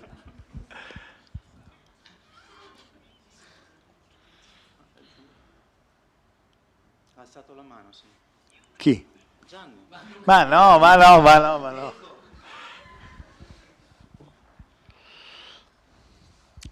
Rompo io il ghiaccio, visto che siamo citati più di una volta. Sono Elena Badiansky, Federazione Trentina della Cooperazione. E io innanzitutto vorrei andare oltre i ringraziamenti. Per noi è stata un'opportunità entrare in questo progetto per diversi motivi. Uno, perché inizialmente eravamo solo stakeholder, se si può dire solo, poi siamo diventati partner grazie alla pilot action che abbiamo avuto il piacere di implementare con i nostri colleghi dalla Bulgaria, che peraltro conoscevamo da altre esperienze molto positive nell'ambito dei progetti europei, ma anche perché i prodotti che sono stati realizzati, cioè la metodologia di coinvolgimento degli stakeholder, per noi è molto utile e importante. Infatti intendiamo utilizzarla per diciamo, il coinvolgimento delle stakeholder per la creazione delle comunità energetiche. Quindi veramente sono molto importanti questi progetti, perché anche noi abbiamo imparato tantissimo e riusciamo a capitalizzare in ambiti completamente diversi di quelli che originariamente erano previsti. Quindi grazie che ci avete dato questa opportunità di partecipare e anche di conoscere altre organizzazioni europee. Grazie per l'intervento e approfitto proprio perché qui ci sono una serie di persone che hanno evidentemente esperienze istituzionali o stanno vivendo esperienze istituzionali. Questa comunicazione ci fa proprio comprendere di come le organizzazioni più presenti sono anche in grado di comprendere il momento in cui è necessario innovare i rapporti e le relazioni. Allora, che il nostro sistema istituzionale e anche il mondo della cooperazione stessa, diciamocelo chiaramente in termini di organizzazione istituzionale, abbia dei grossissimi limiti. Pensate al sistema, guardo in casa della cooperazione, ma poi guardo in casa mia, dei comuni, è identica la questione.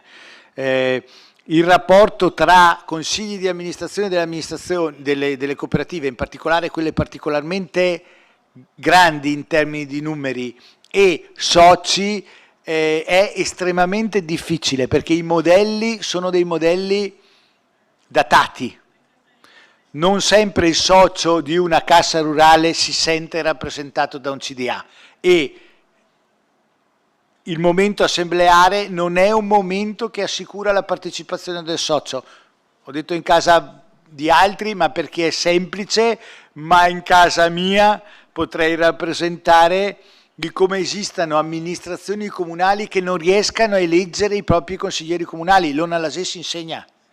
Cioè 3 elezioni di un comune trentino senza avere un candidato sindaco eletto sono dei segnali estremamente significativi della crisi del modello di 30 anni fa, 40 anni fa, che è un modello che ci ha permesso uno sviluppo assoluto, ha permesso a questa terra di essere una delle terre più ricche e avanzate dell'intero territorio europeo, e con una pubblica amministrazione fra le più alte di qualità dell'intero paese, ma che adesso sta in modo innegabile retrocedendo in termini di relazioni all'interno del sistema. Quindi il vero risultato di questo progetto, e grazie veramente per l'intervento, è quello di piano piano insinuare, torno a dire, il nostro virus di cui parlavamo prima, questo germe dell'innovazione della governance, non parlo di innovazione sociale, parlo di innovazione della governance all'interno del nostro sistema. Piccolo segno, lo continuiamo a fare. Dopo, lo dico anche per il soggetto finanziatore, noi è un procediamo e poi retrocediamo, e retrocediamo per magari in modo significativo, poi riprendiamo, però continuiamo ad avanzare con fatica, con estrema complessità, ma continuiamo ad avanzare in questo tipo di relazioni. La Federazione delle Cooperative ha sicuramente la struttura e la forza per fare un passo avanti più significativo rispetto ad altri attori della nostra comunità. Coi comuni ovviamente per i temi che dicevo prima con l'Ocse, quindi della scadenza elettorale, delle relazioni tra eletto ed elettore, la questione è un pochettino più difficile, insomma. È sicuramente più facile nei contesti in cui la struttura organizzativa è più forte della struttura politica, passatemi l'espressione. Dove la struttura politica è più forte della struttura organizzativa è molto difficile fare questi percorsi, è ovvio. Insomma. Grazie comunque. Altri interventi?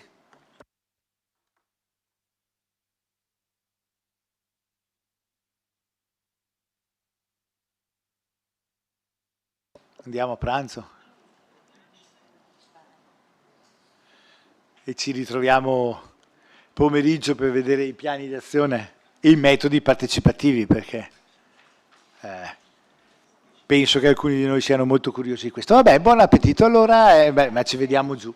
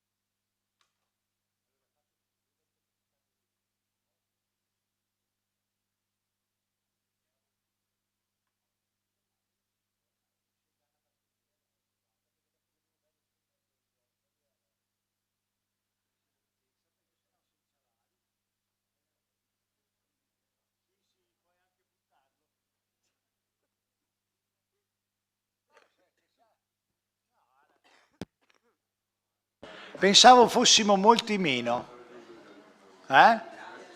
Sì, bravi. Avevamo la preoccupazione di avere un uditorio da sala riunioni, no? E allora ci sembrava eccessivamente pretenziosa la situazione. Invece dai, così alternandoci sul tavolo riusciamo.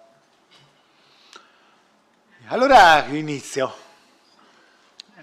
Spero che abbiate pranzato bene, vi siate riposati e l'abbiamo evocato talmente tanto questo lavoro, abbiamo evocato questa innovazione della partecipazione.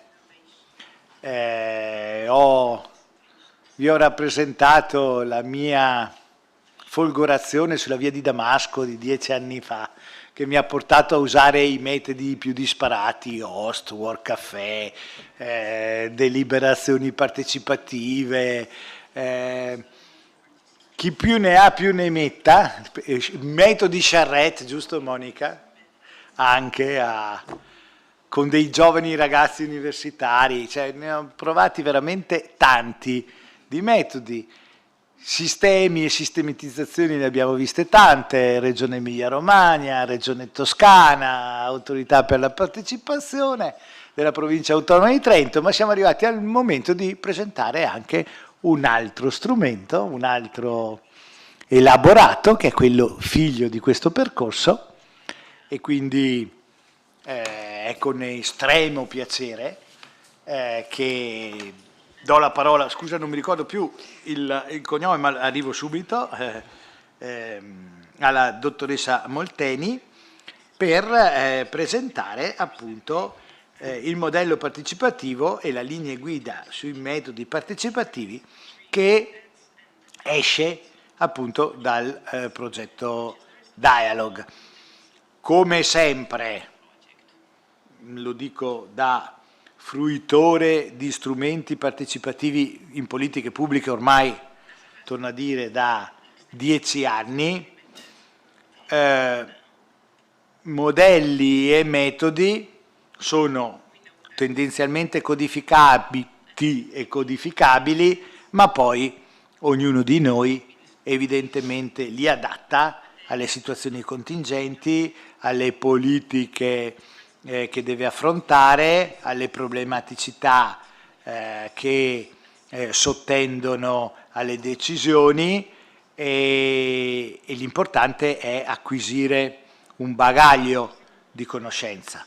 Però ci sono evidentemente alcuni elementi che sono imprescindibili, cioè consideriamo sempre il fatto che stiamo parlando comunque di strumenti e modelli, quindi non è un percorso empirico, ma è un percorso scientifico, e che quando parliamo di partecipazione non parliamo di comunicazione, quindi quello che stiamo facendo oggi è comunicazione, è front, ma non è partecipazione. Partecipazione è tutt'altra cosa. Vi ho detto che a me dà fastidio la parola sviluppo sostenibile per una serie di motivi, perché nell'82, quando è stato fatto Rio, è stato coniato il termine sviluppo sostenibile. Io facevo l'università e poi ci ho fatto una tesi su queste cose.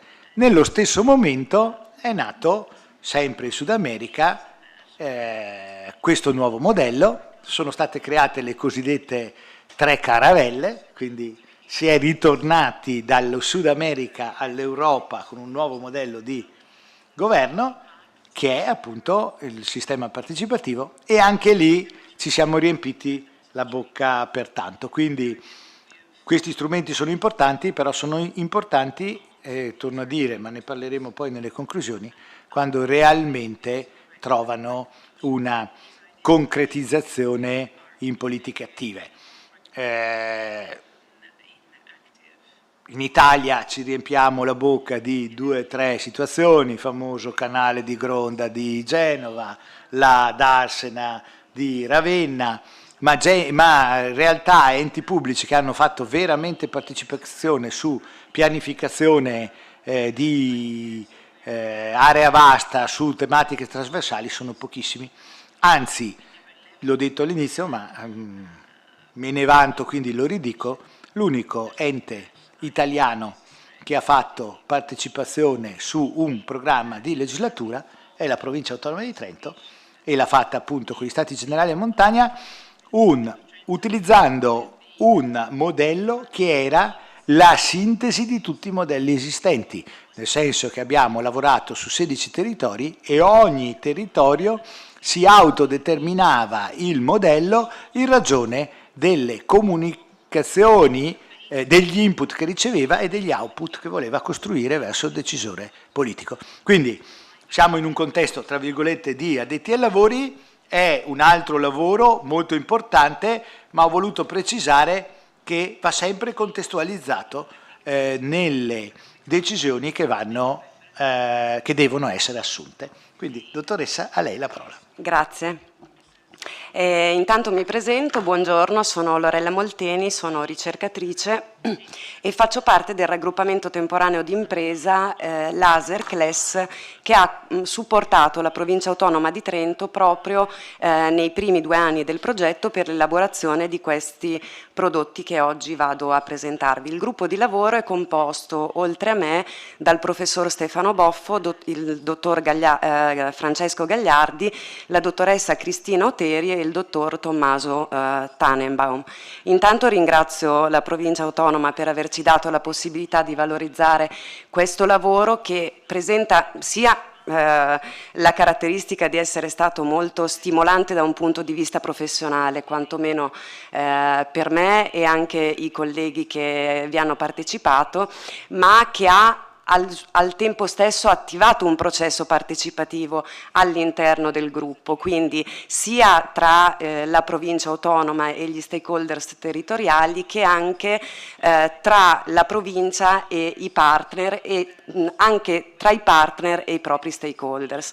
Quindi ecco, spero di essere all'altezza e di riuscire a presentarvi in maniera adeguata lo sforzo che è stato fatto, perché è stato effettivamente investito, sono state investite tante competenze e insomma tanto pensiero, e non solo rispetto anche a tutto il lavoro di analisi della letteratura scientifica su cui basare poi anche questi prodotti, ma anche proprio da un punto di vista esperienziale, cioè nel senso dal punto di vista del confronto tra i partner rispetto alle esperienze di partecipazione sociale che sono state attivate sui territori.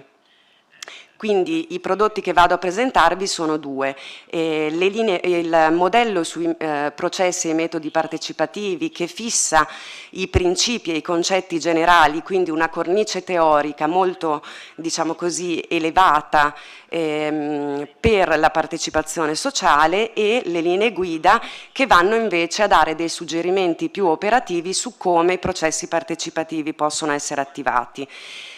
La cosa importante da sottolineare è che questi prodotti non sono fini a se stessi, ma hanno avuto l'obiettivo di costituire una guida, un orientamento per le amministrazioni partner per la realizzazione dei piani di azione. Infatti sarà interessante poi capire nell'intervento successivo come sono stati declinati questi principi e questi suggerimenti proprio nella pratica e quindi nell'attivazione di politiche di partecipazione. Torno un po' indietro e anche riprendendo quanto diceva prima il collega Bassetti, a quella che è stata la genesi sia del modello che delle linee guida, perché prima è stato fatto un grosso lavoro di confronto all'interno del partenariato, che si è tradotto in questo documento, che poi non è stato diffuso, però che per noi è stato molto importante, perché ha in qualche modo valorizzato le pratiche di partecipazione sociale sociale nei singoli territori, e sono stati appunto considerati 24 casi studio e analizzate 20 buone pratiche attraverso una, come dire, una griglia di osservazione un po' particolare, perché che in qualche modo ha astratto i vari progetti dal tema specifico che andavano ad affrontare, considerando quasi esclusivamente il processo partecipativo che stava alle spalle. Quindi gli elementi chiave che hanno guidato la nostra analisi sono stati perché e come si è realizzato in questi progetti, in questi interventi, il coinvolgimento sociale, quando, quindi in quale fase dell'intervento si è realizzato questo coinvolgimento e soprattutto chi è stato coinvolto in questo percorso. Questa slide l'avete già vista prima, è una rappresentazione delle buone pratiche che sono state considerate, che come vedete riguardano temi molto differenti, e questo ci aveva sollecitato già proprio in questa prima fase a considerare tra tutti i modelli esistenti in letteratura, perché ce ne sono veramente tantissimi, quello più flessibile, in grado di poter comprendere tematiche così diverse. Vedete che abbiamo trattato come buone pratiche soprattutto progetti di salute e di welfare e anche di supporto alle imprese, ma poi abbiamo avuto anche alcuni progetti che puntavano sulle politiche per l'occupazione e per la formazione, sullo sviluppo digitale, la crescita economica, la gestione dei fondi europei, il dialogo sociale e lo sviluppo locale, quindi temi completamente diversi uno dall'altro, e questo è un punto molto importante perché fa comprendere perché ci siamo orientati poi a considerare il modello che andremo a vedere.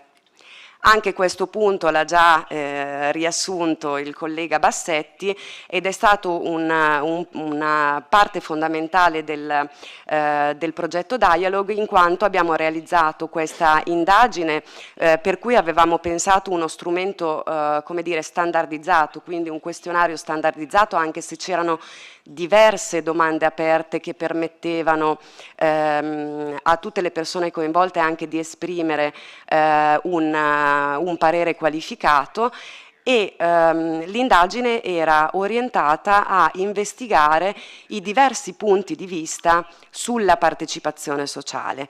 Abbiamo quindi coinvolto sia il personale afferente alle amministrazioni partner, quindi che in qualche modo è stato chiamato a progettare e gestire piani di la progettazione dei piani di azione, sia anche gli stakeholders del territorio, e come vedete siamo stati in grado di raggiungere ben 148 stakeholders, quindi tutte le considerazioni che sono state in qualche modo rilevate da questa indagine sono sicuramente un valore aggiunto, perché hanno poi arricchito il modello anche della parte più esperienziale, perché moltissimi degli stakeholders coinvolti erano già esperti in processi partecipativi. Quindi, venendo al modello sui metodi e processi partecipativi, intanto bisogna anticipare che è un modello che è stato in qualche modo strutturato da questa associazione internazionale per la pubblica partecipazione, che è un'associazione non profit che ha l'obiettivo principale di estendere, di far conoscere e di come dire, migliorare sempre di più le conoscenze e anche le pratiche di partecipazione sociale in tutto il mondo. Il modello è strutturato con 5 punti chiave per rendere la partecipazione sociale efficace ed efficiente. Da una parte la cornice teorica, quindi il background concettuale che in qualche modo sottende il modello, dall'altra parte i motivi per cui possono essere attivati i processi partecipativi, dall'altra parte le modalità con cui cui si coinvolge il pubblico. Dopo faremo anche un chiarimento su questi termini che sono un po' come dire, hanno diverse sfumature. Io utilizzo il termine pubblico, partecipazione pubblica, partecipazione sociale e partecipazione degli stakeholders in modo intercambiabile fondamentalmente, per indicare che poi ciascun processo partecipativo come dire, rispetto agli obiettivi che ha, stabilisce se coinvolgere fasce più ampie di popolazione o meno ampie, cioè i portatori di conoscenza e i portatori di interesse. E questo come coinvolgere è declinato proprio dall'OIAP in quello che viene chiamato lo spettro della partecipazione. Dall'altra parte c'è un affondo su appunto chi coinvolgere, quindi sul coinvolgimento degli stakeholders, vedete che qui si utilizza un altro termine, e infine quando, in quale fase del ciclo della politica coinvolgere.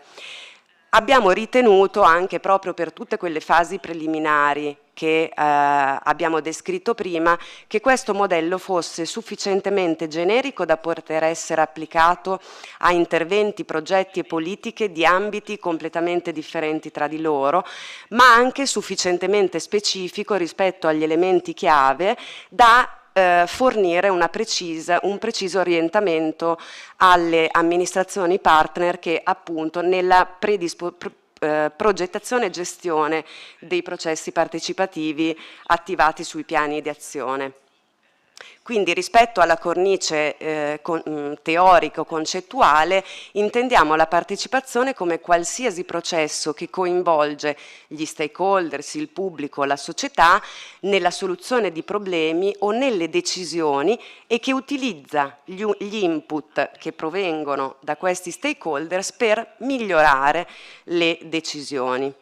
Quindi in letteratura viene sostenuto anche capitalizzando le esperienze di partecipazione che diventano sempre più, come dire, frequenti, che la partecipazione ha un impatto molto significativo sia sulla qualità delle politiche, laddove per qualità intendiamo l'efficacia, quindi la capacità di raggiungere gli obiettivi, l'efficienza e soprattutto l'innovazione sociale, quindi la possibilità di sviluppare soluzioni che innovano anche nelle metodologie e nei risultati, e ha un impatto significativo anche nel garantire la loro sostenibilità. Per quali motivi? Qui ne vedete alcuni, ce ne sono tantissimi che vengono identificati in letteratura. Innanzitutto il fatto che accresce la consapevolezza degli stakeholders della società rispetto alla complessità dei problemi e anche rispetto alla complessità delle soluzioni. Quando come dire, ci si trova dal punto di vista degli osservatori, molto spesso si fanno delle considerazioni che poi materialmente non sono possibili. Quando invece si riescono a coinvolgere queste persone nelle decisioni e far appunto prendere coscienza della complessità nella gestione dei problemi, come dire, i punti di vista si ammorbidiscono. E quindi per questa via si riesce anche a ridurre il conflitto sociale che una decisione unilaterale, politica delle istituzioni può determinare. Dall'altra parte, da un punto di vista più concreto, ottimizza le risorse finanziarie ed umane e quindi accresce anche la circolazione del capitale sociale, quindi la circolazione delle competenze, del pensiero e dei diversi punti di vista su un determinato fenomeno. Mette in grado stakeholders e cittadini di esprimere il loro punto di vista e i loro interessi, contribuisce a migliorare la coesione sociale, soprattutto in termini di fiducia e di correlazione, di connessioni tra le varie parti della società, e può appunto incoraggiare la produzione di nuove idee che per noi sono fondamentali, perché il progetto Dialog nasce come progetto volto a strutturare dei piani di azione che siano in qualche modo innovativi.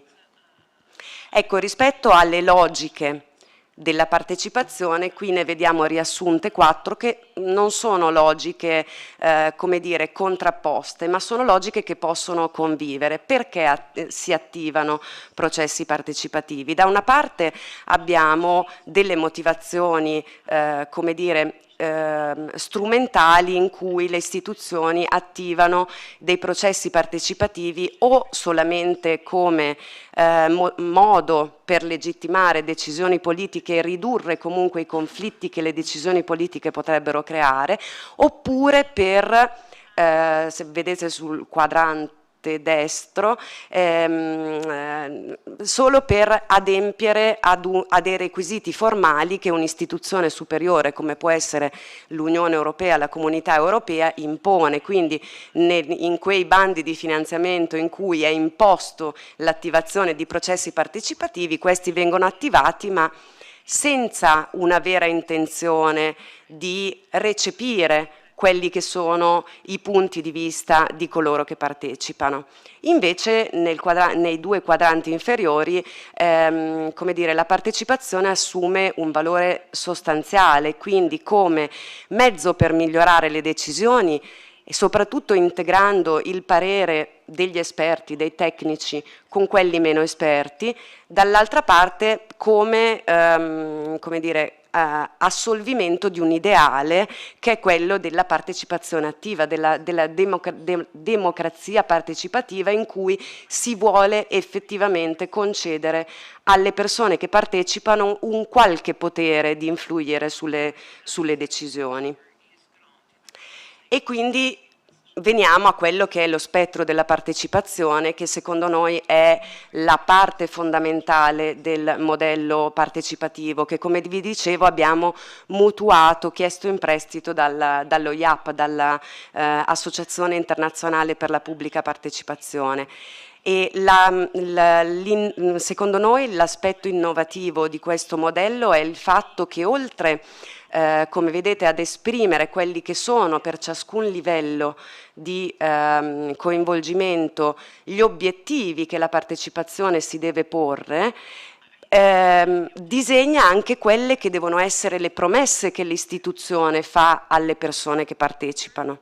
Quindi poi vedete che c'è a mano che ci si allontana, insomma c'è un crescente impatto del coinvolgimento degli stakeholders sulle decisioni. Quindi abbiamo un livello minimo informativo che, come vedremo dopo, alcuni non ritengono nemmeno che sia partecipazione, perché è un livello in cui la comunicazione è unilaterale e quindi fondamentalmente l'istituzione si limita a comunicare i propri obiettivi, le proprie scelte, quindi non c'è nessun ruolo attivo degli stakeholders, della società, dei cittadini.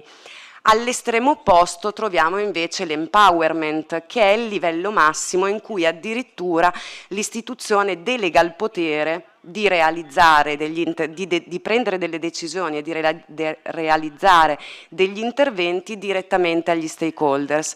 Anche questo è un livello che in letteratura si sostiene sia poco praticabile, proprio perché l'istituzione deve in qualche modo concedere, deve delegare una responsabilità e delle funzioni a un altro soggetto, mettendolo in grado da un punto di vista delle risorse umane e finanziarie di esercitare il proprio ruolo, ed è un livello che appunto troviamo molto meno rappresentato a livello internazionale, anche se i partner delle Fiandre ci hanno comunque suggerito delle buone pratiche in questo senso. Quindi gran parte dei processi partecipativi si realizza in quelli che sono i 3 livelli intermedi. Nel livello della consultazione chiedo fondamentalmente il parere, il punto di vista agli stakeholders, ma non sono comunque come istituzione obbligato a tenerne conto. Via via invece nel livello del coinvolgimento e della collaborazione il ruolo attivo degli stakeholders aumenta chiaramente. Qui vedete invece un'altra rappresentazione che più o meno è molto simile a quella precedente, ma che esprime la gerarchia di intensità di partecipazione, mostrando appunto anche proprio graficamente con le freccette le interconnessioni tra i due diversi livelli, quindi tra l'istituzione e la società o gli stakeholders. Questa è un'altra rappresentazione che abbiamo ricavato da ulteriori lavori scientifici presenti in letteratura, che vi mostra che al crescere del grado di coinvolgimento diminuisce fortemente la numerosità delle persone che possono essere effettivamente parte attiva dei processi partecipativi, anche se devo dire, come qualche partner ci ha suggerito, che l'avvento delle nuove tecnologie può sicuramente cambiare la forma di questa piramide, perché abbiamo diverse tecniche e metodologie a disposizione che ci permettono in qualche modo di coinvolgere platee sempre più ampie e con appunto gradi di coinvolgimento maggiori. Quindi ai livelli inferiori si possono raggiungere fasce di popolazione molto ampie, che però possono avere una capacità di influire sulle decisioni limitata. Al livello dell'empowerment, quando il potere e la responsabilità nelle decisioni e nella realizzazione degli interventi viene assegnato a qualcun altro, chiaramente la numerosità delle persone che vi partecipano è inferiore. In questa rappresentazione si fa riferimento al fatto che per ciascuno dei livelli di coinvolgimento che abbiamo commentato, secondo i diversi obiettivi che la partecipazione si pone, sono a disposizione diverse tecniche che anche il dottor Gardelli prima ha citato, e diversi strumenti, diversi approcci, diverse tecniche che possono essere utilizzate. Quindi l'utilizzo delle tecniche fondamentalmente e degli strumenti è funzionale agli obiettivi di coinvolgimento che si vogliono realizzare. Ecco, rispetto al coinvolgimento degli stakeholders, il modello appunto fa in qualche modo cenno al fatto, come anche è emerso dalle indagini che sono state realizzate all'interno del progetto Dialog, che non sempre e non in tutte le fasi del percorso si possono e si devono attivare processi partecipativi, e soprattutto chi viene coinvolto, le persone che vengono coinvolte possono essere differenti.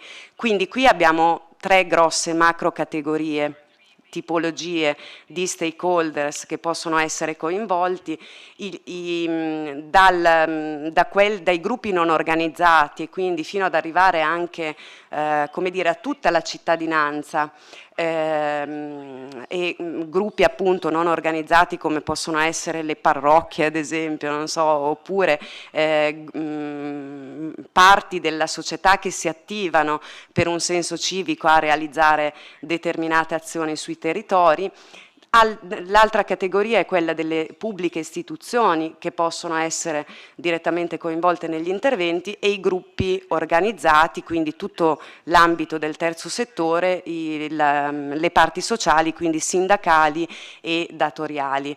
Chiaramente poi nelle linee guida questi elementi vengono specificati ancora meglio, dando anche degli strumenti proprio operativi per compiere la mappatura di questi stakeholders e stabilire, sempre sulla base degli obiettivi che sia i processi partecipativi che l'intervento stesso si pone, quali di questi stakeholders è opportuno coinvolgere. L'ultimo elemento fondamentale del modello appunto è la fase del processo di un processo di progettazione e intervento.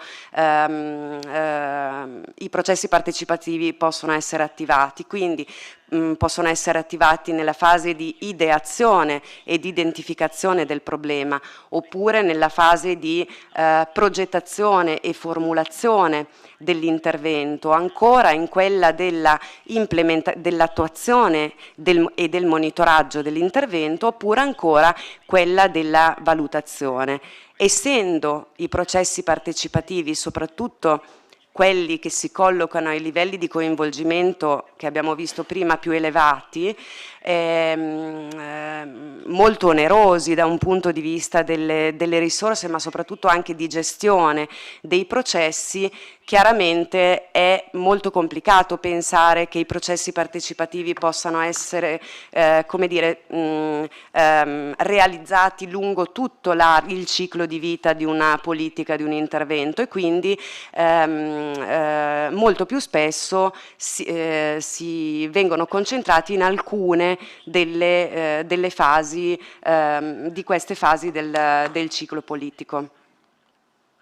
Ecco, poi nel modello sono state anche recepite sia rispetto alle, alla revisione della letteratura che era stata fatta, sia soprattutto le considerazioni che sono state fatte nelle indagini svolte nei Paesi partner, da una parte sia quelli che sono gli aspetti critici nella gestione dei processi partecipativi, che possono riferirsi, come vedete, a dei limiti oggettivi dal lato di chi promuove i processi partecipativi, oppure dei limiti oggettivi in chi viene coinvolto, oppure ancora rispetto alle questioni relative al budget e alle tempistiche che sono previste. E poi sono stati anche in qualche modo articolati e recepiti alcuni principi fondamentali che possono produrre dei processi partecipativi di qualità. Quindi ad esempio, cito ad esempio quello dell'inclusione della diversità, che è un elemento emerso come molto importante, quindi la necessità di includere nei processi partecipativi anche quelle fasce di popolazione o i rappresentanti di quelle fasce di popolazione più svantaggiata, che hanno comunque un punto di vista particolare che deve essere tenuto in considerazione. Poi ne vedete altri, ma ce ne sono davvero tantissimi nel modello. Rispetto alle linee guida, come vi dicevo, sono ad un livello un po' inferiore di difficoltà, di generalità, nel senso che hanno inteso dare dei suggerimenti molto operativi su come impostare i processi partecipativi. Da una parte riprendendo appunto quello che è il background concettuale che abbiamo visto all'inizio, dall'altra parte descrivendo quelle che possono essere le fasi in cui i processi partecipativi possono articolarsi, e dall'altra parte presentando appunto un allegato con alcuni approcci, strumenti e tecniche che possono essere utilizzate sulla base del livello di coinvolgimento dello spettro che si intende utilizzare. Rispetto alle fasi del processo partecipativo, ecco il suggerimento, perché vado avanti molto veloce per evitare di entrare troppo nello specifico, è quello di vedere il processo di, il processo di progettazione e gestione dei processi partecipativi come un processo di progettazione di qualsiasi progetto intervento. Quello che cambia è l'oggetto, perché mentre un intervento può orientarsi, ha come oggetto la soluzione di un problema, ad esempio rispetto alla disoccupazione, rispetto a un problema sociale, sanitario, eccetera,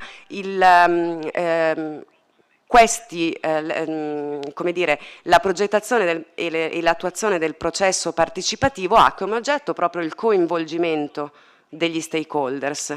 Quindi sono comunque due piani che dialogano tra di loro e che devono essere visti come fortemente interconnessi. Quindi A grandi linee le fasi dei processi di pianificazione dei processi partecipativi sono quelli appunto del disegno, della progettazione, della gestione e implementazione dei processi partecipativi, della comunicazione dei processi partecipativi e anche dei loro risultati e della valutazione dei processi e dei loro risultati. Ovviamente non sono fasi che necessariamente devono essere interpretate in successione cronologica, perché ad esempio la comunicazione e la valutazione sono delle fasi che accompagnano fin dalla fase di progettazione tutto il percorso. Quindi nelle linee guida abbiamo dettagliato da una parte queste 5 fasi di progettazione del percorso partecipativo, che sono costituite dalla definizione degli obiettivi della partecipazione sociale, che devono essere correlati fortemente a una ricostruzione del contesto e anche al tema specifico che l'intervento o la politica va ad affrontare.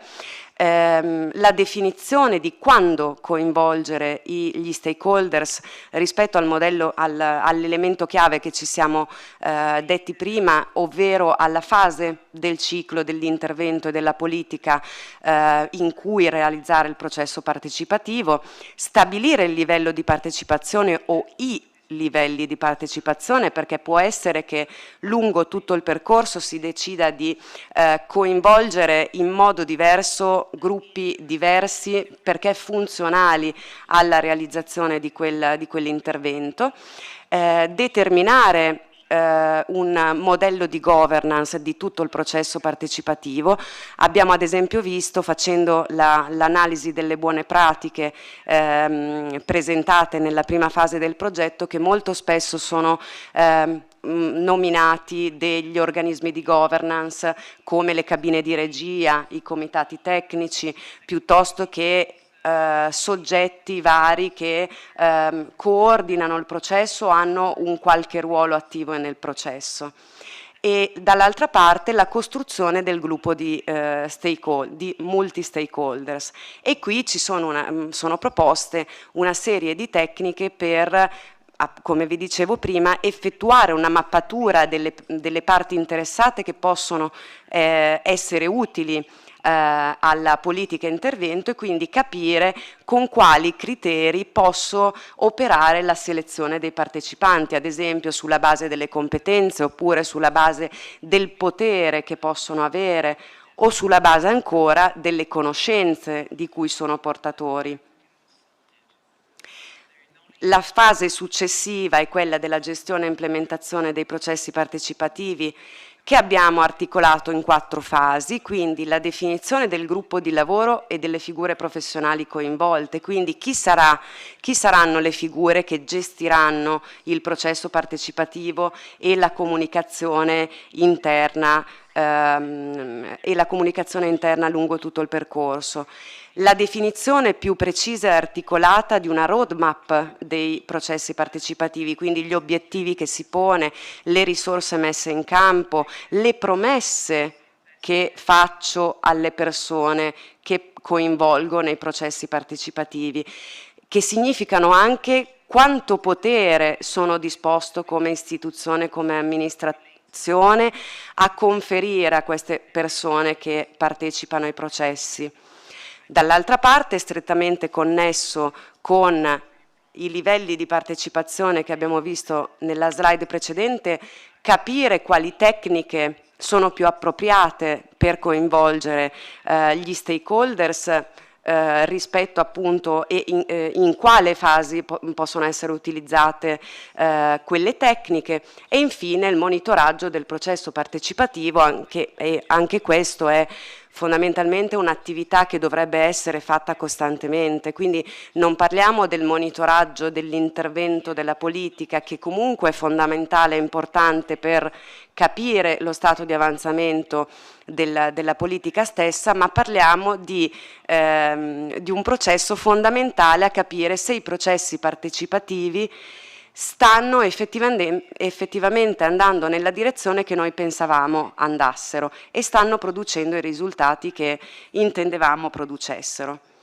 Queste ultime due fasi, quindi quelle della comunicazione e della valutazione, come vi ho detto, anche queste sono da interpretare come trasversali a tutto il processo. Sicuramente la comunicazione dei risultati è un aspetto fondamentale sia nei confronti dell'esterno, sia nei confronti però dell'esterno, perché in qualche modo riesce a valorizzare l'impegno di tutte le persone che sono state coinvolte nei processi partecipativi e quindi a darne anche una visibilità.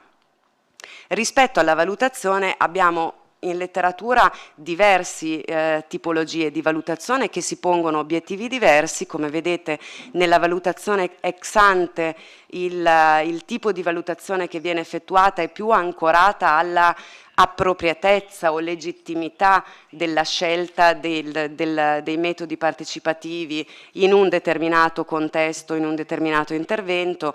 Nella valutazione in itinere c'è più che altro un'analisi dei punti di forza e di debolezza che i processi di partecipazione stanno avendo lungo tutto il percorso. La valutazione finale valuta in qualche modo i prodotti e i risultati più tangibili e immediati del processo di coinvolgimento, e l'impatto invece è, come dire, l'impatto del coinvolgimento viene invece valutato su un tempo più lungo dopo la fine di tutto il processo partecipativo.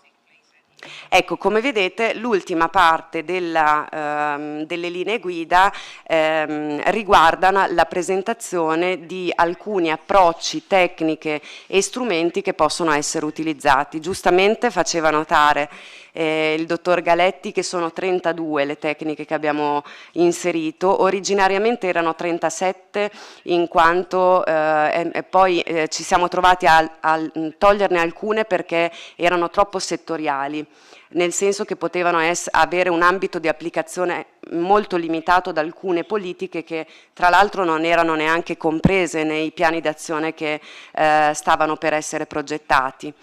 E questo allegato praticamente per ciascuna delle tecniche intanto descrive, come dire, molto sinteticamente in che cosa consiste la tecnica, lo strumento o l'approccio, cerca di capire in quale fase del percorso di progettazione e attuazione dell'intervento può essere utilizzata, i risultati e i prodotti che ci si attende dall'utilizzo di questi strumenti e tecniche, il livello di coinvolgimento definito dai 5 livelli dello spettro di partecipazione che abbiamo visto prima, le tipologie di stakeholders che quelle tecniche possono coinvolgere, i punti di forza e di debolezza che hanno, il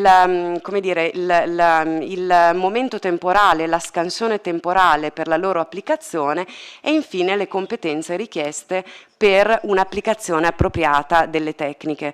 Ce ne sono alcune che sono molto complesse e richiedono delle skills che non è detto che si abbia. Io personalmente, ad esempio, non sarei in grado. Ne abbiamo viste alcune anche proprio nell'analisi delle buone pratiche. Ad esempio c'è questa Lego, con l'utilizzo dei Lego, che mi ha sempre appassionato ma che richiede delle capacità di facilitazione non indifferenti, e quindi abbiamo pensato fosse utile anche riportare uno specchietto con il grado di competenza che serve per utilizzare quella tecnica anche come orientamento per le amministrazioni, per capire se appunto attingere a risorse esperte esterne oppure no. Questa è l'ultima slide e poi chiudo, dove abbiamo cercato di sistemare nei 5 livelli dello spettro di partecipazione le diverse tecniche.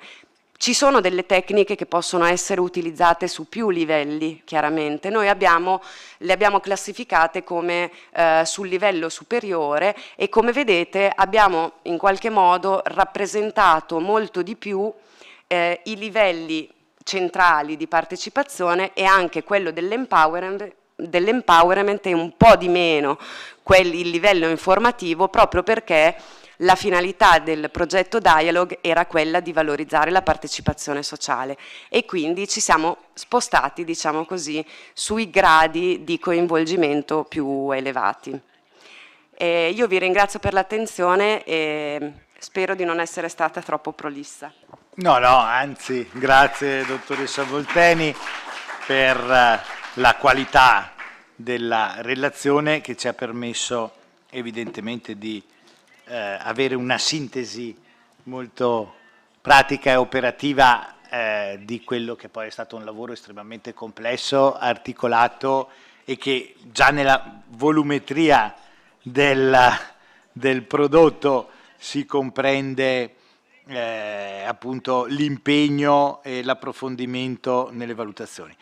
Probabilmente ne parleremo un po' di più in termini di conclusioni, ma voglio buttare uno stimolo sul quale un po' ragionare in prospettiva. Forse questo è il tema più rilevante per un'amministrazione italiana, nel senso che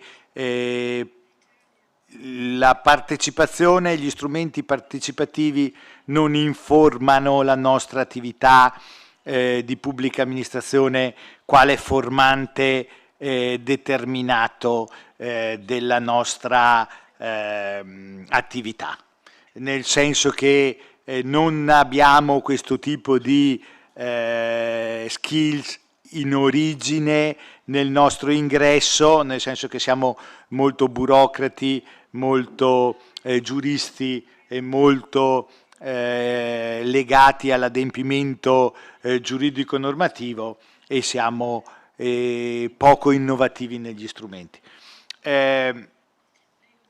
Peraltro è forse l'elemento, come dicevo, più rilevante di questo lavoro, nel senso che è quello che a noi italiani serve di più, perché ci sono altri territori che della mediazione e integrazione hanno fatto il proprio formante istituzionale. Faccio un esempio: tutto il mondo anglosassone ha proprio un modello politico basato sulla mediazione e integrazione, quindi sulla valorizzazione delle lobby rispetto alla valorizzazione dell'elettore. Passatemi l'espressione, ma è sostanzialmente questo.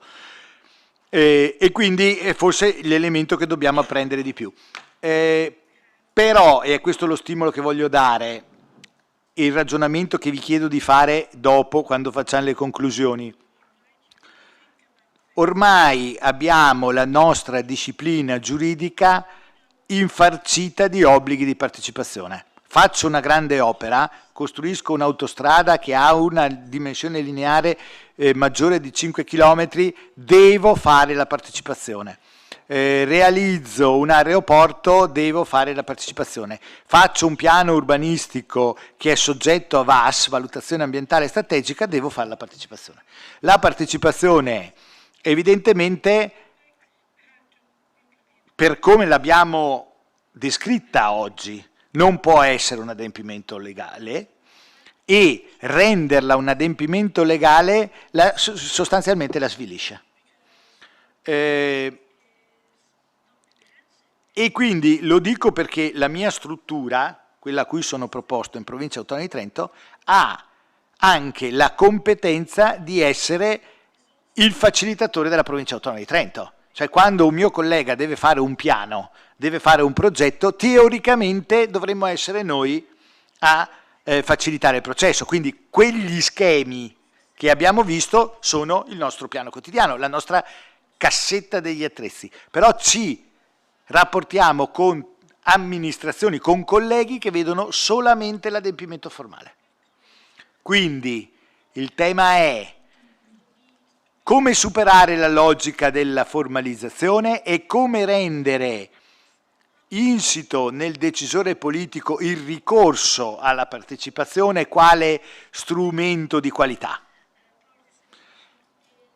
E, secondo luogo, la butto lì, il tema, perché è stato toccato parzialmente, ma non l'ho visto così approfondito, della garanzia della terzietà. Nel senso che c'è un piccolo passaggio in una delle ultime slide, ma quando mi riferisco a decisioni particolarmente conflittuali che non hanno ancora prodotto conflitto, ma lo possono produrre, il tema della terzietà del soggetto che progetta da una parte oppure valida dall'altra va considerato, cioè creiamo una terzietà nel processo o una terzietà nella validazione? Il tema dell'inceneritore, il tema della TAV, il tema dell'ospedale di Cavalese, per fare un esempio. Questi temi sono posti fuori o dentro l'amministrazione? E lo dico da responsabile dell'autorità della partecipazione locale, quindi dell'organismo della Provincia autonoma di Trento che valida come soggetto terzo le partecipazioni comunali. Quindi questi temi, secondo me, se vogliamo dare una concretezza operativa al lavoro, vanno valutati e approfonditi ulteriormente, perché altrimenti, e questo è uno altro dei mattoni che vi metto lì, noi operatori della partecipazione, cioè che facciamo partecipazione, rischiamo di essere un po' autoreferenziali, nel senso che è un mercato, ce la facciamo, ce la cantiamo, riceviamo incarichi e nessuno ci capisce. Quindi facciamo esattamente il contrario di quello che dovremmo fare. E io conosco i più famosi partecipatori d'Italia, alcuni sono miei amici, facilitatori, però insomma ricevono incarichi mica da ridere. Ma perché? Perché ce la suoniamo e ce la cantiamo. Allora, quanto deve essere informato nell'essere funzionario pubblico del futuro questo metodo? Quindi è tutto connesso, l'adempimento normativo, la terzietà, gli skills, l'essere parte di un percorso. Gliela butto lì perché so che se no non facciamo parlare gli altri, ma siccome, tra virgolette, dovrei fare delle conclusioni dopo, ma non voglio farle perché vi ho già rubato una montagna di tempo, le butto lì la sollecitazione su questa questione perché torno a dire ne ho fatta tanta, ne ho seguita tanta degli altri, ma l'autoreferenzialità è un tema significativo della questione. Pensiamo qua, cioè, non voglio svilire il vostro lavoro, ma quanti di questi manuali in Italia conosciamo? Cioè ne conosciamo almeno 5, 6, ne ho io sulla scrivania, lo sanno i miei ragazzi, i collaboratori, li vedono ogni tanto, li prendono, i tomoni, ho buttato via tutto dalla scrivania perché sono particolarmente disordinato, avevo foglie ovunque, ma i manualoni sulla partecipazione sono lì, ma perché sono autoreferenzialità, cioè, e mi accuso di questo, quindi le butto questa sollecitazione, mi piacerebbe tornarci su dopo. Grazie.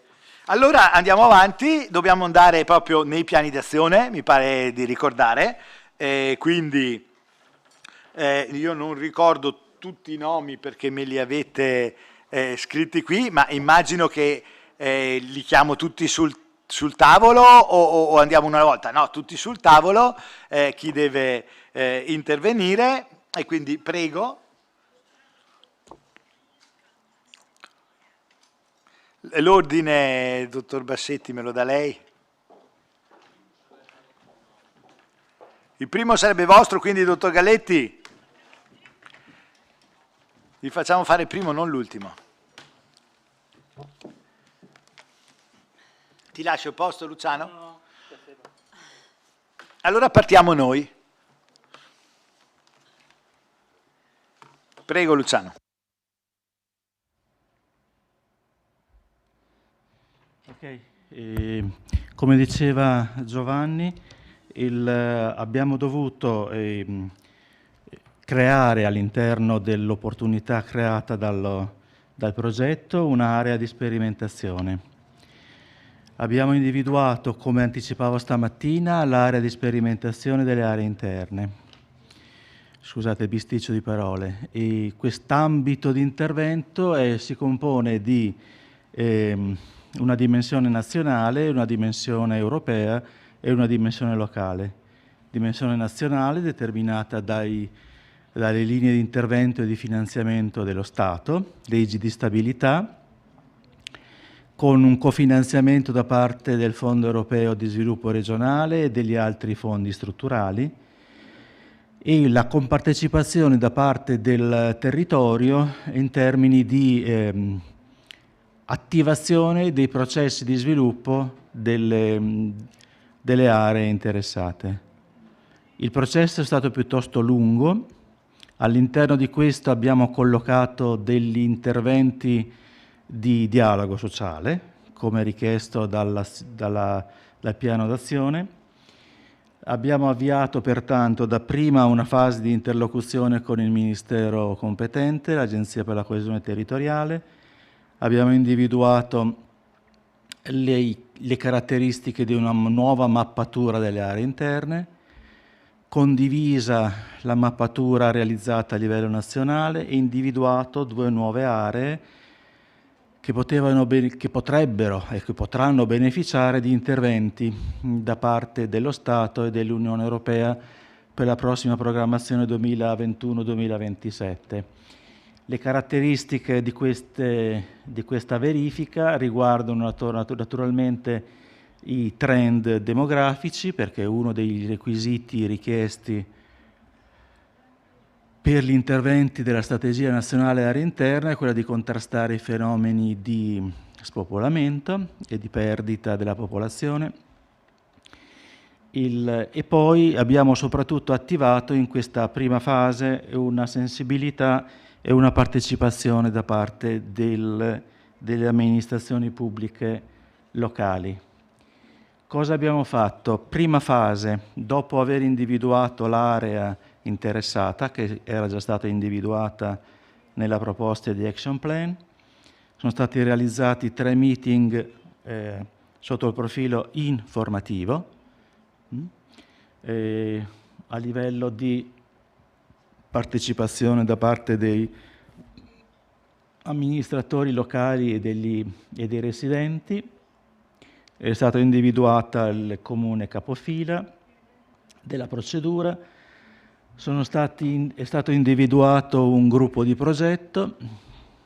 Naturalmente il fine definitivo è quello di individuare una strategia a livello sia di ideazione sia poi di concretizzazione in termini di interventi realizzati. E poi abbiamo realizzato alcuni interventi di coinvolgimento del gruppo di progetto con i decisori istituzionali provinciali. La prima fase comunque ha riguardato il coinvolgimento sotto un profilo dapprima di informazione, in secondo luogo in termini di coinvolgimento.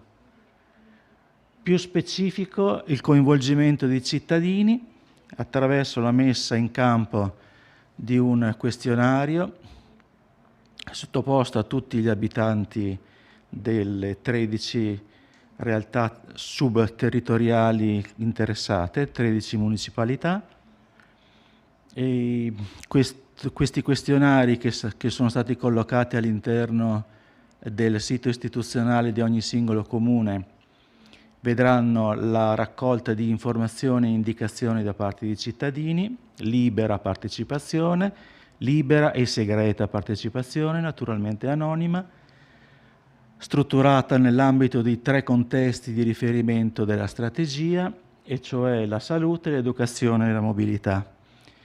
I questionari verranno poi elaborati, si individueranno quelle che sono le piste di lavoro preferite in termini di coinvolgimento, verranno poi attivati 3 momenti, stiamo parlando delle prossime settimane, 3 momenti di condivisione con gli attori più significativi e pertanto coinvolgimento degli operatori economici, parti economiche e sociali, sul territorio in contesti territoriali diversi, e poi una discussione sui 3 ambiti di focus prevalenti, cioè la salute, la formazione e la mobilità.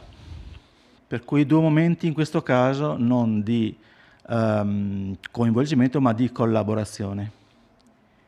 Ultima fase della definizione della strategia, che dovrebbe concludersi fra qualche settimana, la messa a punto di un focus group fra l'amministrazione titolare, il comune capofila, con i risultati di vari focus group tematici realizzati sul territorio e coinvolgimento dell'amministrazione pubblica provinciale nella negoziazione e condivisione, in questo caso collaborativa, fra le amministrazioni locali e l'amministrazione provinciale. Ultima fase, presentazione da parte del comune capofila e dell'amministrazione provinciale della prima proposta di strategia al Ministero competente, Dipartimento per le politiche di coesione, Presidenza del Consiglio dei Ministri.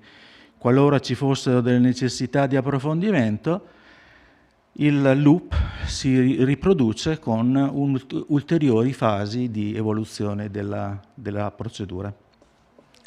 Grazie Luciano, magari entriamo nel dettaglio dopo di aspetti più operativi se avete la necessità. Allora andrei con l'ordine da programma a questo punto, quindi le Fiandre, se non... giusto? Prego.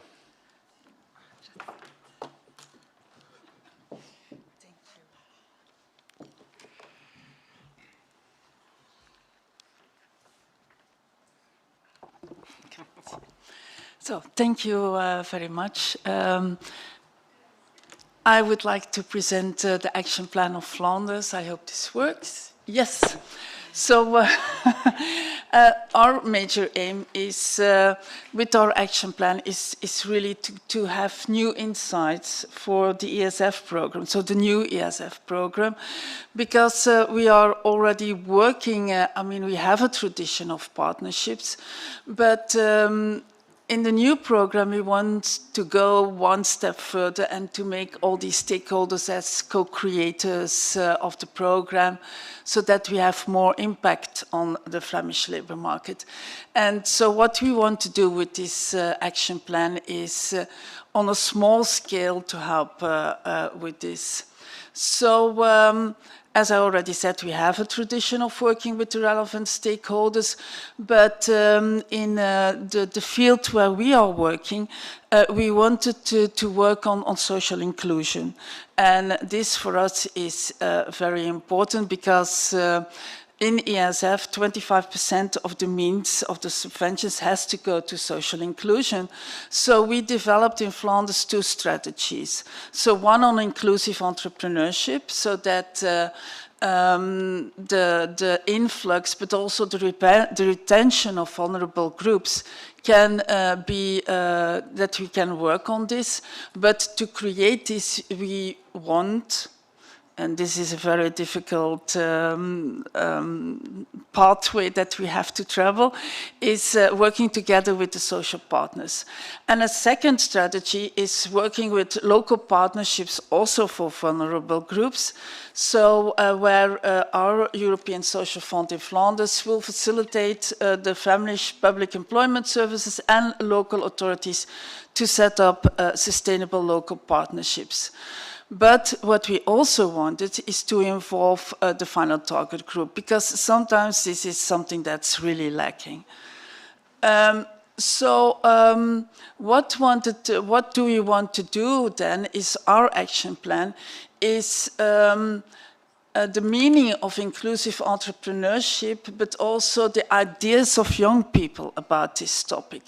So we created an inspirational document and also the lessons learned from what we have heard here, and which is really interesting for us of this project. So the dialogue good practices that we also heard will be used in our action plan, or is used in this action plan, but we are also monitoring and evaluating our way of working to see if we have impact. Because, I mean, it's not because we are having the inspiration and the good practices from what we have heard here, that it also will have the impact, because as it's rightly said here, it also depends about the context that you're working in. So, and what is now the state of the play of our action plan is that, first of all, we wanted to work with a partnership with youngsters, but they were not interested in working with us, which was quite shocking for us, because they said, like, no, we are too busy, and we don't want to work with these target groups, so we are not interested. And this was, for us, a setback. So we looked for a new partnership, which is they are preparing a European project on inclusive entrepreneurship, and they also involve the final target group, which was for us ideal to work with them. So what was so we agreed that we could work with this partnership. So we're cooperating in their partnership, so with their stakeholders, because they are working with a lot of different stakeholders, with the guide that we have had here, that we introduced here as a base. But we also are doing some in-depth interviews with the different stakeholders, so to see how they want to stay involved in our way of working. And we also, and this is still planned, are going to meet the final target group, so the youngsters, to see, because they are our future, to see how they see inclusive entrepreneurship. And we hired, and that was, sorry. No, it's okay, it's okay. So we hired an external consultant to monitor this process, because as we said, we want to see if what we are doing, if this is okay. So what is their task is to see what went well and what needs to be improved by us. And they will write a monitoring report, which also will provide us extra tips and tricks, which can be used in the involvement of stakeholders. But extra advantages for us is that it will give us extra inspiration concerning the topic of inclusive entrepreneurship, because we are preparing a call on this topic. And for us, it's a quite difficult pathway, as I already said. And we hope that via this a small experiment that we are doing at this moment, that it will give us extra input from the different stakeholders on how to prolong with this call. And it gives us also more lessons learned and inspiration to work with partnerships altogether. So overall, this will also help us with the mapping of the ecosystem, and to see how stakeholders would like to be involved. But as something that I have not mentioned yet, we are also working with a lot of coaches which are working in the field in Flanders, and they are paid by the European Social Fund. And we, so not only the colleagues, but also external coaches, they will get trained by us to see how they can be a good coach in all those different partnerships. But we also are developing a quality of what a partnership should be. And also this work that we are doing will improve the quality of working of the partnerships. So to be quite honest, our action plan is not so high level. It's more on an experimental base, but it will give us a lot of food of thought to spread the word, so to say, and make sure that what we are going to do in the future, that it will improve all the different partnerships. I think that's more or less what I wanted to say. Thank you. Grazie. E poi le domande le facciamo a conclusione del giro, no? E penso che ci sia Castilla-La Mancia.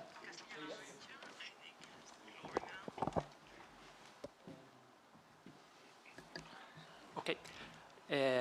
Before sharing with you the Castilla-La Mancha action plan, let me congratulate all the partners for the work done. Let me congratulate also the lead partner for making the project arrive to this successful end. We have learned a lot, so from that point of view, one of the main goals of the European program has been achieved. Okay. Let me share with you. Is this okay? Is the other one okay? Let me share with you the Castilla-La Mancha's action plan. First, I have to explain a bit what it's about, the policy instrument we chose to implement this and the action plan. It is called the Strategic Agreement on Occupational Risk Prevention 2022-2026 of Castilla-La Mancha. This agreement was signed on April 28th, 2022, and it was signed by the regional government, the trade unions, and the main employers association of the region. The objectives of this strategic agreement are the reduction of accident at work. This is, of course, the main priority. The promotion of safe and healthy workplaces, and to raise awareness in Castilla-La Mancha about the importance of health and safety at work as a crucial, let's say, component of quality of life. The measures of the agreement are divided into three axes. One is dissemination, the other one is promotion, and the third one is surveillance, that it's a competence mainly developed by the central government. One of the richness of this agreement is that it's composed, that is shared with many entities with different levels of government, and the estimated budget for the whole period is about 29.5 million euros. So why did we choose this policy instrument? We presented this, let's say, good practice in our study visit that was held in May 2022. It was not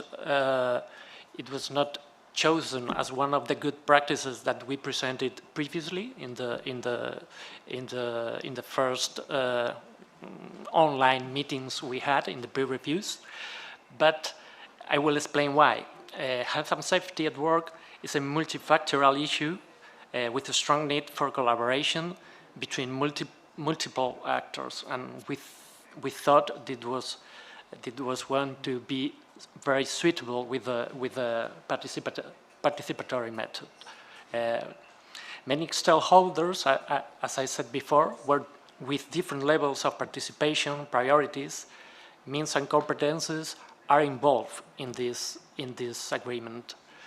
And this policy instrument is led by our administrative unit, the Vice Ministry of Employment, Social Dialogue, and Labor Welfare, and that provides the possibility, let's say, to lead or to control the measures. So that made this criteria made it interesting for us to choose this policy instrument.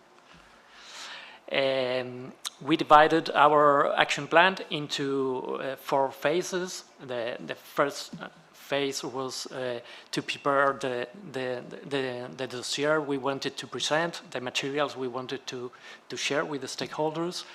The second phase was the localization and identification of those stakeholders. Phase 3 was the presentations of the findings achieved in the project and the interaction with 16 stakeholders. That was done between November 2022 and April 2023. And phase 4 is the project follow-up that it's now under development. We talked first to the coordinator of the agreement that it's inside our unit, and we proposed him to share with us the, let's say, the level of participation that they wanted to provide to the other stakeholders. This was the result. Our unit wanted to, let's say, provide, in general, a very high level of participation to these different stakeholders. Some of them are social agents that, as I said before, was the 3 entities that were signatories of the agreement. Also, there were national authorities with some of them important competences on this field. There were also parts of our regional government involved in the agreement. There was also the academia and also associations with different means, with different capacities and different, let's say, possibilities to act. After that, we have seen that most of them had the same perception, of the level of participation achieved, but there were differences in 3 cases. In 2 of them, they felt that they had achieved even a higher grade of participation that it was expected to achieve by our coordinator by our unit, and in one case happened the opposite. In one case, they felt that they achieved only the level of consultation. What else have we done? Of course, as I said before, we have had the explanation and distribution of the project findings with all the tools, with all the methods of participation. We had the possibility to identify delays on implementation and needs of deeper collaboration, and some of the consequences will be or have been a seminar held on the 26th of April to review the implementation of the strategic agreement, and we had there the opportunity to present with they call it the preventive community, the methods and the tools that we have used in the project, and bilateral meetings will be held with some partners who are lacking behind in implementation, who need a push, who need momentum and coordination to implement their measures. We felt, or we detected, that they need to move forward, and that they didn't know how to start implementing the measures. These 3 meetings will be held in June and will be held bilaterally, as I said before, and we expect to give a push, to provide concrete content to some of the measures that have been drawn up to now in the agreement. And that's all by my side. Grazie mille. Thanks a lot.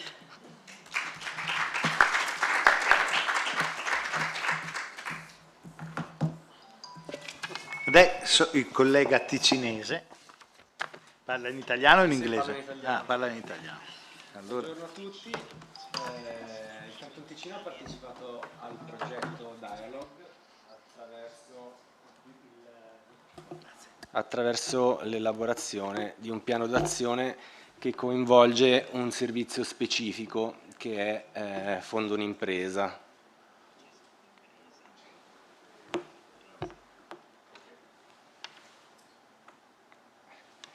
Allora, prima di entrare nel merito dell'action plan, vi spiegherò brevemente che cosa è il servizio Fondo un'impresa.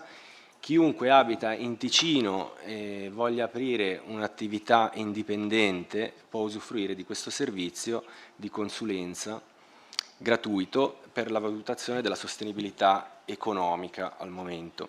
Questo servizio di consulenza è offerto appunto da Fondo un'impresa. Vi mostro velocemente la pagina web. Se cliccate sull'hyperlink.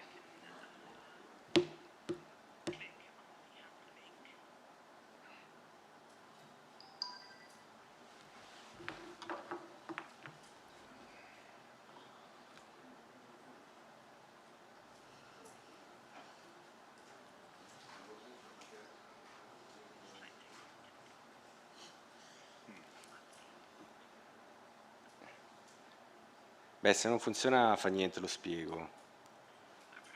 Torniamo sulla slide di prima.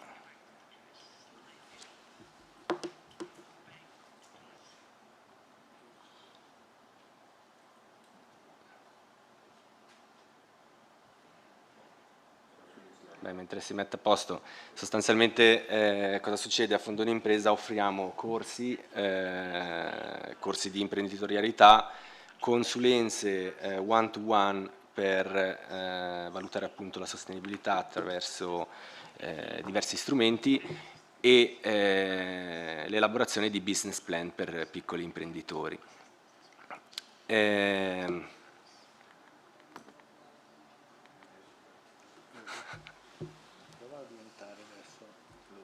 No, ma sono loro che mi stanno...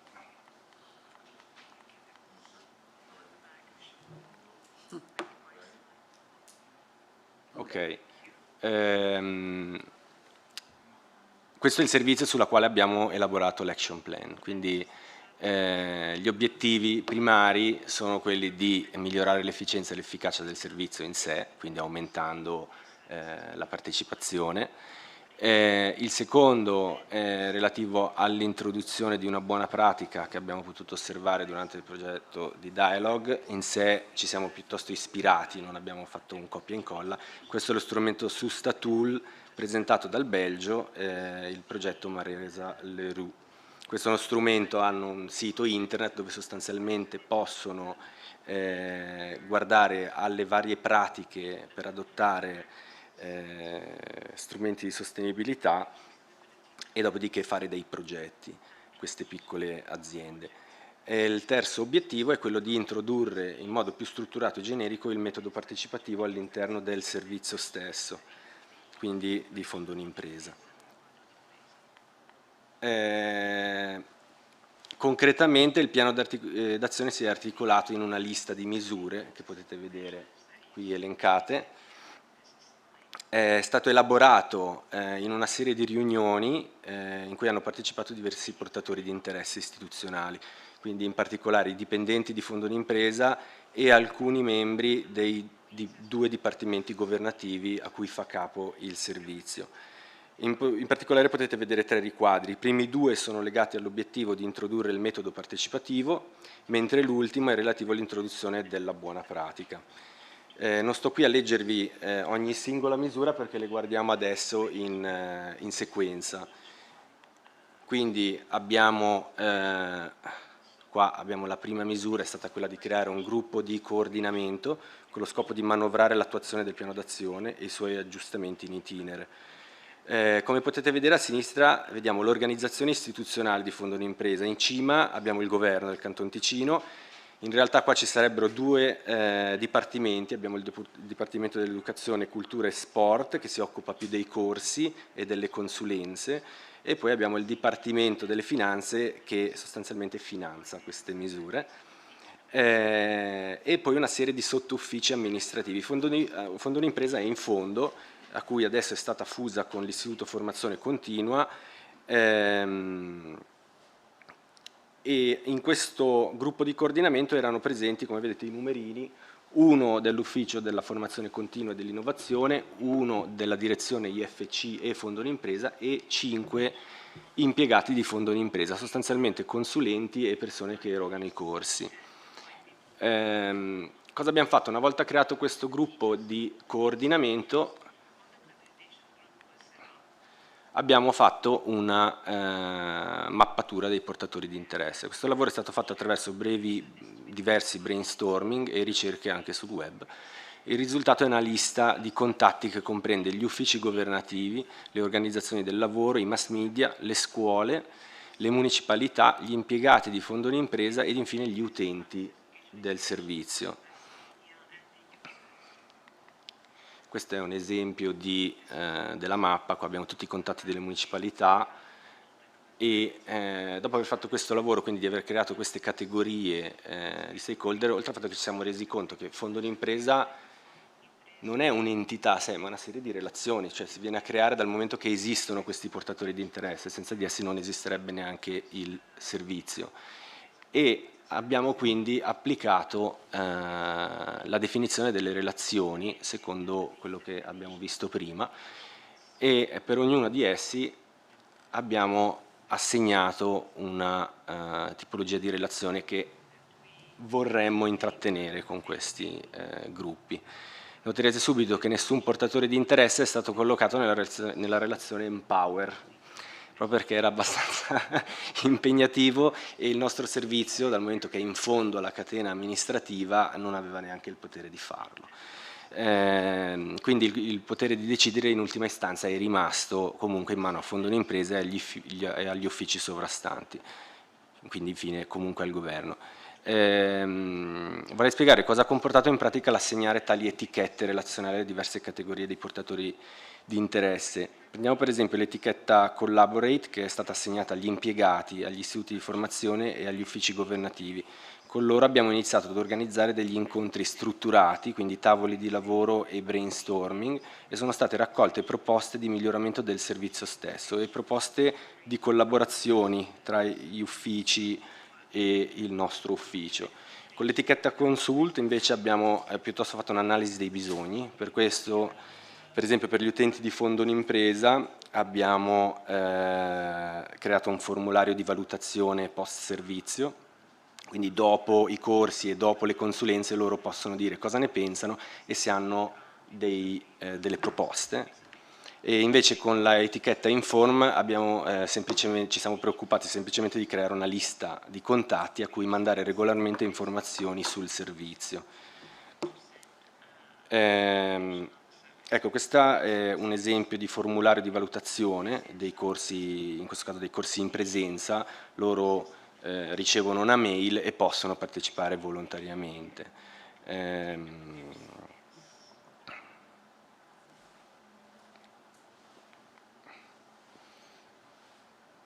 Ok, la creazione della categoria relazionale Inform ci ha portati a rivalutare tra l'altro la nostra strategia di marketing, che in realtà non avevamo granché, essendo un ufficio governativo avevamo un sito costruito esternamente e in particolare abbiamo creato una newsletter quadrimestrale e una serie di serate informative nei comuni discosti, soprattutto quelli di montagna. È stato inoltre creato un gruppo ad hoc che si occupa adesso del marketing del servizio, quindi stanno elaborando diverse cose che adesso non sto qua a elencare. Attraverso questi tavoli di lavoro, soprattutto di consultazione, sì, di collaborazione con i dipendenti di Fondo d'Impresa, si è notato che non esisteva uno strumento di condivisione della conoscenza, quindi c'erano consulenti che erano molto esperti in alcune cose, altri meno, quindi abbiamo creato una piattaforma utilizzando la struttura Moodle dove tutti i consulenti possono inserire informazioni e quindi si sta creando una guida dei consulenti. Questo strumento è molto utile.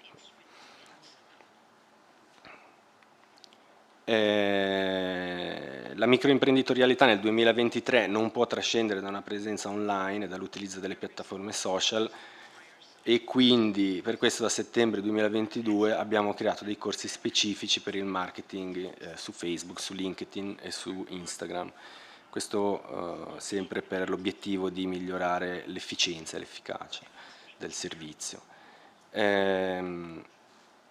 Ecco, quello che abbiamo anche fatto, il voler creare sinergie tra utenti e tra consulenti e consulenti, abbiamo quindi creato i coffees, che sono incontri informali tra i consulenti di fondo d'impresa, dove ci si scambia opinioni, contenuti, dubbi relativi alle consulenze e alle tipologie di progetti imprenditoriali che ci vengono sottoposti, e in più abbiamo creato queste serate informative che sono la stessa cosa ma tra utenti e utenti, quindi i microimprenditori si possono incontrare e bevendo un caffè discutere, poi di solito facciamo anche qualche piccola presentazione.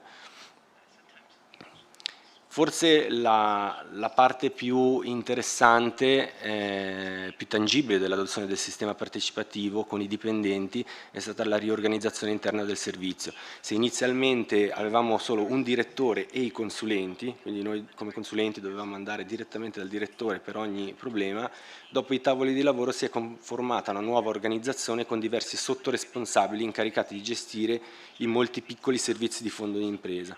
Questa nuova organizzazione permette uno scambio di informazioni molto più efficiente, una vicinanza tra i consulenti e la direzione.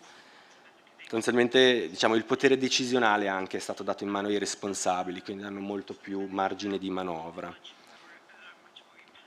Ecco, in ultimo, Dialog, oltre alla definizione formale di un sistema di attuazione del metodo partecipativo, ci ha permesso di ispirarci al fine di adottare una buona pratica vista durante lo scambio. Il progetto Maresa-Leroux del Belgio ci ha dato l'idea di adottare anche noi degli strumenti per sensibilizzare i microimprenditori sul tema della responsabilità sociale d'impresa.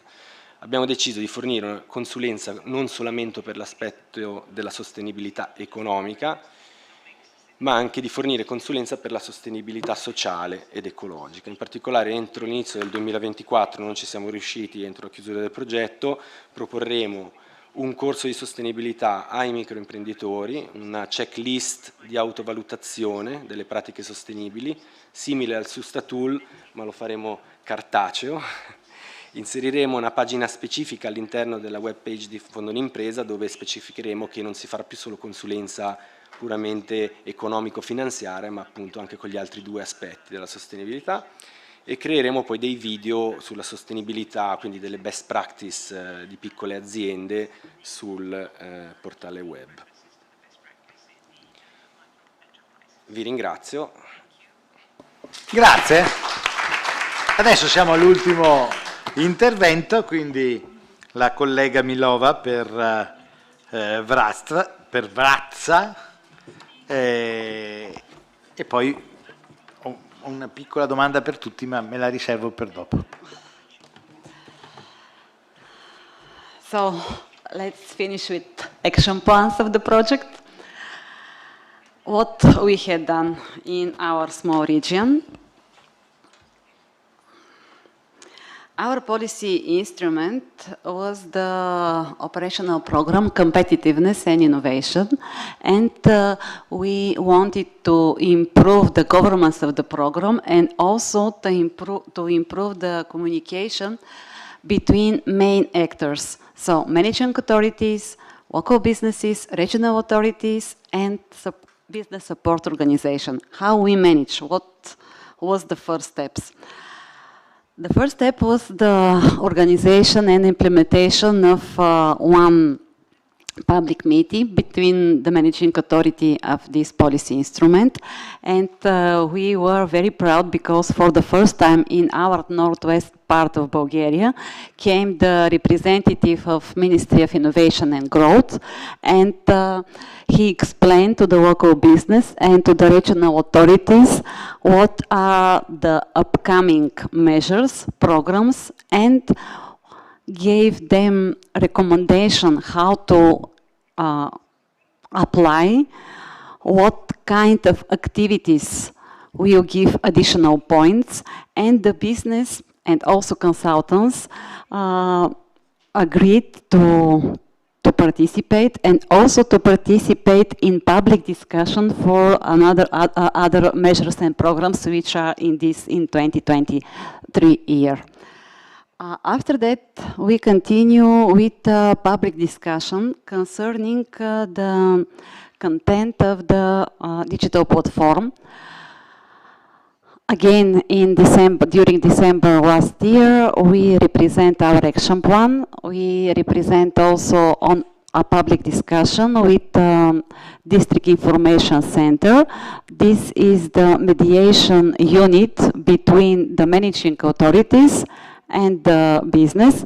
So we received their opinion, and in January this year we continue with meetings, and we implement a meeting with the local business and with the entrepreneurs, which declared what will be useful for them and what should be the content of our digital platform.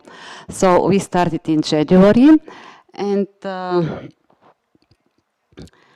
at the beginning of May, we have our digital platform for supporting services for startups and SMEs, and we are very, we are surprised in a good way that only for 1 month we have 5 feedbacks and requirements for small businesses from our region to support them to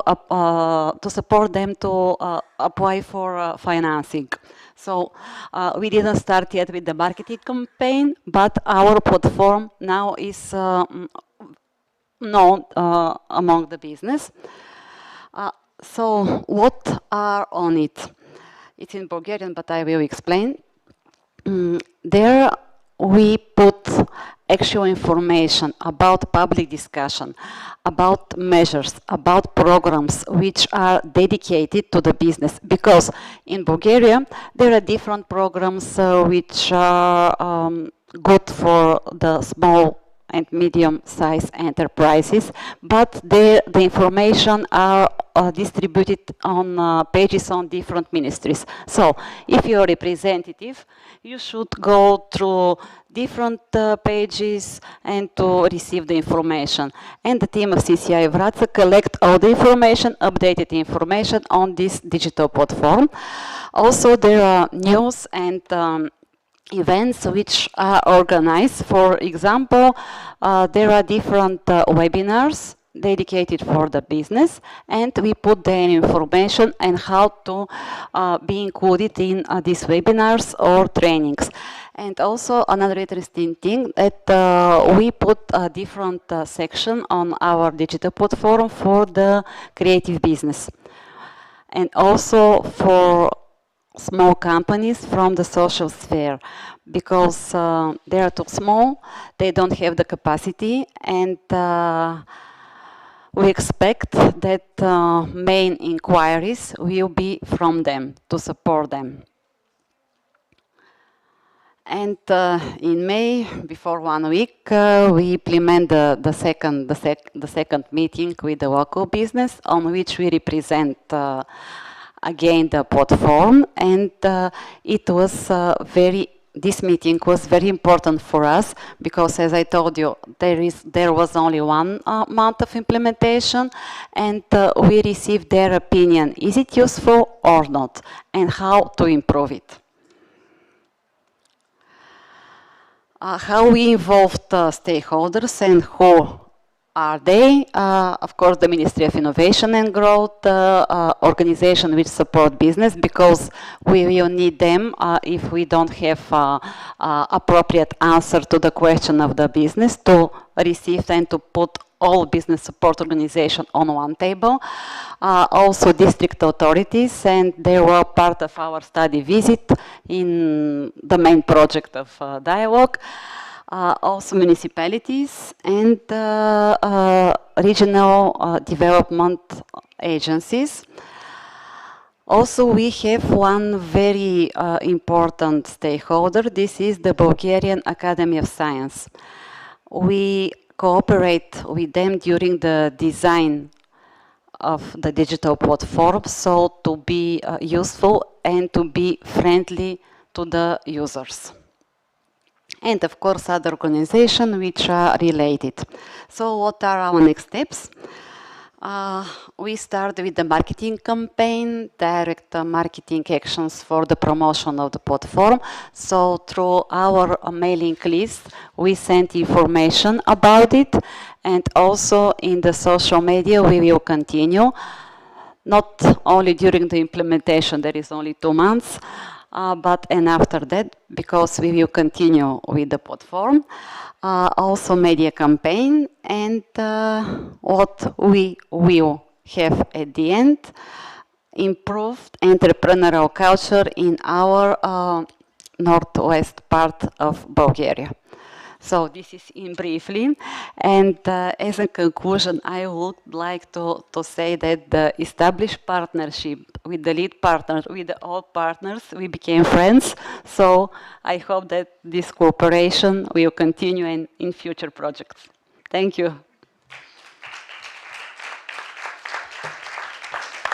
Grazie dottoressa Milova, siete stati velocissimi, abbiamo ancora un po' di tempo, però insomma gli lasciamo anche fare un giro per il centro storico di Trento se finiamo un attimo prima, no? Se permettete una domanda telegrafica, direi 1 minuto a testa.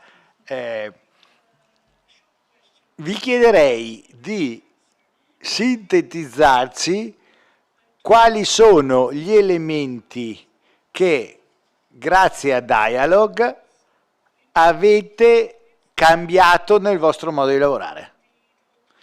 Cioè, so che sto facendo quasi il lavoro di qualcun altro e mi scuso per questo, però penso che sia determinante. Cosa è cambiato nella vostra organizzazione a seguito di Dialog in riferimento alla vostra azione pilota? Luciano, ti costringo a essere il primo. All'ultimo, ok, Luciano è l'ultimo, quindi andiamo dalla mia sinistra alla destra. Prego.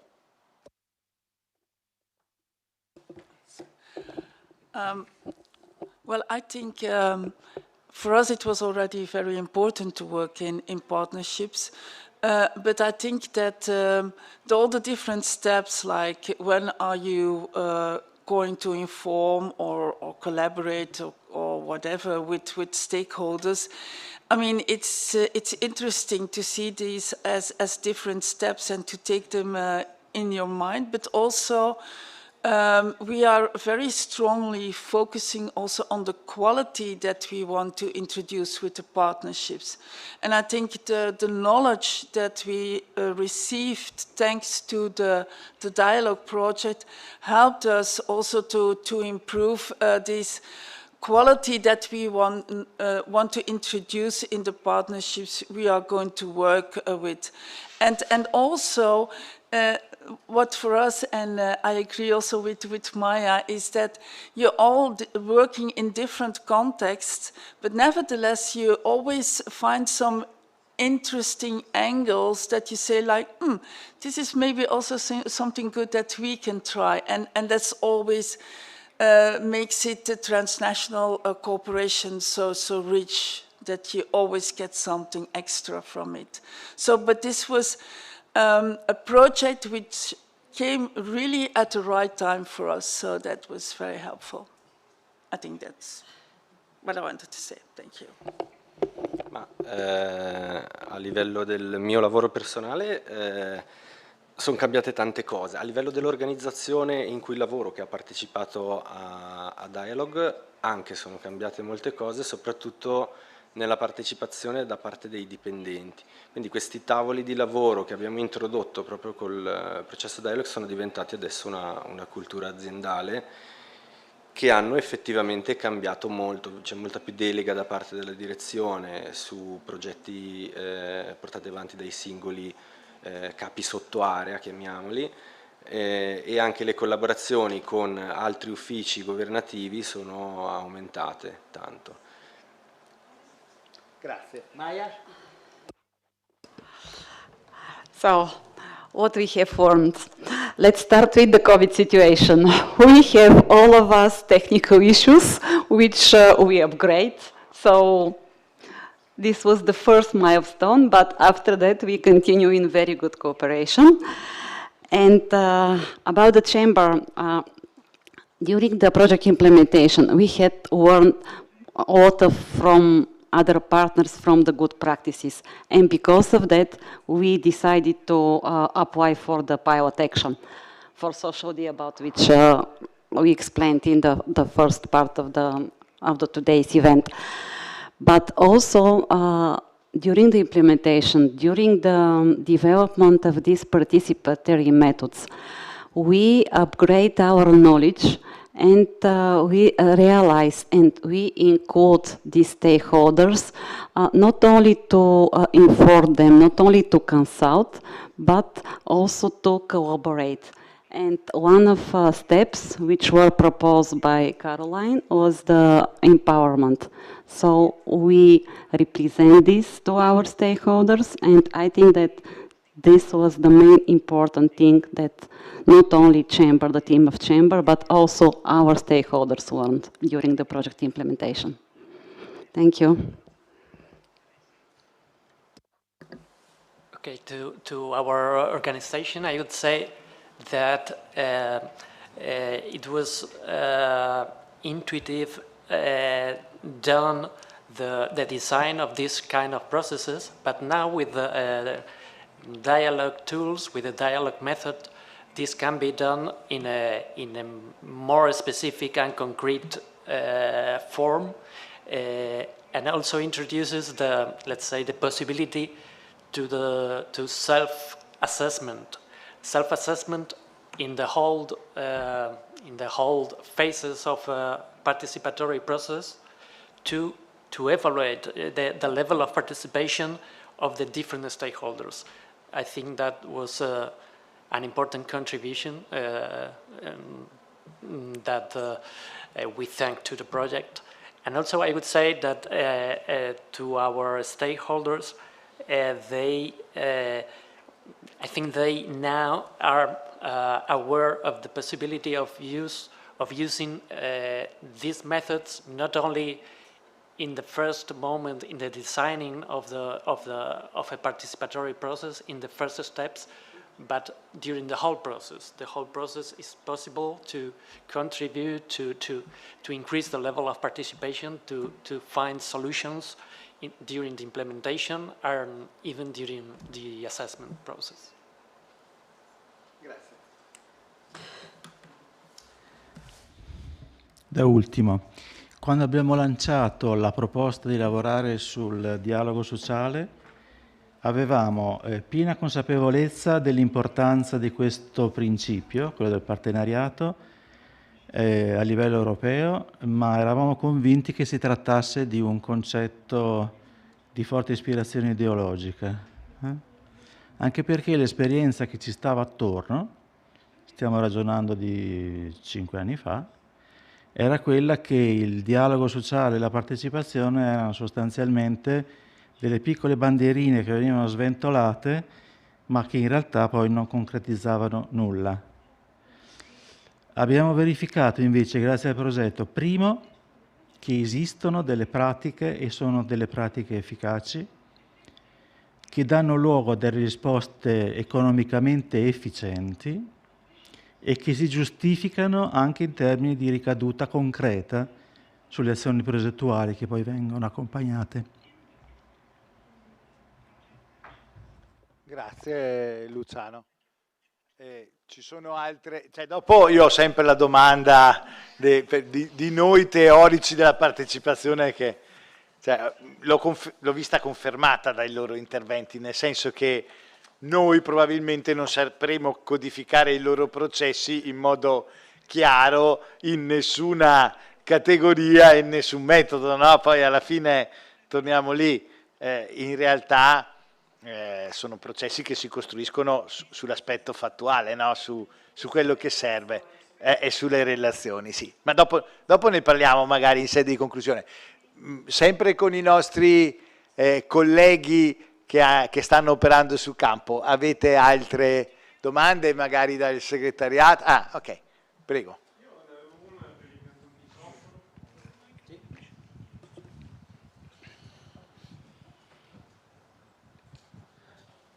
Ecco, ne avevo una per Gioele. Voi avete in mente di fare lo stesso lavoro che avete fatto con i dipendenti, quindi sviluppare la partecipazione anche con gli utenti del servizio? Cioè magari in modo da farli passare da consult a collaboratori. Allora, questa è una cosa che abbiamo discusso nei tavoli di lavoro. Il problema è che il servizio esiste da parecchi anni e non avevamo la base legale per metterci in contatto con gli ex utenti, quindi avevamo soltanto gli utenti del momento. Si sta pensando di farlo, ma le risorse sono un po' scarse nel prossimo quadriennio e quindi non lo so, oltre al fatto che io esco anche dal servizio e l'idea è poi farlo con gli enti locali, quindi si sta lavorando in quel senso. Grazie. Ci segue?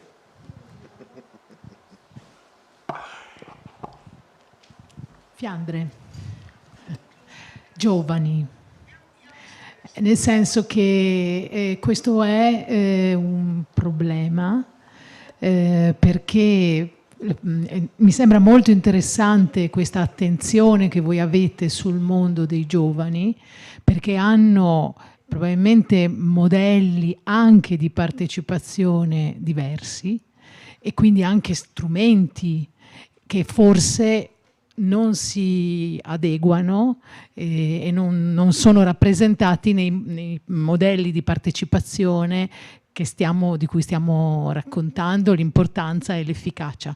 Perciò ritengo che sia la vostra esperienza molto interessante anche per il nostro territorio e questo mi piacerebbe che fosse approfondito anche laddove voi dite non siamo riusciti perché la risposta è stata negativa. Ogni risposta negativa è un punto di osservazione per tutti gli altri.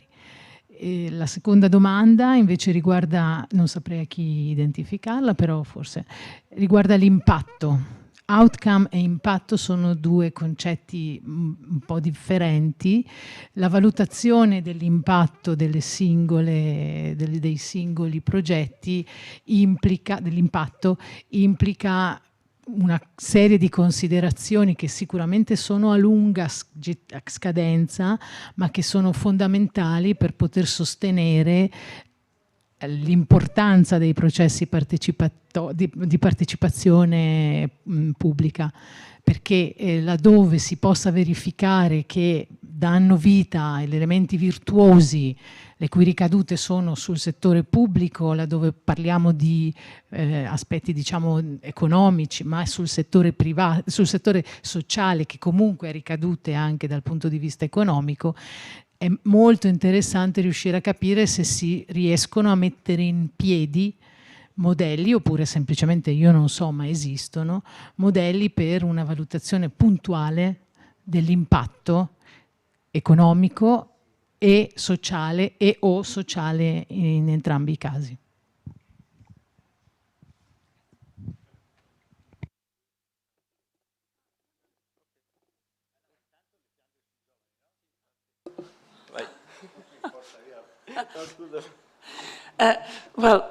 Thank you, because I mean, indeed, we found it really important to have this, because I think They are often forgotten as a stakeholder, and these are young people. And it was also with a lot of discussions with other stakeholders that they said, like, they are the future.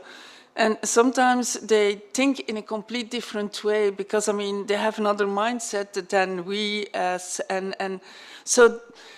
the first partnership that we were looking for, I mean, it was not the youngsters themselves who said no. It were the other stakeholders who said, like, we are not interested because we don't have time. And for us, that was really shocking to hear this. And although we said, like, we want to support you on this and we want to see what the impact is. So, but we found now second best. I mean, it's not second best, but we found another partnership where they said, like, yes, this is really interesting because we want to work on how we can make enterprises more inclusive. But if we want to see what the future brings, then it's important that we also see what young people are thinking about this. And this is still planned, so we still are going to do it, but it's really true that the way we want to reach them is that we also have to think about this very carefully, maybe more on social media, but also other things, because, and maybe you're right, this is maybe something that we have to look into much more in which other channels that we can use to find the right, but also other stakeholders. And maybe we have to think a little bit more also out of the box on which stakeholders to involve. Because sometimes, I mean, we are really focusing on labor market, and sometimes we think, okay, we go to the trade unions, we go to the employers' organizations, to the public employment service, etc. But sometimes if you also go to cultural people, to sports people, they also have another thought about the labor market, academics, etc. And so we have to be very open to it. And yeah, concerning impact, it's true, it's very, very important, and also to look on how to measure it, and something that we are also now, but it's a little bit beside what we are doing in this project, is also looking at soft indicators and to see the distance traveled, how people, so to see, because it's also very important to have a definition on what is impact. I mean, when is it good enough? I mean, that the European Commission first always said they wanted to have hard indicators. But sometimes that's, yeah, I mean, then it's yes or no. You're in training, you're working. But sometimes for certain people, and especially vulnerable people, which was also our target group, this is not always the right indicators. And we are working on that as well. But we can keep in touch to let you see how you're evolving. So, sì, no, rispetto all'impatto, anche per noi è stato un problema sui parametri, oltre al fatto perché c'è stato il Covid, quindi sono diminuiti gli utenti durante il Covid e sono aumentati, e ci eravamo messi come numero un 5% di aumento, adottando il metodo partecipativo. Effettivamente è andato ben oltre, però non sappiamo se è per quello o no. Inoltre l'impatto, diciamo, più sulla cultura partecipativa all'interno del servizio sicuramente c'è stata. Nelle collaborazioni con gli altri uffici dipende dal capo ufficio, cioè dipende fondamentalmente da cosa pensa chi sta sopra. Noi abbiamo avuto anche parecchi problemi al di sopra del nostro ufficio, cioè a fare tavoli di lavoro, ok, sì, no, non si sapeva se si poteva farli o meno. Quello forse è stato, a un certo punto ho detto, ma forse era meglio che lo prendeva il progetto qualcuno sopra di me, che come dipendente dell'ultima catena non avevo tanto potere decisionale. Ecco. Mr. Rocans, vedevo che era particolarmente desideroso di fare anche lei le sue considerazioni su quello che ha sentito. Yes, so just to make a general comment, I guess, if we can go to the conclusions. I will not have particular questions now, but just I'd like to point out several things. First was thank you for a very nice presentation from the academic side on making this whole project have a joint structure. And this was very interesting to see that in almost all your presentations you were following this like stratification of different structures, from the information to empowering, and empowering is probably almost impossible in some cases, of course difficult. So it already shows that you acted as a project and you used some kind of joint methodology and you exchange a lot, so it was not just several different action plans, but action plans that have a joint, at least structural methodological framework, which is very nice to see. And I'm happy that you utilize it. The second is that I would like to comment is that you had a pilot, you also had the Swiss partner, which is very good. It's not very often we have the Swiss partners in projects. Also a novelty in a way. We don't have many Swiss partners. We would like to see more partners from Switzerland, of course, involved, because it's a different funding framework, I know. But what is important is that, of course, as we also thought in the coffee break a bit, that this project was funded under the social innovation. And of course, there is an innovation. But in general, in the new framework of the program, this would perfectly fit in a framework of governance, which is one of the new priorities, because all you are dealing with different things.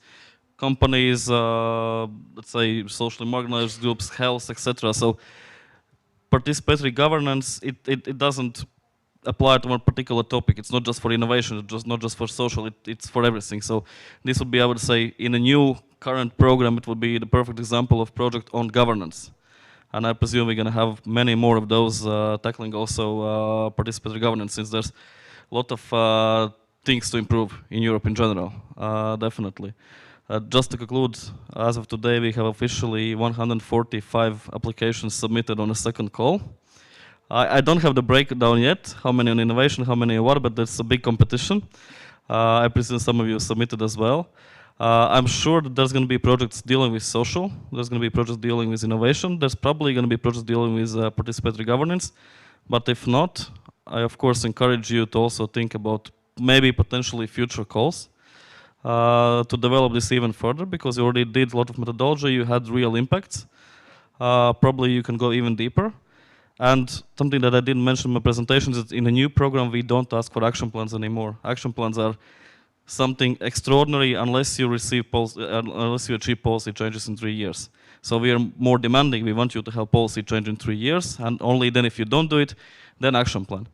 But what was important for you, because you were also fourth call project, that we were very strict regarding action plans. Only one action, very concrete. And what I see today, and thank you for the presentation, it's sometimes we don't find this much information when we read the progress report. So I get much more now today.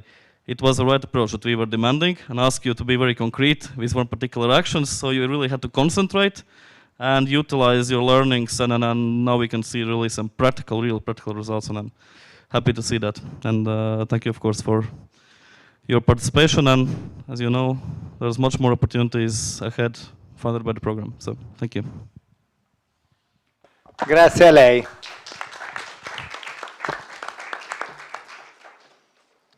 Allora, vabbè, io andrei alle conclusioni, nel senso che mi piacerebbe riprendere un po' questo ragionamento che abbiamo fatto. Abbiamo capito che un certo tipo di approccio teorico ha informato fortemente i comportamenti concreti e operativi delle amministrazioni, ma abbiamo anche capito che è molto legato alle persone, è molto legato alle capacità delle singole strutture di relazionarsi e non sempre permea nei vari livelli decisionali. Prima avevo chiesto alla dottoressa Molteni cosa ne pensava sostanzialmente dell'aspetto del vincolo normativo e della necessità di essere più o meno tecnici nell'approcciare a queste materie, quindi quanto ci si debba riferire a persone competenti o non persone, o permearlo all'interno dell'organizzazione, anche tra virgolette a scapito, no? Della qualità tecnica del processo. E mi piacerebbe avere una risposta di questo tipo. In riferimento a quello che ha detto Monica Rocchini prima, che fa resto è una mia collega anche lei, insomma siamo qui in tanti tra di noi, dico Monica, prima della misurazione dei risultati sarebbe già una grande cosa dare la restituzione ai cittadini della fase partecipativa, cosa che non sempre facciamo, e non so se loro, perché non l'ho vista nelle loro presentazioni, hanno pensato alla restituzione, no? Perché sì, partecipiamo, formiamo il convincimento, ma poi lo diciamo a chi ha partecipato, che risultati ha prodotto come cambiamento dei nostri comportamenti, no? Quindi, se permette, direi, lascio a lei, perché io ho parlato anche troppo, questi 2 ultimi minuti di considerazione, nel senso di, appunto, rapporto tra tecnici e operativi, e che prospettiva vede da fuori per il nostro gruppo di crescita.